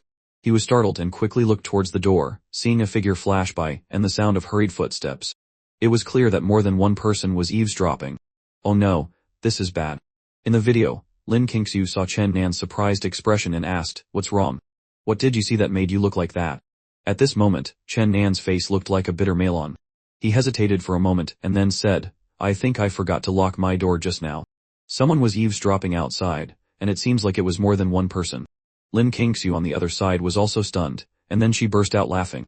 Haha, this is hilarious, because she suddenly remembered that just now Chen Nan had asked to see her legs. She had refused. Who would have thought that Chen Nan would then say someone was eavesdropping on their video call? Didn't this mean that Chen Nan's parents had heard what he just said? Thinking of this, Lin Qingxiu found it incredibly funny. Obviously, Chen Nan also thought of this. Stop laughing, it's so embarrassing. Chen Nan didn't dare to look directly at the camera anymore, tossing his phone to the side and facing the ceiling. Why did he have to say that? He was just trying to joke with Lin Qingxiu a little. Who knew his parents would be listening outside? Being heard by his parents was so embarrassing. How annoying. Why do these two old people have such a weird hobby? It must be that girl Kekten's fault, Chen Nan thought angrily. He guessed that only his mischievous sister would like to play such pranks. She must have instigated it. Now how was he supposed to face his parents? Haha, alright, I'll stop laughing. Lin Qingxiu was laughing so hard she was crying. It took her a while to calm down. Oh, my life's reputation is ruined, Chen Nan said dejectedly into the camera. Lin Qingxiu snorted softly. Who told you to ask to see my legs? Then the corners of her mouth curved up slightly as if she was holding back a smile. Do you still want to see? The screen flashed with a white light. Before Chen Nan could react, his eyes were dazzled. Ouch, what was that? I didn't see anything. Let me see again, quickly. Chen Nan's eyes widened, and he stared at the phone screen, almost pressing his face against it. Seeing Chen Nan's undignified expression, Lin Qingxiu had to indulge him. She flashed the screen down and up again, repeating it. See it. See it. See it. Haha. Lin Qingxiu was like a child teasing someone, constantly flashing the screen. Chen Nan said dejectedly, I didn't see anything. Hearing that, the screen showed Lin Qingxiu's smiling face. It's not my fault. I showed you so many times. Looking at Lin Qingxiu's sly expression, Chen Nan pointed at the phone angrily. You just wait, Lin Qingxiu. You may be laughing now, but you might not be laughing forever. Lin Qingxiu made a face and stuck her tongue out at the camera. Nya, nya, nya. I'll just laugh. After chatting for a while longer, the two of them hung up. Chen Nan put down his phone, feeling a little hesitant in his heart. He didn't know how to face his parents. Maybe he should just pretend he didn't know anything. He grabbed a change of clothes, tiptoed out of his room, and leaned against the wall to peek into the living room. The tea was still on, but the lights were off. Chen Nan saw a figure. It was Chen Kekten. He breathed a sigh of relief. He flipped the switch and turned on the living room light. Kekten, why are you watching tea with the lights off? Seeing that his parents weren't there, Chen Nan walked straight in. It seemed his parents had gone back to their room to sleep. What do you mean? watching T in the dark. It creates atmosphere. Turn it off quickly. Chen Kexin glared at Chen Nan in annoyance. If you want to turn it off yourself. Were you eavesdropping outside my room just now? What did you hear? Chen Nan sat down next to his sister, preparing for an interrogation. This bad sister of his needed to be taught a lesson. I didn't hear anything. I only heard a let me see your legs, Chen Kexin said, drawing out her words, her eyes narrowed like a little fox. How annoying. Actually, Chen Nan had already guessed, but hearing Chen Kexin say it out loud still made him feel embarrassed. So shameless. You're such a child. Chen Kexin glanced at her brother with disdain and quietly scooted over, wanting to distance herself from Chen Nan. Kexin, don't sleep too soundly tonight. Chen Nan left a threatening sentence, and then took his clothes into the bathroom. Chen Kexin sat on the sofa, looking at Chen Nan's back and sneering with contempt. I always lock my door when asleep. Half an hour later, when Chen Nan came out, he saw that the living room was dark. Chen Kexin had gone back to her room. Alright, let's see how I'll deal with you. Chen Nan went back to his room and found a black voice recorder. This was something he bought in high school. When he was bored, he found a sound clip online, and downloaded it into the recorder, setting it on repeat. Chen Nan turned on the device, and immediately a buzzing sound came out, like a mosquito buzzing by his ear. He adjusted the volume to a suitable level, and then turned it off. He watched videos until 1 guessing it was about time. Chen Nan quietly opened his bedroom door and went to Chen Kexin's room. He squatted down, turned on the voice recorder, and threw it through the crack under the door. He sat there for a while longer. Other than the faint buzzing sound from inside, there was no other movement. Chen Nan smiled slyly. You little brat, you dare to mess with me. Alright, his mood was good now, time for bed. The next morning, Chen Nan was sleeping soundly when he heard a loud banging on the door. Chen Nan, open the door for me. Chen Nan opened his eyes, still groggy, and got up to open the door. As soon as he opened it, he saw Chen Kexin with a furious expression. Chen Nan was still not fully awake and asked, What's wrong, little sister? Didn't you get enough sleep? Seeing Chen Nan's appearance, Chen Kexin was even angrier, speechless. Explain what this is. She held up the black voice recorder for Chen Nan to see. Chen Nan rubbed his eyes, and heard the buzzing sound by his ear. The memory of last night immediately came back to him. All this? I thought it was lost. I even dreamed last night that I was looking for it. Where did you find it? Thanks, little sister, for helping me find it. Chen Nan pretended to be innocent, and casually took back the voice recorder. Seeing Chen Nan still pretending, Chen Kexin was so angry she couldn't speak. You despicable, idiotic fool. Heaven knows, she had been sleeping last night and vaguely felt a mosquito flying by her. She even dreamed that a giant mosquito was chasing her, wanting to suck her blood. In the end, she even turned into a mosquito. So, early in the morning, Chen Kexin was woken up by this noise. She quickly guessed that it was Chen Nan's doing, and ran over to settle the score with him. At this time, Jun Yun also heard the noise and came out. Seeing Chen Kexin's state, she asked curiously, What's wrong? You two are planning to fight first thing in the morning. Mom, let me tell you. Chen Kexin saw her mother, and immediately tattled. Jun Yun also felt that this was not right, so she said a few words to Chen Nan in a perfunctory manner. Chen Nan stood obediently to the side, nodding, but his eyes were still challenging Chen Kexin, which made her extremely angry. After that, Chen Nan was no longer sleepy. After a quick wash-up, the whole family sat down to have breakfast together. Fortunately, no one mentioned what happened with Chen Nan last night. The two old folks just didn't want to embarrass Chen Nan, while Chen Kexin didn't even look at Chen Nan and remained silent. She just hadn't thought of a way to get back at him yet. With her personality, she would definitely make Chen Nan suffer. After breakfast, Chen Nan's father went to work. Chen Nan also planned to ask what Lin Kingxiu was doing. The gentle breeze, and beautiful sunshine, it would be a waste not to go out on a date. In his room, Chen Nan called Lin Kingxiu. Hearing a sleepy voice from the other end of the line, Chen Nan smiled and asked, Not awake yet? Yeah. Who is it? It seemed Lin Kingxiu was really not awake, she didn't even recognize Chen Nan's call. It's me, Chen Nan. I'm your boyfriend. Who do you think I am? The other end of the line was silent for a few seconds, then Lin Kingxiu seemed to be more awake. Oh, why are you calling so early? Oh my god, it's already 10 o'clock. What's so early about that? Get up quickly, Chen Nan gently coaxed Lin Kingxiu, as if coaxing a young wife. It's only 10 o'clock, what's the point of getting up? I miss you too much, baby. I want to see you, Chen Nan said, looking at his bedroom door to make sure no one was there. Hee hee, you miss me. Then come find me, Lin Kingxiu giggled. Chen Nan's eyes lit up. Aren't you not awake yet? Come find you at your house. Yeah, don't you want to see me? It's not a good idea to meet my parents so early. You idiot, I'm home alone. There's no one here. I'll send you the address. When you get here, send me a message. I'm going to sleep a little more. After ending the call, Lin Kingsu sent Chen Nan the address of her residential complex. It wasn't too far from where Chen Nan lived. A taxi ride would take about half an hour. Chen Nan got ready and left the house. Mom, I won't be back for lunch or dinner, Chen Nan called back.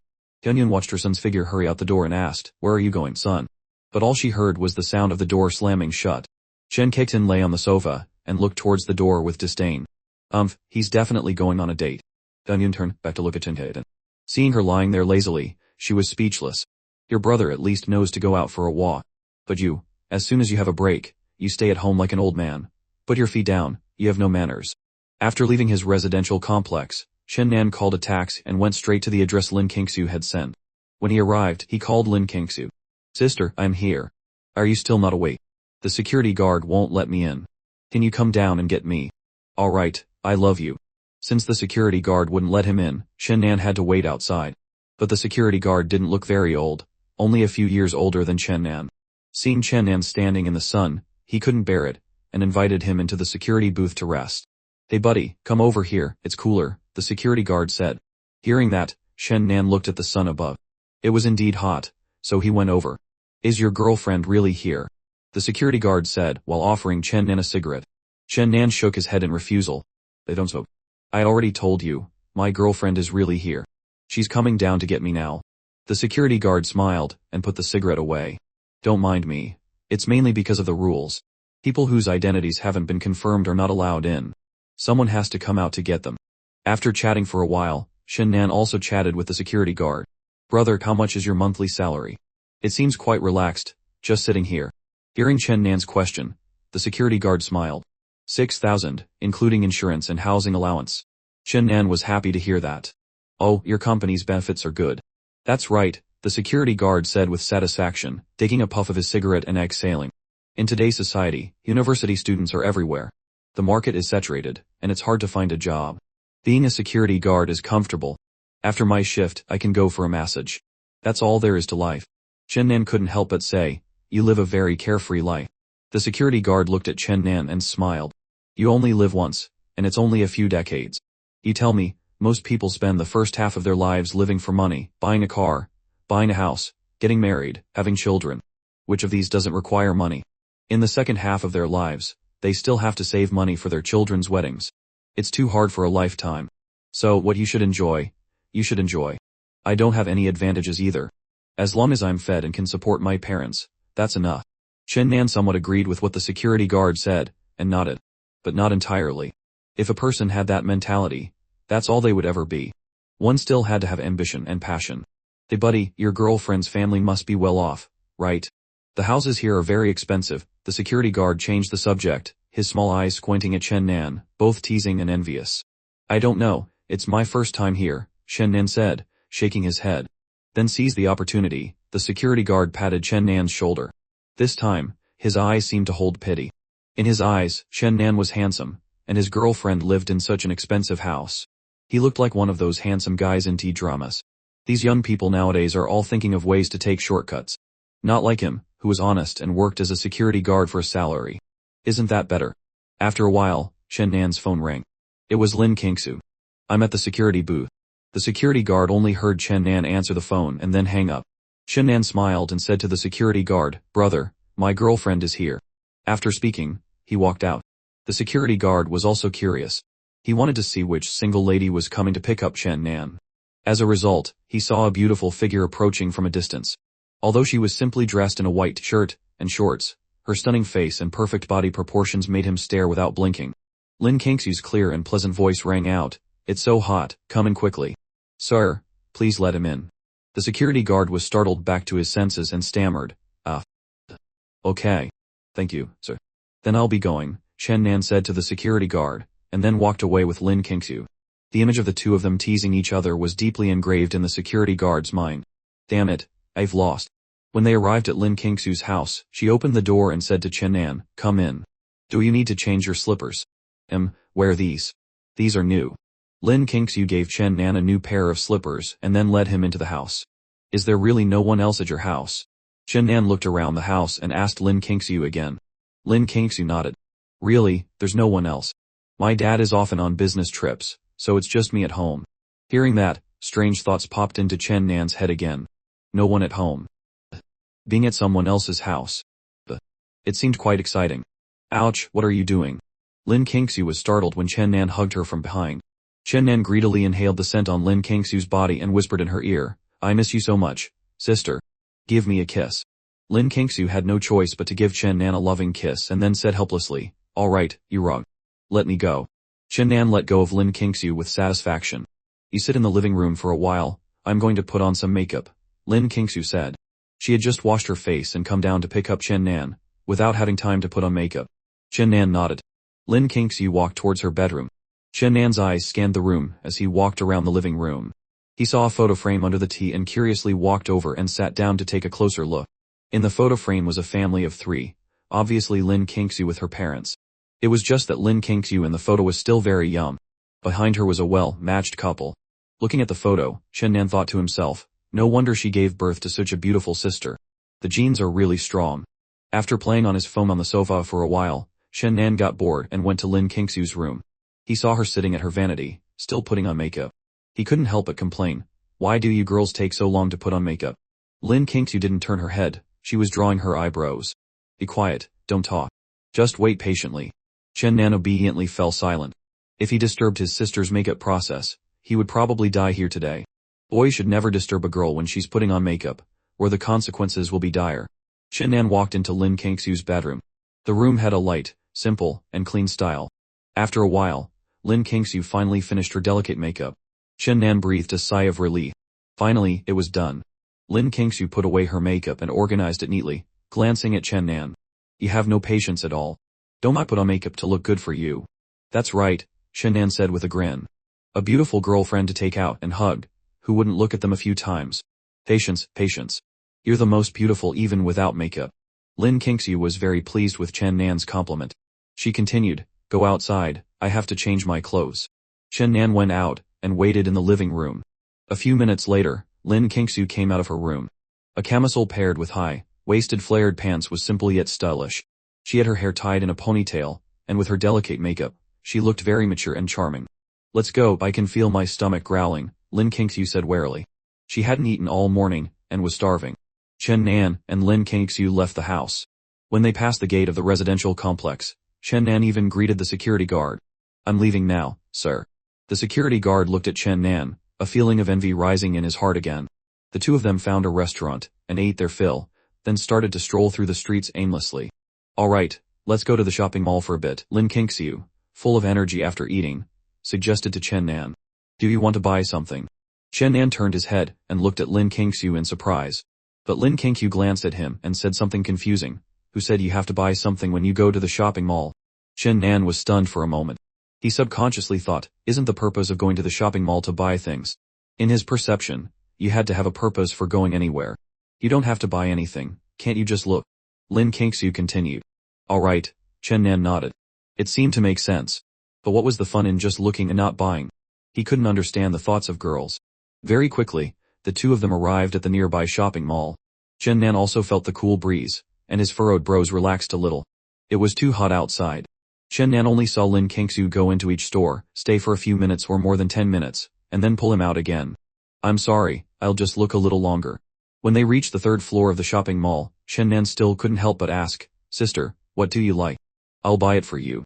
Chen Nan thought Lin Kingsu was short on pocket money, so she was just looking and not buying.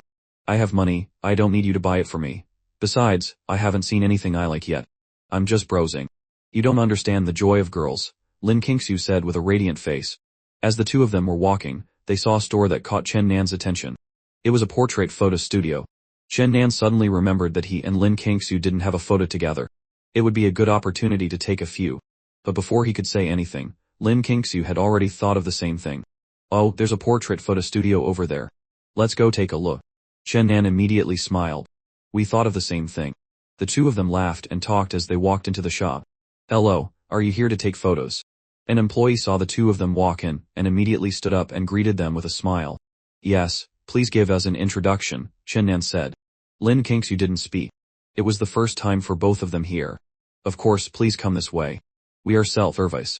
Customers just need to go inside and press the button to take photos. Then you can choose some styles you like.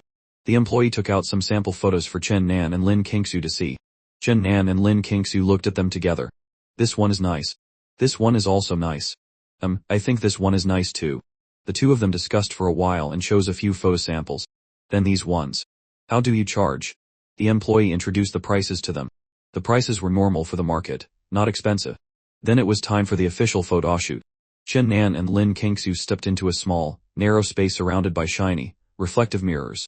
You pose like this, like this, like this. Oh, put your hand over here a little. Lin Kingsu adjusted Chen Nan's photo pose. Chen Nan clumsily followed Lin Kingsu's instructions. Let's take a picture like this. Lin Kingsu turned around so that she and Chen Nan were facing each other. Their faces were very close.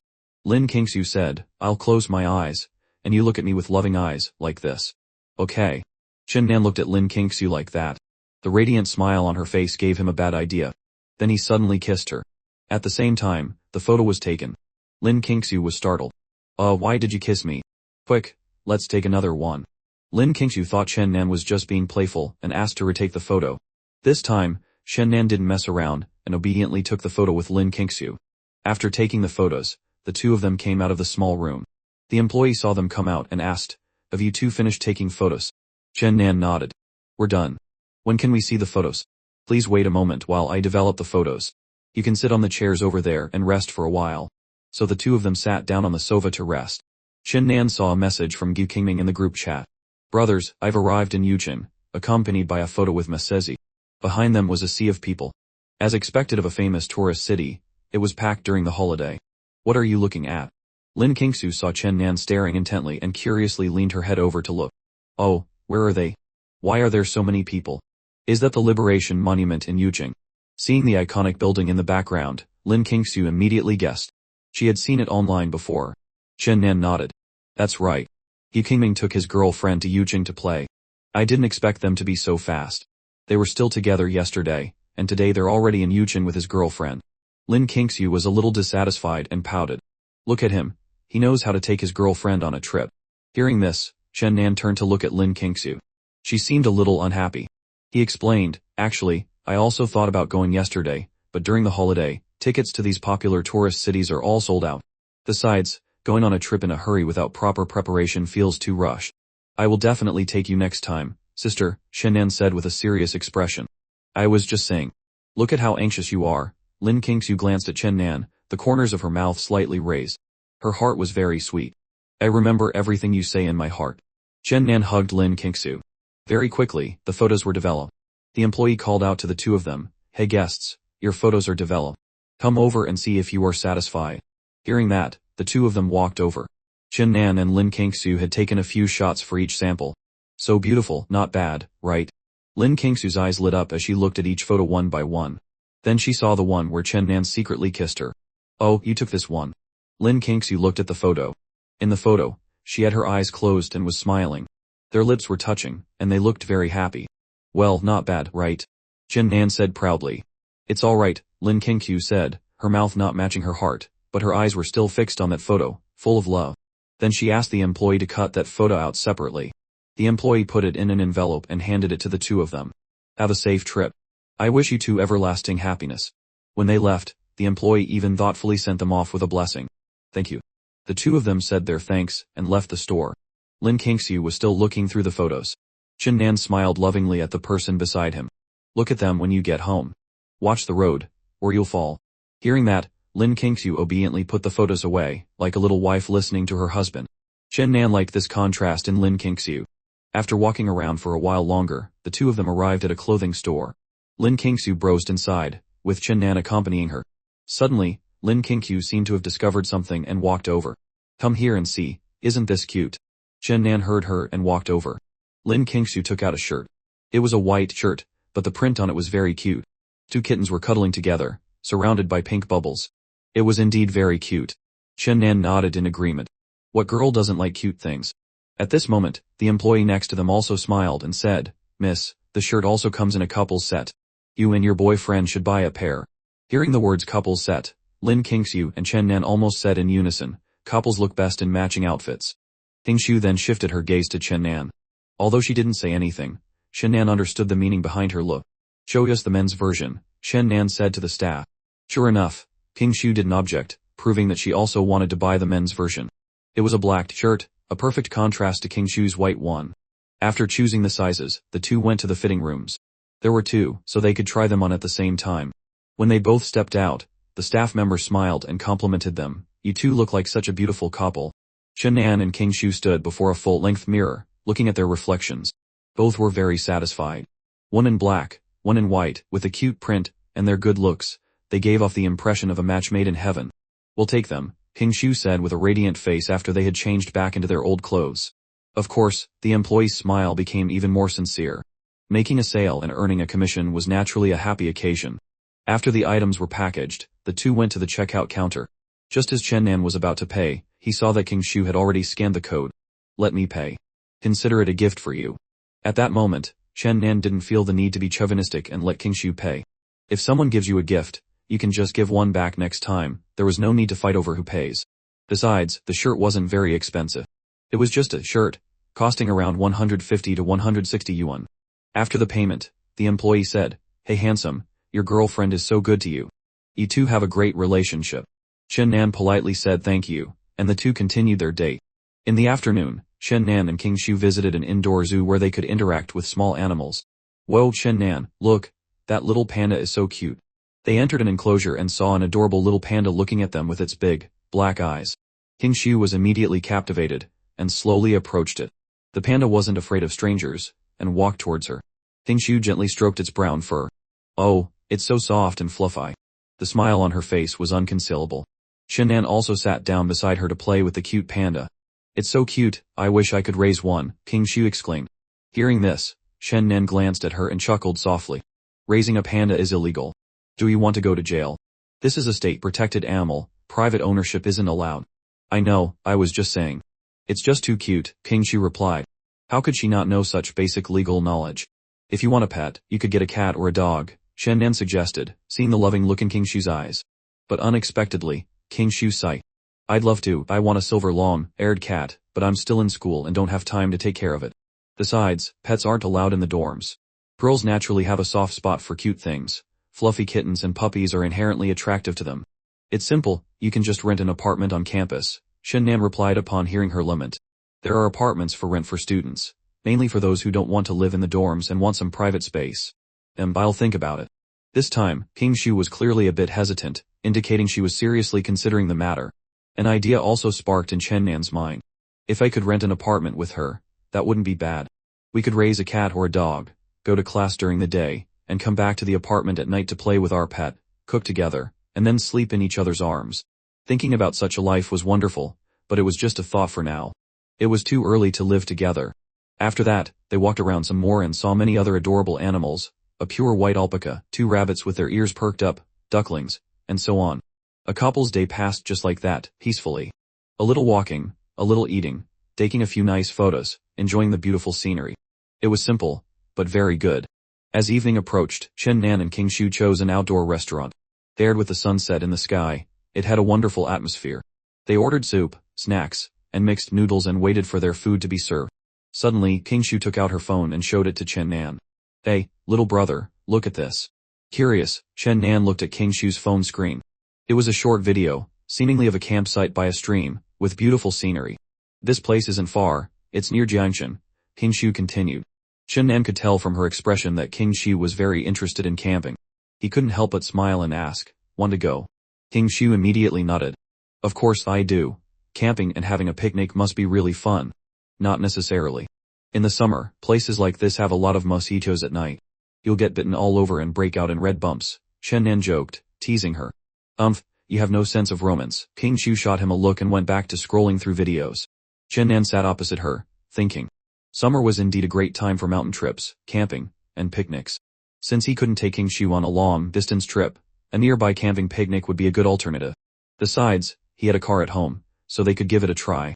Alright, let's plan it. We'll go in a few days, Chen-nan said suddenly. His words startled King Shu, who was playing on her phone. She looked up. Really? I was just saying. Camping requires so much gear, how would we carry it all? Although King Shu really wanted to go, she also thought about the necessary supplies for camping. There were too many things. It's fine. My family has a car, and I got my driver's license over the summer. It shouldn't be a problem. We also have some old camping gear at home that we can use, Chen Nan said. His family had 2 cars, one for his father Chen Wei's work, and the other for leisure trips. Really? That's great. Seeing that there were no more obstacles, King Shu immediately cheered up. But then she grew suspicious of Chen Nan's driving skills. But is your driving any good? Hearing this, Chen Nan was naturally a bit displeased. Do you know what I did before I got my license? You were a student. What else could you have been doing? King Shu didn't understand what he meant. No, Chen Nan wagged his finger. I was a racer, the king of Akia's mountain pass, the god of the frontier. Do you still doubt my skills? King Shu was stunned for a few seconds before realizing Chen Nan was talking about a game. Come on, I'm being serious, she said, annoyed. Haha, don't worry, it's no problem, Chen Nan waved his hand. He had passed his driving test on the first try, very quickly. Soon, their food arrived, and they talked as they ate. But if it's just the 2 of us, won't it be boring? King Shu said while eating. Camping and picnics are obviously more fun with friends. It's merrier when everyone's together. So you want to invite a few more friends. Right, that sister Lee from last time. I can ask her, Chen Nan said, not minding. The point of going out was to have fun, and the more, the merrier. Yeah, she's also in Jiangchen. I'll ask her later, King Shu nodded. Since starting university, her closest friend was Li Tiantian. She had lost touch with most of her high school friends. After dinner, Chen Nan and King Shu walked around for a while before calling a taxi to take King Shu home. Chen Nan then went back to his own house. And home. Chen Nan changed his shoes and entered the house. Oh, you decided to come back. Chen Kexin, seeing her brother return, naturally didn't forget to tease him. She still hadn't forgotten how Chen Nan had teased her the previous night. Chen Nan ignored Chen Kexin's sarcasm and tossed the bag in his hand towards her. Chen Kexin was startled but found that it was filled with snacks, all of her favorites.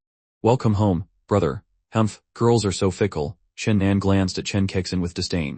It was a good thing he bought snacks on the way back. Nan, how was your date today? Oh, you even bought a shirt. Chen Nan's mother, Jen Yun, who was sitting on the sofa eating sunflower seeds, asked when she saw him return. She bought it for me, Chen Nan said smugly when Jun Yun hit the nail on the head. He took out the shirt King Shu had bought to show off to the 2 old ladies, and his little sister. Your girlfriend bought you a shirt. Let me see, Jun Yun said in surprise, taking the shirt from Chen Nan's hand. It's normal to exchange gifts when you're dating, Chen Wei said from the side. Chen Kexin looked at the shirt and said without hesitation, brother, is this a couple's shirt? Surprised, Chen Nan turned his gaze to Chen Kexin. How was this little girl's mind so sharp? But right now, Chen Nan had something more important to do. He sat down next to his old man, a gentle look on his face. Dad, I have something to discuss with you. Chen Wei looked at Chen Nan suspiciously. What is it? Out of money. Go on, how much do you need? Usually, when a son wanted to discuss something with his father, it was because he was broke. Chen Nan shook his head. It's not about money. But if you insist on transferring some, I guess I'll have to accept it. Initially, Chen Nan just wanted to borrow his father's car, but if he insisted on giving him money, he would reluctantly accept. It was a win-win situation. Who would complain about having too much money? Alright, I'll transfer 2,000 to you later. Now what is it? Only then did Chen Nan bring up the matter of borrowing the car. Dad, in a few days can I borrow the SUV? Immediately, 3 pairs of eyes turned towards Chen Nan. Chen Wei also looked puzzled. What do you need it for? Chen Nan answered honestly, in a few days, I'm planning to go camping and have a picnic near Jiangchen. There's a lot of stuff, so it's hard to carry. That car is just sitting there anyway, can I borrow it? You're planning to go camping? With your girlfriend? Dunyun asked curiously from the side. Chen Nan nodded and added, and friends. Then take your sister with you. She doesn't do anything at home all day anyway, just stays cooped up, Jun Yun said, looking at Chen Kexin with disapproval. Chen Kexin was a little indignant. I was afraid you'd be bored at home, so I stayed home to keep you company. Forget it, you're home all day doing nothing. You won't do anything I asked you to, Jian Yun continued to scold. Take her with you. Chen Nan looked at Chen Kexin in surprise. If he took Chen Kexin along, she would definitely stir up some trouble. That mischievous girl was always full of bad ideas. What's with that look? I'm your beloved sister, why are you looking at me with such disdain? Chen Kexin retorted. You should be glad I'm not looking down on you. Even the brother with the lowest status in this house dares to look down on me. It's an honor for you that a smart, cute, beautiful, and elegant girl like me is willing to go on a picnic with you. Here, take it. Be careful, Chen Wei went into the bedroom and came back out with the keys, handing them to Chen Nan and reminding him to be careful. He knew Chen Nan had just gotten his license over the summer. At the time, he had been excited and had driven the family car a few times. His driving was quite steady, but he still had to remind him of what needed to be said. Thanks, Dad, Chen Nan said happily. With the car keys in hand, Chen Kexin looked at her brother. her mind racing. Brother, I want to go too. Didn't you say you weren't going? Shen Nan asked in surprise. I think Mom is right. Young people should get out more and see the world, Shen Kekten said seriously, as if she had just realized her life of mooching at home was wrong. Shen Nan didn't believe it. Something was off, there had to be a catch. He didn't know what this little girl was planning. I'm not taking you. Seeing she was rejected, Shen Kekten wrinkled her nose in anger and looked at her mother. She knew that in this house, Jian Yun's words were law. She ran to Jian Yun's side and whined, Mom, look at him. Jian Yun had no choice but to say, Nan, take your sister with you. It's rare that she wants to go out. Seeing that his mother had spoken, Shen Nan had to agree, no matter how reluctant he was. Fine. Shen Kekten's face immediately lit up like a child who had just gotten candy. She looked at Shen Nan triumphantly. Little brat, don't you know who has the final say in this house? Although he had agreed, Shen Nan still had to lay down some rules. Kekten, you have to be well behaved then. No acting up like you do at home. Don't cause me any trouble. Got it, Shen Kekten nodded eagerly. In reality, she had no ill intentions, she simply wanted to meet her brother's girlfriend, her future sister-in-law. 2 days later, Shen Nan, King Shu, and the others had everything prepared and were ready to go. Shen Nan had also introduced Shen Kekten to King Shu and Li Tiantian. Early in the morning, with the 3 girls and 1 guy, Shen Nan woke up a still, sleepy Shen Kekten and drove to King Shu's place. The familiar security guard was on duty. Oh, little brother, you're here again, he said enthusiastically upon seeing Shen Nan. His eyes then shifted to Shen Kekten, and lit up. Another beautiful girl. This is my sister. You can go back to your work, I'll head in first, Shen Nan said, leading Shen Kekten into the complex. Sister. Or sister-in-law. The security guard muttered behind them.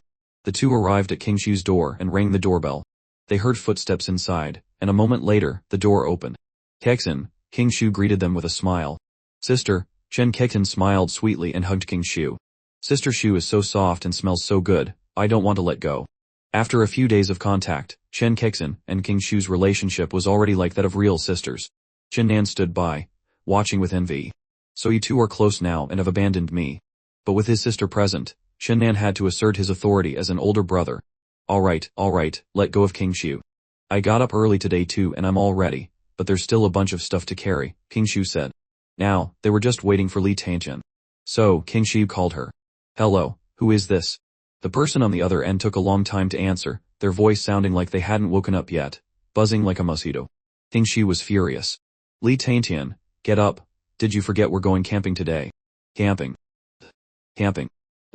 Li Tiantian mumbled, then as if suddenly remembering, oh, we're going camping today. King Shu was almost speechless. They had agreed to wake up early this morning to leave, yet this girl had completely forgotten. They had everything prepared, and Li Tiantian was still sleeping. It was so frustrating. Get up now, get your stuff ready before we come to pick you up, King Shu urged. This girl was really unreliable. Alright, I know. It sounded like Li Tiantian was up, as there were some noises. After reminding Li Tiantian, King Shu hung up. Shen Kekten, seeing the call end, asked curiously, Sister Tiantian isn't up yet. King Shu nodded helplessly. She was still sleeping just now. My call just woke her up. She probably stayed up late watching dramas again last night. As far as King Shu knew her best friend, she had likely stayed up until the wee hours of the morning watching shows. Sister, let's take your things to the car first, Shen Nan suggested to save time. King Shu's things weren't much, mainly some outdoor equipment, a few snacks, and a bottle of insect repellent. The mosquitoes were quite bad outdoors. Shen Nan and the 2 girls carried all the big and small bags to the trunk of the car. Then, the 3 of them found a place for breakfast before driving to pick up Li Tiantian, bringing a portion of breakfast for her as well. In the car, King Shu called Li Tiantian and told her to wait at the entrance of her residential complex. A short while later, the 3 saw Li Tiantian at the gate. They stopped the car by the roadside, rolled down the window, and called her over. Tiantian, hearing King Shu and Shen Kekten's voices, Li Tiantian, who was squatting and playing on her phone, looked up. A joyful expression appeared on her face as she trotted towards them, carrying 2 bags in her hands and a backpack on her shoulder. She got in and sat in the back with Shen Kekten. Shen Kekten asked curiously, Sister Tiantian, what did you bring? Li Tiantian said proudly, look at this. The 3 looked at what Li Tiantian had brought. It was mostly food, cakes, pastries, and various fruits. King Shu's guess was right, Li Tiantian wouldn't bring anything unrelated to eating. With the full team assembled, Shen Nan drove towards their destination, a scenic spot on the outskirts of Jianshan. About an hour later, they arrived. Let's go over there, Shen Kekten, seeing they had arrived, immediately got excited. The gentle sunlight fell like silk onto the green grass, where dewdrops shimmered on the tips of the blades, swaying gently. In the distance, the layered mountain ranges, under the morning sun, seemed to be draped in a golden cloak, looking gentle and mysterious. Let's go over there, that spot is beautiful, King Shu pointed into the distance, having already chosen a campsite. Everyone looked in the direction she pointed. The spot was near a crystal clear lake, its surface as smooth as a mirror, reflecting the sky and the surrounding mountains. A gentle breeze blew across the lake, creating ripples and bringing a hint of coolness. The surrounding trees were lush and green, their dense foliage forming thick patches of shade. Sunlight filtered through the leaves, creating mottled patterns of light and shadow, adding a touch of romance and mystery to the campsite. By the lake, there was a flat piece of land, just right for setting up a tent. Everyone nodded in agreement, the place was indeed very suitable. Alright, let's get to work. Chen Nan, as the only male in the group of 4, was naturally the main pillar of support. Therefore, he had to show some leadership. Everyone worked together to carry the items, which took quite some time. The girls were also sweating profusely. The weather was too hot, so they had chosen to camp by the lake to enjoy the beautiful scenery and the cooler air. How about this? Let's divide the tasks. Sister Shu and I will set up the tent, the canopy, and the grill. He too will be in charge of laying out the food. Chen Nan began to assign tasks. No one had any objections and got ready to start. Chen Nan and King Shu took out the tent and canopy and began to set them up. Li Tiantian and Chen Kexin found a relatively flat piece of ground, set up the folding chairs and table, spread a large picnic blanket on the ground, and took out the food to sort and arrange. However, while arranging the food, Chen Kexin had a different idea. Looking at the delicious and beautifully presented food, she swallowed her saliva. Li Tiantian was the same. Even though they had eaten the breakfast King Shu brought, they couldn't resist the temptation of the food. It looked so delicious, Chen Kexin said. Hearing this, Li Tiantian nodded. How about we have a little taste? Chen Kexin was stunned, then looked at Li Tiantian. Unexpectedly, they were on the same wavelength. Silently, the two unanimously began to sneak some food. Meanwhile, not far away, Chen Nan and King Shu were focused on their work and didn't notice them. They were still setting up the tent and canopy. Sister, should I pull this rope like this? That's right, that's right. And that pole, can you straighten it a bit? The two were busy like this, a sweet feeling inexplicably filling their hearts. Working hard with the person you like has its own special flavor. Just as Chen Nan was working with a grin, he glanced over and saw a scene that made him freeze. He saw Chen Kexin and Li Tiantian on the other side, sneaking food, their mouths stuffed full. So sweet, so delicious. This is killing me. After working for so long, this is our well-deserved reward.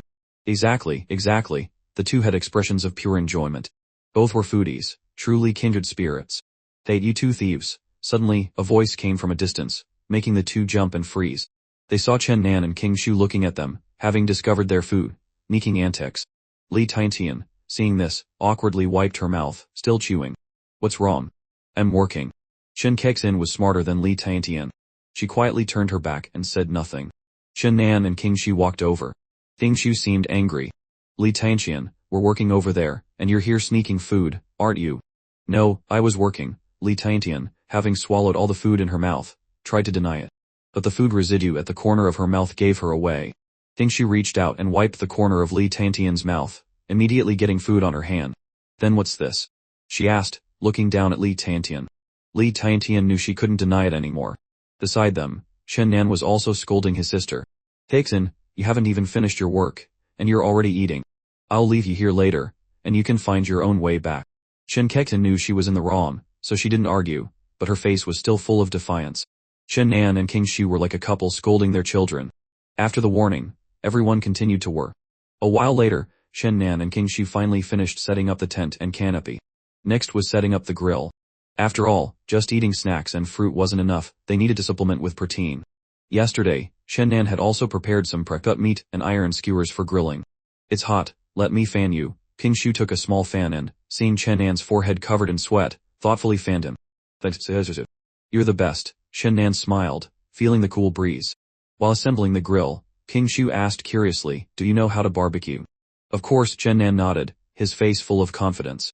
He continued to brag, I learned it before when I went on picnics with my parents. It's delicious, you can try it later. Although it had been a long time, Chen Nan still remembered. Really? You're making me look forward to it, King Shu said, seeing Chen Nan's confidence.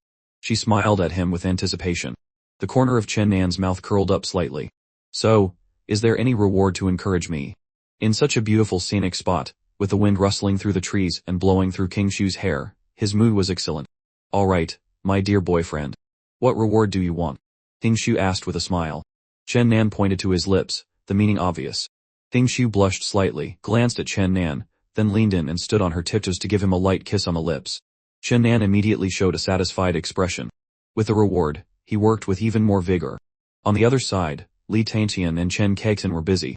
Seeing the two being so affectionate, they felt a little jealous. We shouldn't have come, just to watch them be all lovey-dovey. I shouldn't have come. All I do is watch them be all lovey-dovey, Li Tiantian pouted and complained. If it weren't for her parents nagging her at home, she wouldn't have wanted to go out at all. Staying at home, watching dramas, playing games, and eating snacks would have been much better. If my mom hadn't told me to go out for a walk, I wouldn't have come either. It's so much better to stay at home with the air conditioning on, Chen Kexin said, fanning herself and frowning.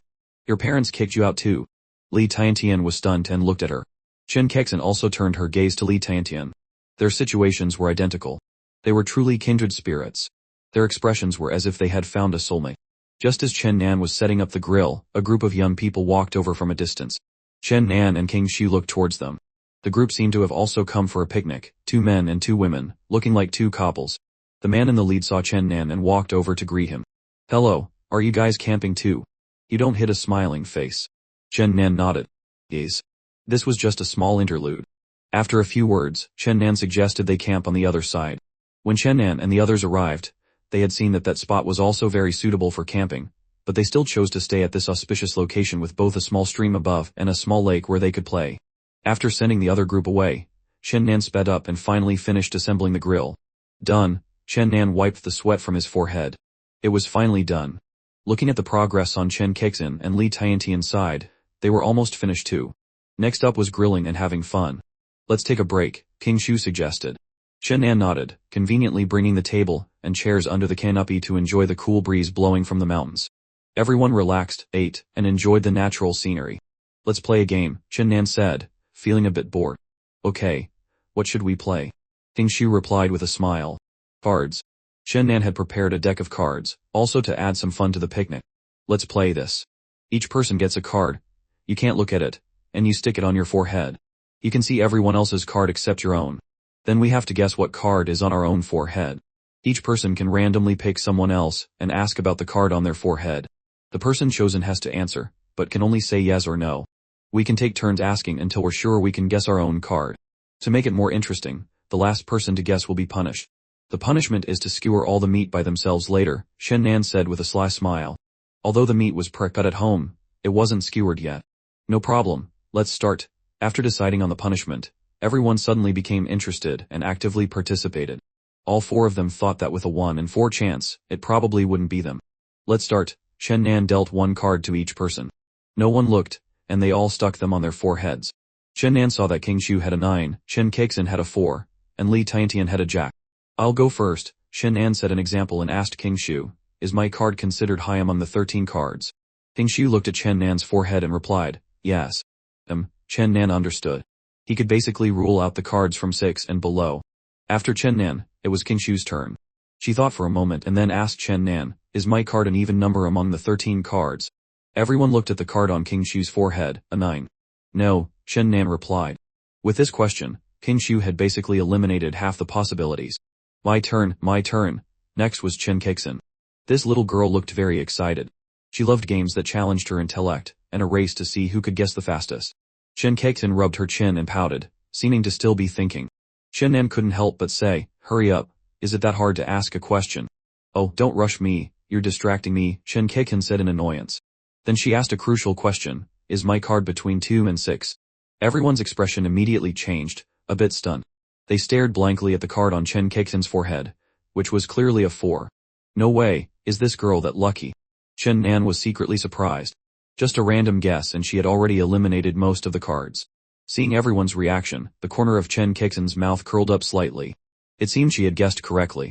Looks like I'll be the first, she hummed smugly. Chen Nan and the others didn't object. After all, between 2 and 6, there were only 3 numbers. Chen Kexin just needed to ask one more time to determine her number. It's Tiantian's turn, King Shu said. At this moment, Li Tiantian suddenly showed her extraordinary intelligence. She asked, is my card a jack, queen, or king? There were only 3 cards, jack, queen, king. By asking this, Li Tiantian was taking a gamble. If she guessed right, she would only have 3 cards left to choose from, and her chances would greatly increase. Yes, Chen Nan nodded, glancing at King Shu. The two of them looked helpless at the same time. They didn't expect these 2 lazy girls to be so lucky. Knowing she had guessed right, Li Tiantian cheered. She didn't want to work later, she just wanted to rest. Next, it was Chen Nan's turn. Just now, he had asked if his card was considered high among the 13 cards and received an affirmative answer. In that case, he could only think of the high cards, choosing from Jack, Queen, King. Is my card higher than a queen? Chen Nan asked. Everyone looked at Chen Nan's forehead at the same time. He could clearly see a slight change in their expressions. Could it really be higher than a queen? Immediately after, King Shu replied, no. Not higher than a queen. Why were you guys so surprised? Chen Nan asked suspiciously, but no one answered, which made him even more suspicious. If it wasn't higher than a queen, and they were so surprised, then if it were lower than a queen, Chen Nan's question would have been redundant. Chen Kexin would definitely have laughed, but Chen Kexin didn't laugh. She looked surprised, stunned for a moment. Could it be? The corner of Chen Nan's mouth curled up. He probably already knew what card was on his forehead. King Shu was a bit quiet. Why were the other 3 asking such tricky questions? She could only choose the safest method. She had already eliminated about half, so she could only determine that the card on her forehead was an odd number. The odd numbers were Ace, 3, 5, 7, 9, Jack, King, a total of 7 cards. Among the odd numbers, is my card adjacent to 7? King Shu asked. Chen Nan was stunned for a moment, then realized that the odd numbers adjacent to 7 were 5 and 9. And the card on King Shu's forehead was indeed a 9, very close to the answer. If King Shu chose to answer directly without waiting for the next turn, she would have a 50 chance of guessing correctly. Chen Kexin and Li Tiantian also thought of this problem and were a little worried. If King Shu guessed correctly first, the situation would become tense. Yes, Chen Nan finally nodded. King Shu revealed a victorious smile. Then I guess it's a 9. She decided to guess right away. After all, if Li Tiantian and Chen Kexin asked one more question in this round, both had a high probability of guessing correctly right away. Then it would only be her and Chen Nan left. Moreover, if she guessed wrong this time, the answer would be obvious, and she would win on the next turn. So she chose to guess now to have no regrets. However, she only saw everyone's surprised expressions. What's wrong? Did I guess right? Whoa, you guessed it. You're so lucky. Sister Shu is so good. Hearing everyone's comments, King Shu also took the card off her forehead. It was indeed a 9. The corner of her mouth curled up slightly. Looks like I win first. It's just the 3 of you left. Alright, now that King Shu had won, only Chen Nan, Chen Kexin, and Li Tiantian were left. The situation seemed more tense. But Chen Kexin wasn't worried, her face full of confidence. Chen Nan was far from guessing, so he would definitely lose in the end. Wait, I'll guess too, Chen Nan said suddenly. I guess the card on my head is a queen. Each person has 1 chance to guess their card per round, Chen Nan explained. He chose to guess right away based on everyone's reaction just now, plus the fact that Chen Kexin and Li Tiantian were close to guessing. So Chen Nan decided to take a risk. Did you cheat? Did you sneak a peek? Chen Kexin and Li Tiantian immediately glared at Chen Nan. Based on the situation, it was impossible for Chen Nan to guess correctly. Other than cheating, they couldn't think of any other way. Guessed it right, Chen Nan smiled and took the card off his forehead. I didn't cheat. It's just that when I asked just now, your expressions gave it all away. It wasn't higher than a queen, but it still surprised you guys. Other than a queen, I couldn't think of any other card, Chen Nan explained his guessing method. Chen Kexin and Li Tiantian were also speechless. They didn't expect their own expressions to reveal the answer. King Shu, beside them, clapped and praised, whoa, little brother, you're so smart. Of course, whose boyfriend do you think I am? Chen Nan said smugly, hugging King Shu. Hate you, you little devil. Chen Kexin and Li Tiantian had no mood to tease the lovebirds anymore. Now it was just the 2 of them. The final loser would have to work alone. They didn't want to lose and have to skewer so much meat by themselves. Chen Kexin was a little anxious and asked, brother, is my card an odd number? She looked at Chen Nan. Chen Nan smiled and replied, no. It seemed the result was clear. Sure enough, Chen Kexin's face immediately lit up. She said decisively, it's a 4, it's a 4, she took the card off her forehead. Between 2 and 6, there were only 3, 4, 5. If it wasn't an odd number, it could only be 4. She asked a very good question. Okay, the game is over, Chen Nan announced. 3 people had guessed their cards correctly, leaving only Li Tiantian. That meant she lost and had to skewer the meat by herself. Li Tiantian was still in a state of shock. I had such a good start, how did I lose? How are you guys so fast? No way, she said, her face looking like she was about to cry. King Shu looked at her best friend with a smile. Tiantian, if you play, you have to accept the loss. Can you help me, King Shu? Li Tiantian whined to King Shu. Skewering so much meat by herself would be exhausting. King Shu shook her head. Those are the rules. You agreed to them. Since King Shu had said so, Li Tiantian had no choice but to bite the bullet. Full of resentment, she went to the side, to the grill, and began her work. Are we really going to let her skewer all the meat by herself? Chen Nan looked at Li Tiantian in the distance and asked King Shu softly.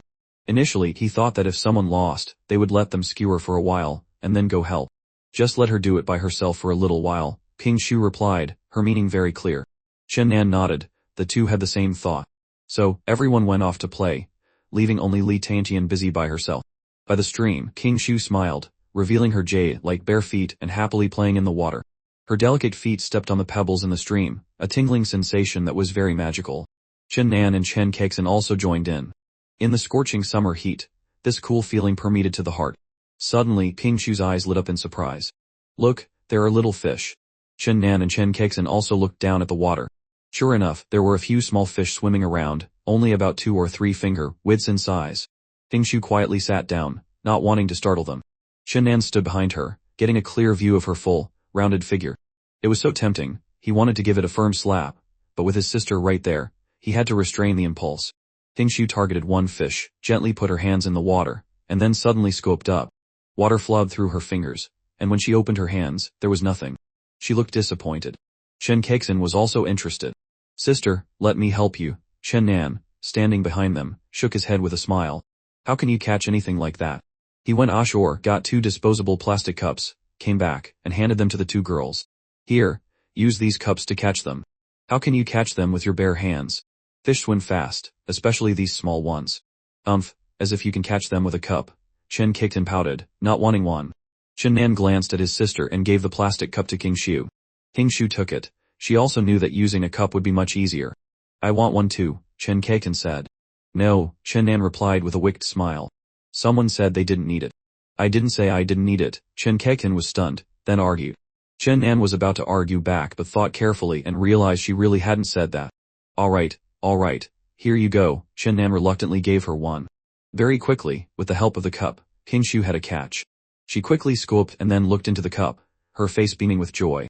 I caught one. Little brother, look, she exclaimed, holding up her prize and walking over to Chen Nan like a little girl who had just received an award and wanted praise. Seeing King Shu's excitement, Chen Nan smiled and praised her. You're so good, you caught one so quickly. King Shu rolled her eyes at Chen Nan. Are you coaxing a child? Aren't you a child? Chen Nan thought to himself. On the other side, Chen Kexin tried several times without success, angrily throwing the cup away. Damn it, I'm not catching them anymore. This isn't fun at all. Chen Kexin's action attracted the attention of Chen Nan and King Shu in the distance. Seeing this, Chen Nan called out, Hey you thoughtless girl, don't litter. Who's thoughtless? You're the one who's thoughtless, Chen Kexin retorted indignantly, while also picking up the cup she had thrown.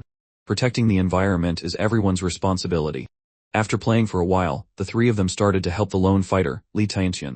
Everyone skewered the meat together, and the speed increased exponentially. About 10 minutes later, all the meat was skewered. Done. Now it's your turn, King Shu said to Chen Nan when all the skewering was finished. The next job was Chen Nan's alone. Finally finished skewering. I'm exhausted. I need to eat something to recover, Li Tiantian panted and went off to the side. King Shu looked helplessly at her best friends retreating back. When they went to check on her progress, she had barely skewered any. She was mostly sneaking food. Now she dared to say she was tired. Most of it was done by her and Chen Nan, while Chen Kexin and Li Tiantian were 2 peas in a pod. Tiantian, wait for me. Chen Kexin also slipped away. Chen Nan paid no attention, and focused on the preparations. He put charcoal in the grill, and started to light it. Grilling with charcoal is the most fragrant. However, when grilling outdoors, you also need to be careful. After use, the fire must be extinguished to prevent forest fires. When the charcoal started to burn, Chen Nan began to grill. He placed the skewers on the grill one by one. It's ready for grilling, let him grill first. Is it that simple? King Shu stood by and watched, not expecting grilling to be so simple. Simple. The heat and seasoning are both essential, especially controlling the heat. Otherwise, it will get burnt, Chen Nan explained to King Shu. After a while, Chen Nan took a handful of skewers, flipped them over, and sprinkled seasoning. Soon, a fragrant aroma filled the air. It smells so good, Chen Kexin and Li Tiantian on the other side also smelled the aroma and came over. These 2 would appear wherever there was good food. They stood by, watching the sizzling skewers and secretly swallowing their saliva. Chen Nan found it amusing. Seeing that they were almost ready, He casually took 2 skewers and gave them to taste. You two try and see if it's cooked. I haven't grilled in a long time, so I'm a bit out of practice. Let them try first. Shin Kexin and Li Tiantian's eyes lit up, and they eagerly took them and started eating right away. So hot, so hot. Even so, they quickly finished a skewer. So, is it cooked? Chen Nan and King Shu asked. I didn't really taste it. Give me another one to try. Shin Kexin licked her lips, looking like she wanted more. Li Tiantian was the same, nodding eagerly. Right, I ate too fast. Give me one more to see. Chen Nan didn't need to ask any more, just looking at their reactions, he knew. He picked a big skewer and gave it to King Shu. You try. King Shu smiled and took the skewer. Her cherry lips blew on it, then she took a bite and chewed. Soon, a happy expression appeared on her face. It's delicious. I didn't expect your skills to be so good. Of course, it seems that even though I haven't done it in a long time, my skills haven't deteriorated, Chen Nan said proudly. While the two were talking, Shin Kexin and Li Tiantian quickly grabbed 2 more skewers. So good, a joyful and fulfilling afternoon passed amidst the sizzling sound of barbecue. In the evening, by the stream, a cool breeze blew. The chirping of cicadas and the croaking of frogs blended together, and everyone felt the peaceful atmosphere. I'm going to the restroom for a bit, King Shu said. Chen Nan grinned slyly, leaned over, and whispered something to King Shu. King Shu's expression changed from surprise to angry embarrassment. You pervert, you're such a rogue. Seeing King Shu seeming to run away, Chen Nan laughed loudly. Shin Kexin and Li Tiantian looked at him, puzzled, and said in unison, definitely a rogue. Chen Nan paid them no mind, pouting. What do you two single people know? This statement hit a sore spot for the two of them, and they glared at Chen Nan angrily. Not long after, a scream came from King Shu's direction. Chen Nan immediately turned around and ran towards the sound. He saw King Shu also running back. What's wrong? What happened? Chen Nan asked worriedly, seeing King Shu's frightened expression. King Shu seemed terrified, and threw herself into Chen Nan's arms. There was a snake. I got bitten. She recounted how she was on her way back from the restroom when she felt a pain in her ankle. When she looked down, she saw a small black snake biting her leg. She quickly shook it off and ran back. Where? Let me see. Hearing this, Chen Nan couldn't stay calm either and quickly checked King Shu's wound.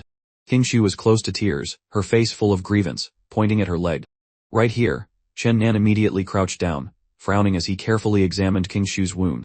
On King Shu's fair, slender calf, there was a bite mark. In an instant, Chen Nan did something unexpected.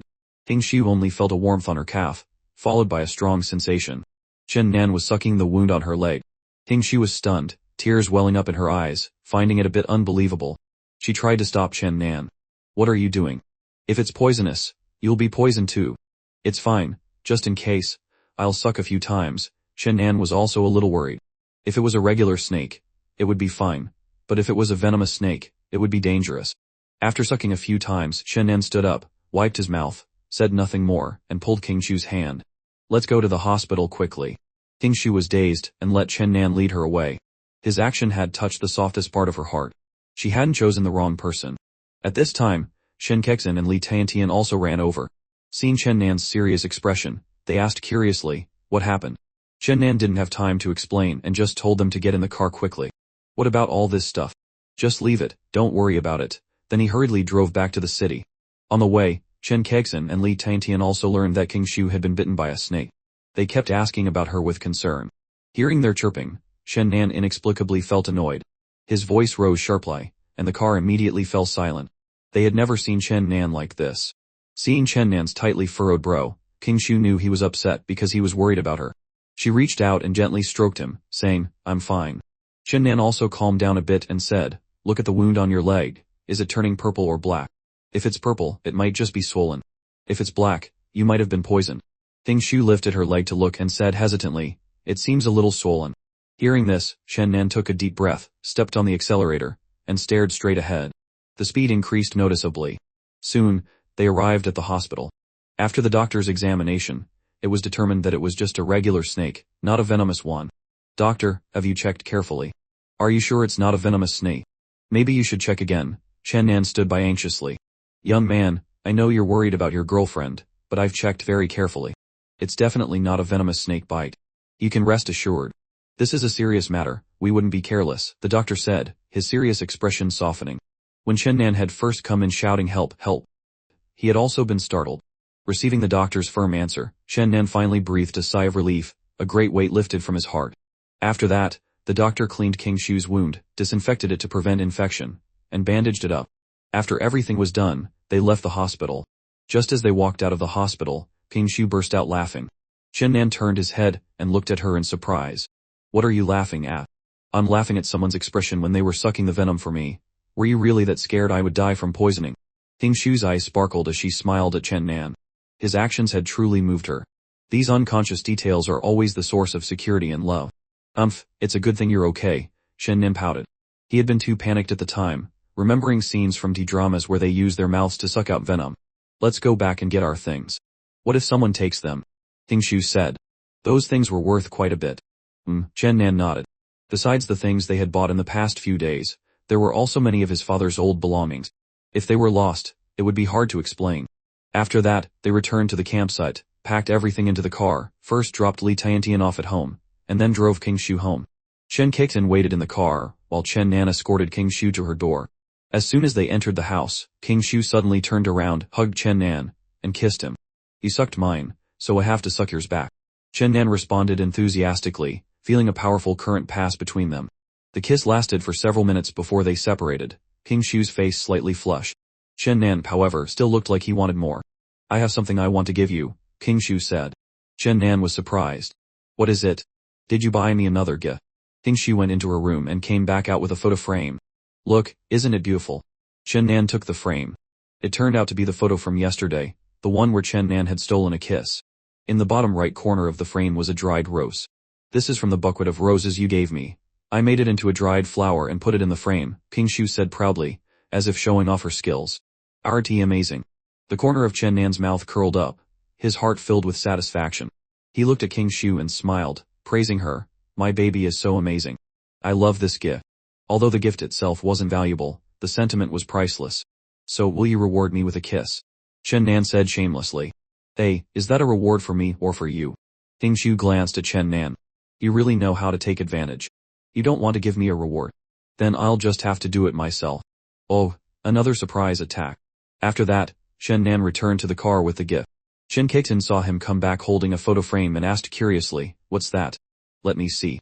She reached out to take it, but Chen Nan slapped her hand away. Why do you want to see everything? Behave. If you don't want to show me, then don't. I know it's a picture of you and Sister Shu anyway, Chen Kexin pouted, her voice sour. You didn't even wipe off the lipstick. So childish. Hearing Chen Kexin's words, Chen Nan instinctively looked in the rear-view mirror. Sure enough, there was a faint red mar. What do you know? This is love. Chen Nan was in a great mood. Luckily, King Shu was fine today, and he had even received a loving gift. Driving back home, Jian Yun and Chen Wei were sitting on the sofa, watching or rather, scrolling through their phones. Both were looking down at videos, the sound so loud that Chen Nan, who was changing his shoes at the door, could hear it. You're back. Have you eaten yet? Jian Yun heard the noise, glanced at the two of them, and asked casually. Not yet. Mom, can you cook for me? Chen Nan walked over and said with a grin. If you haven't eaten, go order some takeout yourself. Your mother is exhausted, Jian Yun replied. She had just finished eating and cleaning the house. Now he was asking her to cook again. It was exhausting. I was just kidding, Mom. I'm not hungry. I ate a lot in the afternoon, I'm still full, Chen Nan was just joking. What's that in your hand? Let me see. Jian Yun also noticed the photo frame in Chen Nan's hand and asked curiously. With his mother, Chen Nan wasn't like he was with Chen Kexin. He happily handed it to her. My girlfriend gave it to me. Taking it and seeing it was a photo of her son and his girlfriend, with a flower inside, she said, oh, this girl is quite creative, putting a flower in it. Old Chen, come and see. Chen Wei also leaned over to look. He wasn't good with words, so he just nodded. On the other side, Chen Kexin pouted sulkily. That hateful Chen Nan. He wouldn't let me see it just now, but now he's showing it to Mom and Dad. What a bully, picking on the weak. Back home, he seemed to have gotten tougher. She complained to her parents about Chen Nan's bad behavior, recounting the day's events, but omitting the part about King Shu being bitten by a snake. Your brother asking you to do more work is for your own good. Look at you, staying at home all day without exercising. You'll turn into a pig.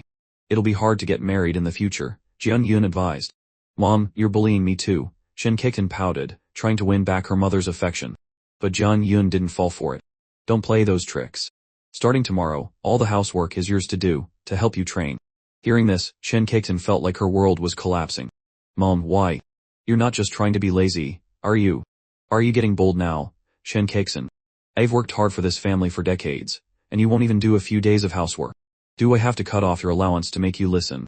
Hearing this, Shen Nan glanced at his mother in surprise. He didn't expect his mom's internet browsing speed to be so fast. She had even learned the phrase make you listen. No, Mom, I'll do it, okay. It's only natural for children to help their parents with housework. The moment she heard about her financial source being cut off, Shen Kexen immediately became obedient. She had recently taken a liking to a game outfit, and was planning to save up for it. If her allowance was cut, where would she get the money? After that, Shen Nan gave the photo frame to his father and went back to his room. He looked at the frame in his hand, then around the room, and finally decided to place it on his bedside table. That way, he could see it every morning when he woke up. Then he took a picture, and sent it to King Xiu.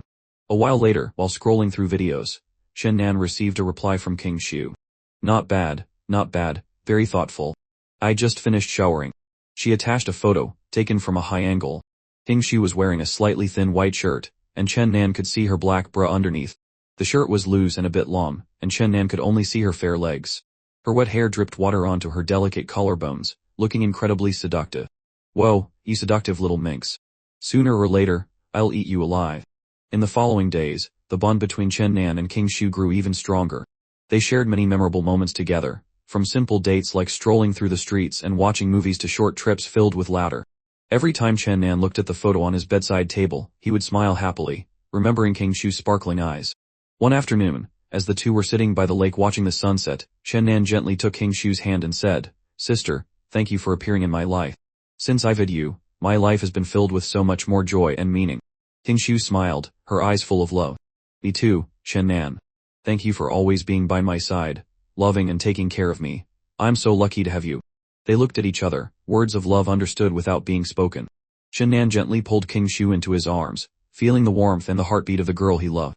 In that moment, they both knew that no matter what the future held, they would always have each other, holding hands through all of life's challenges.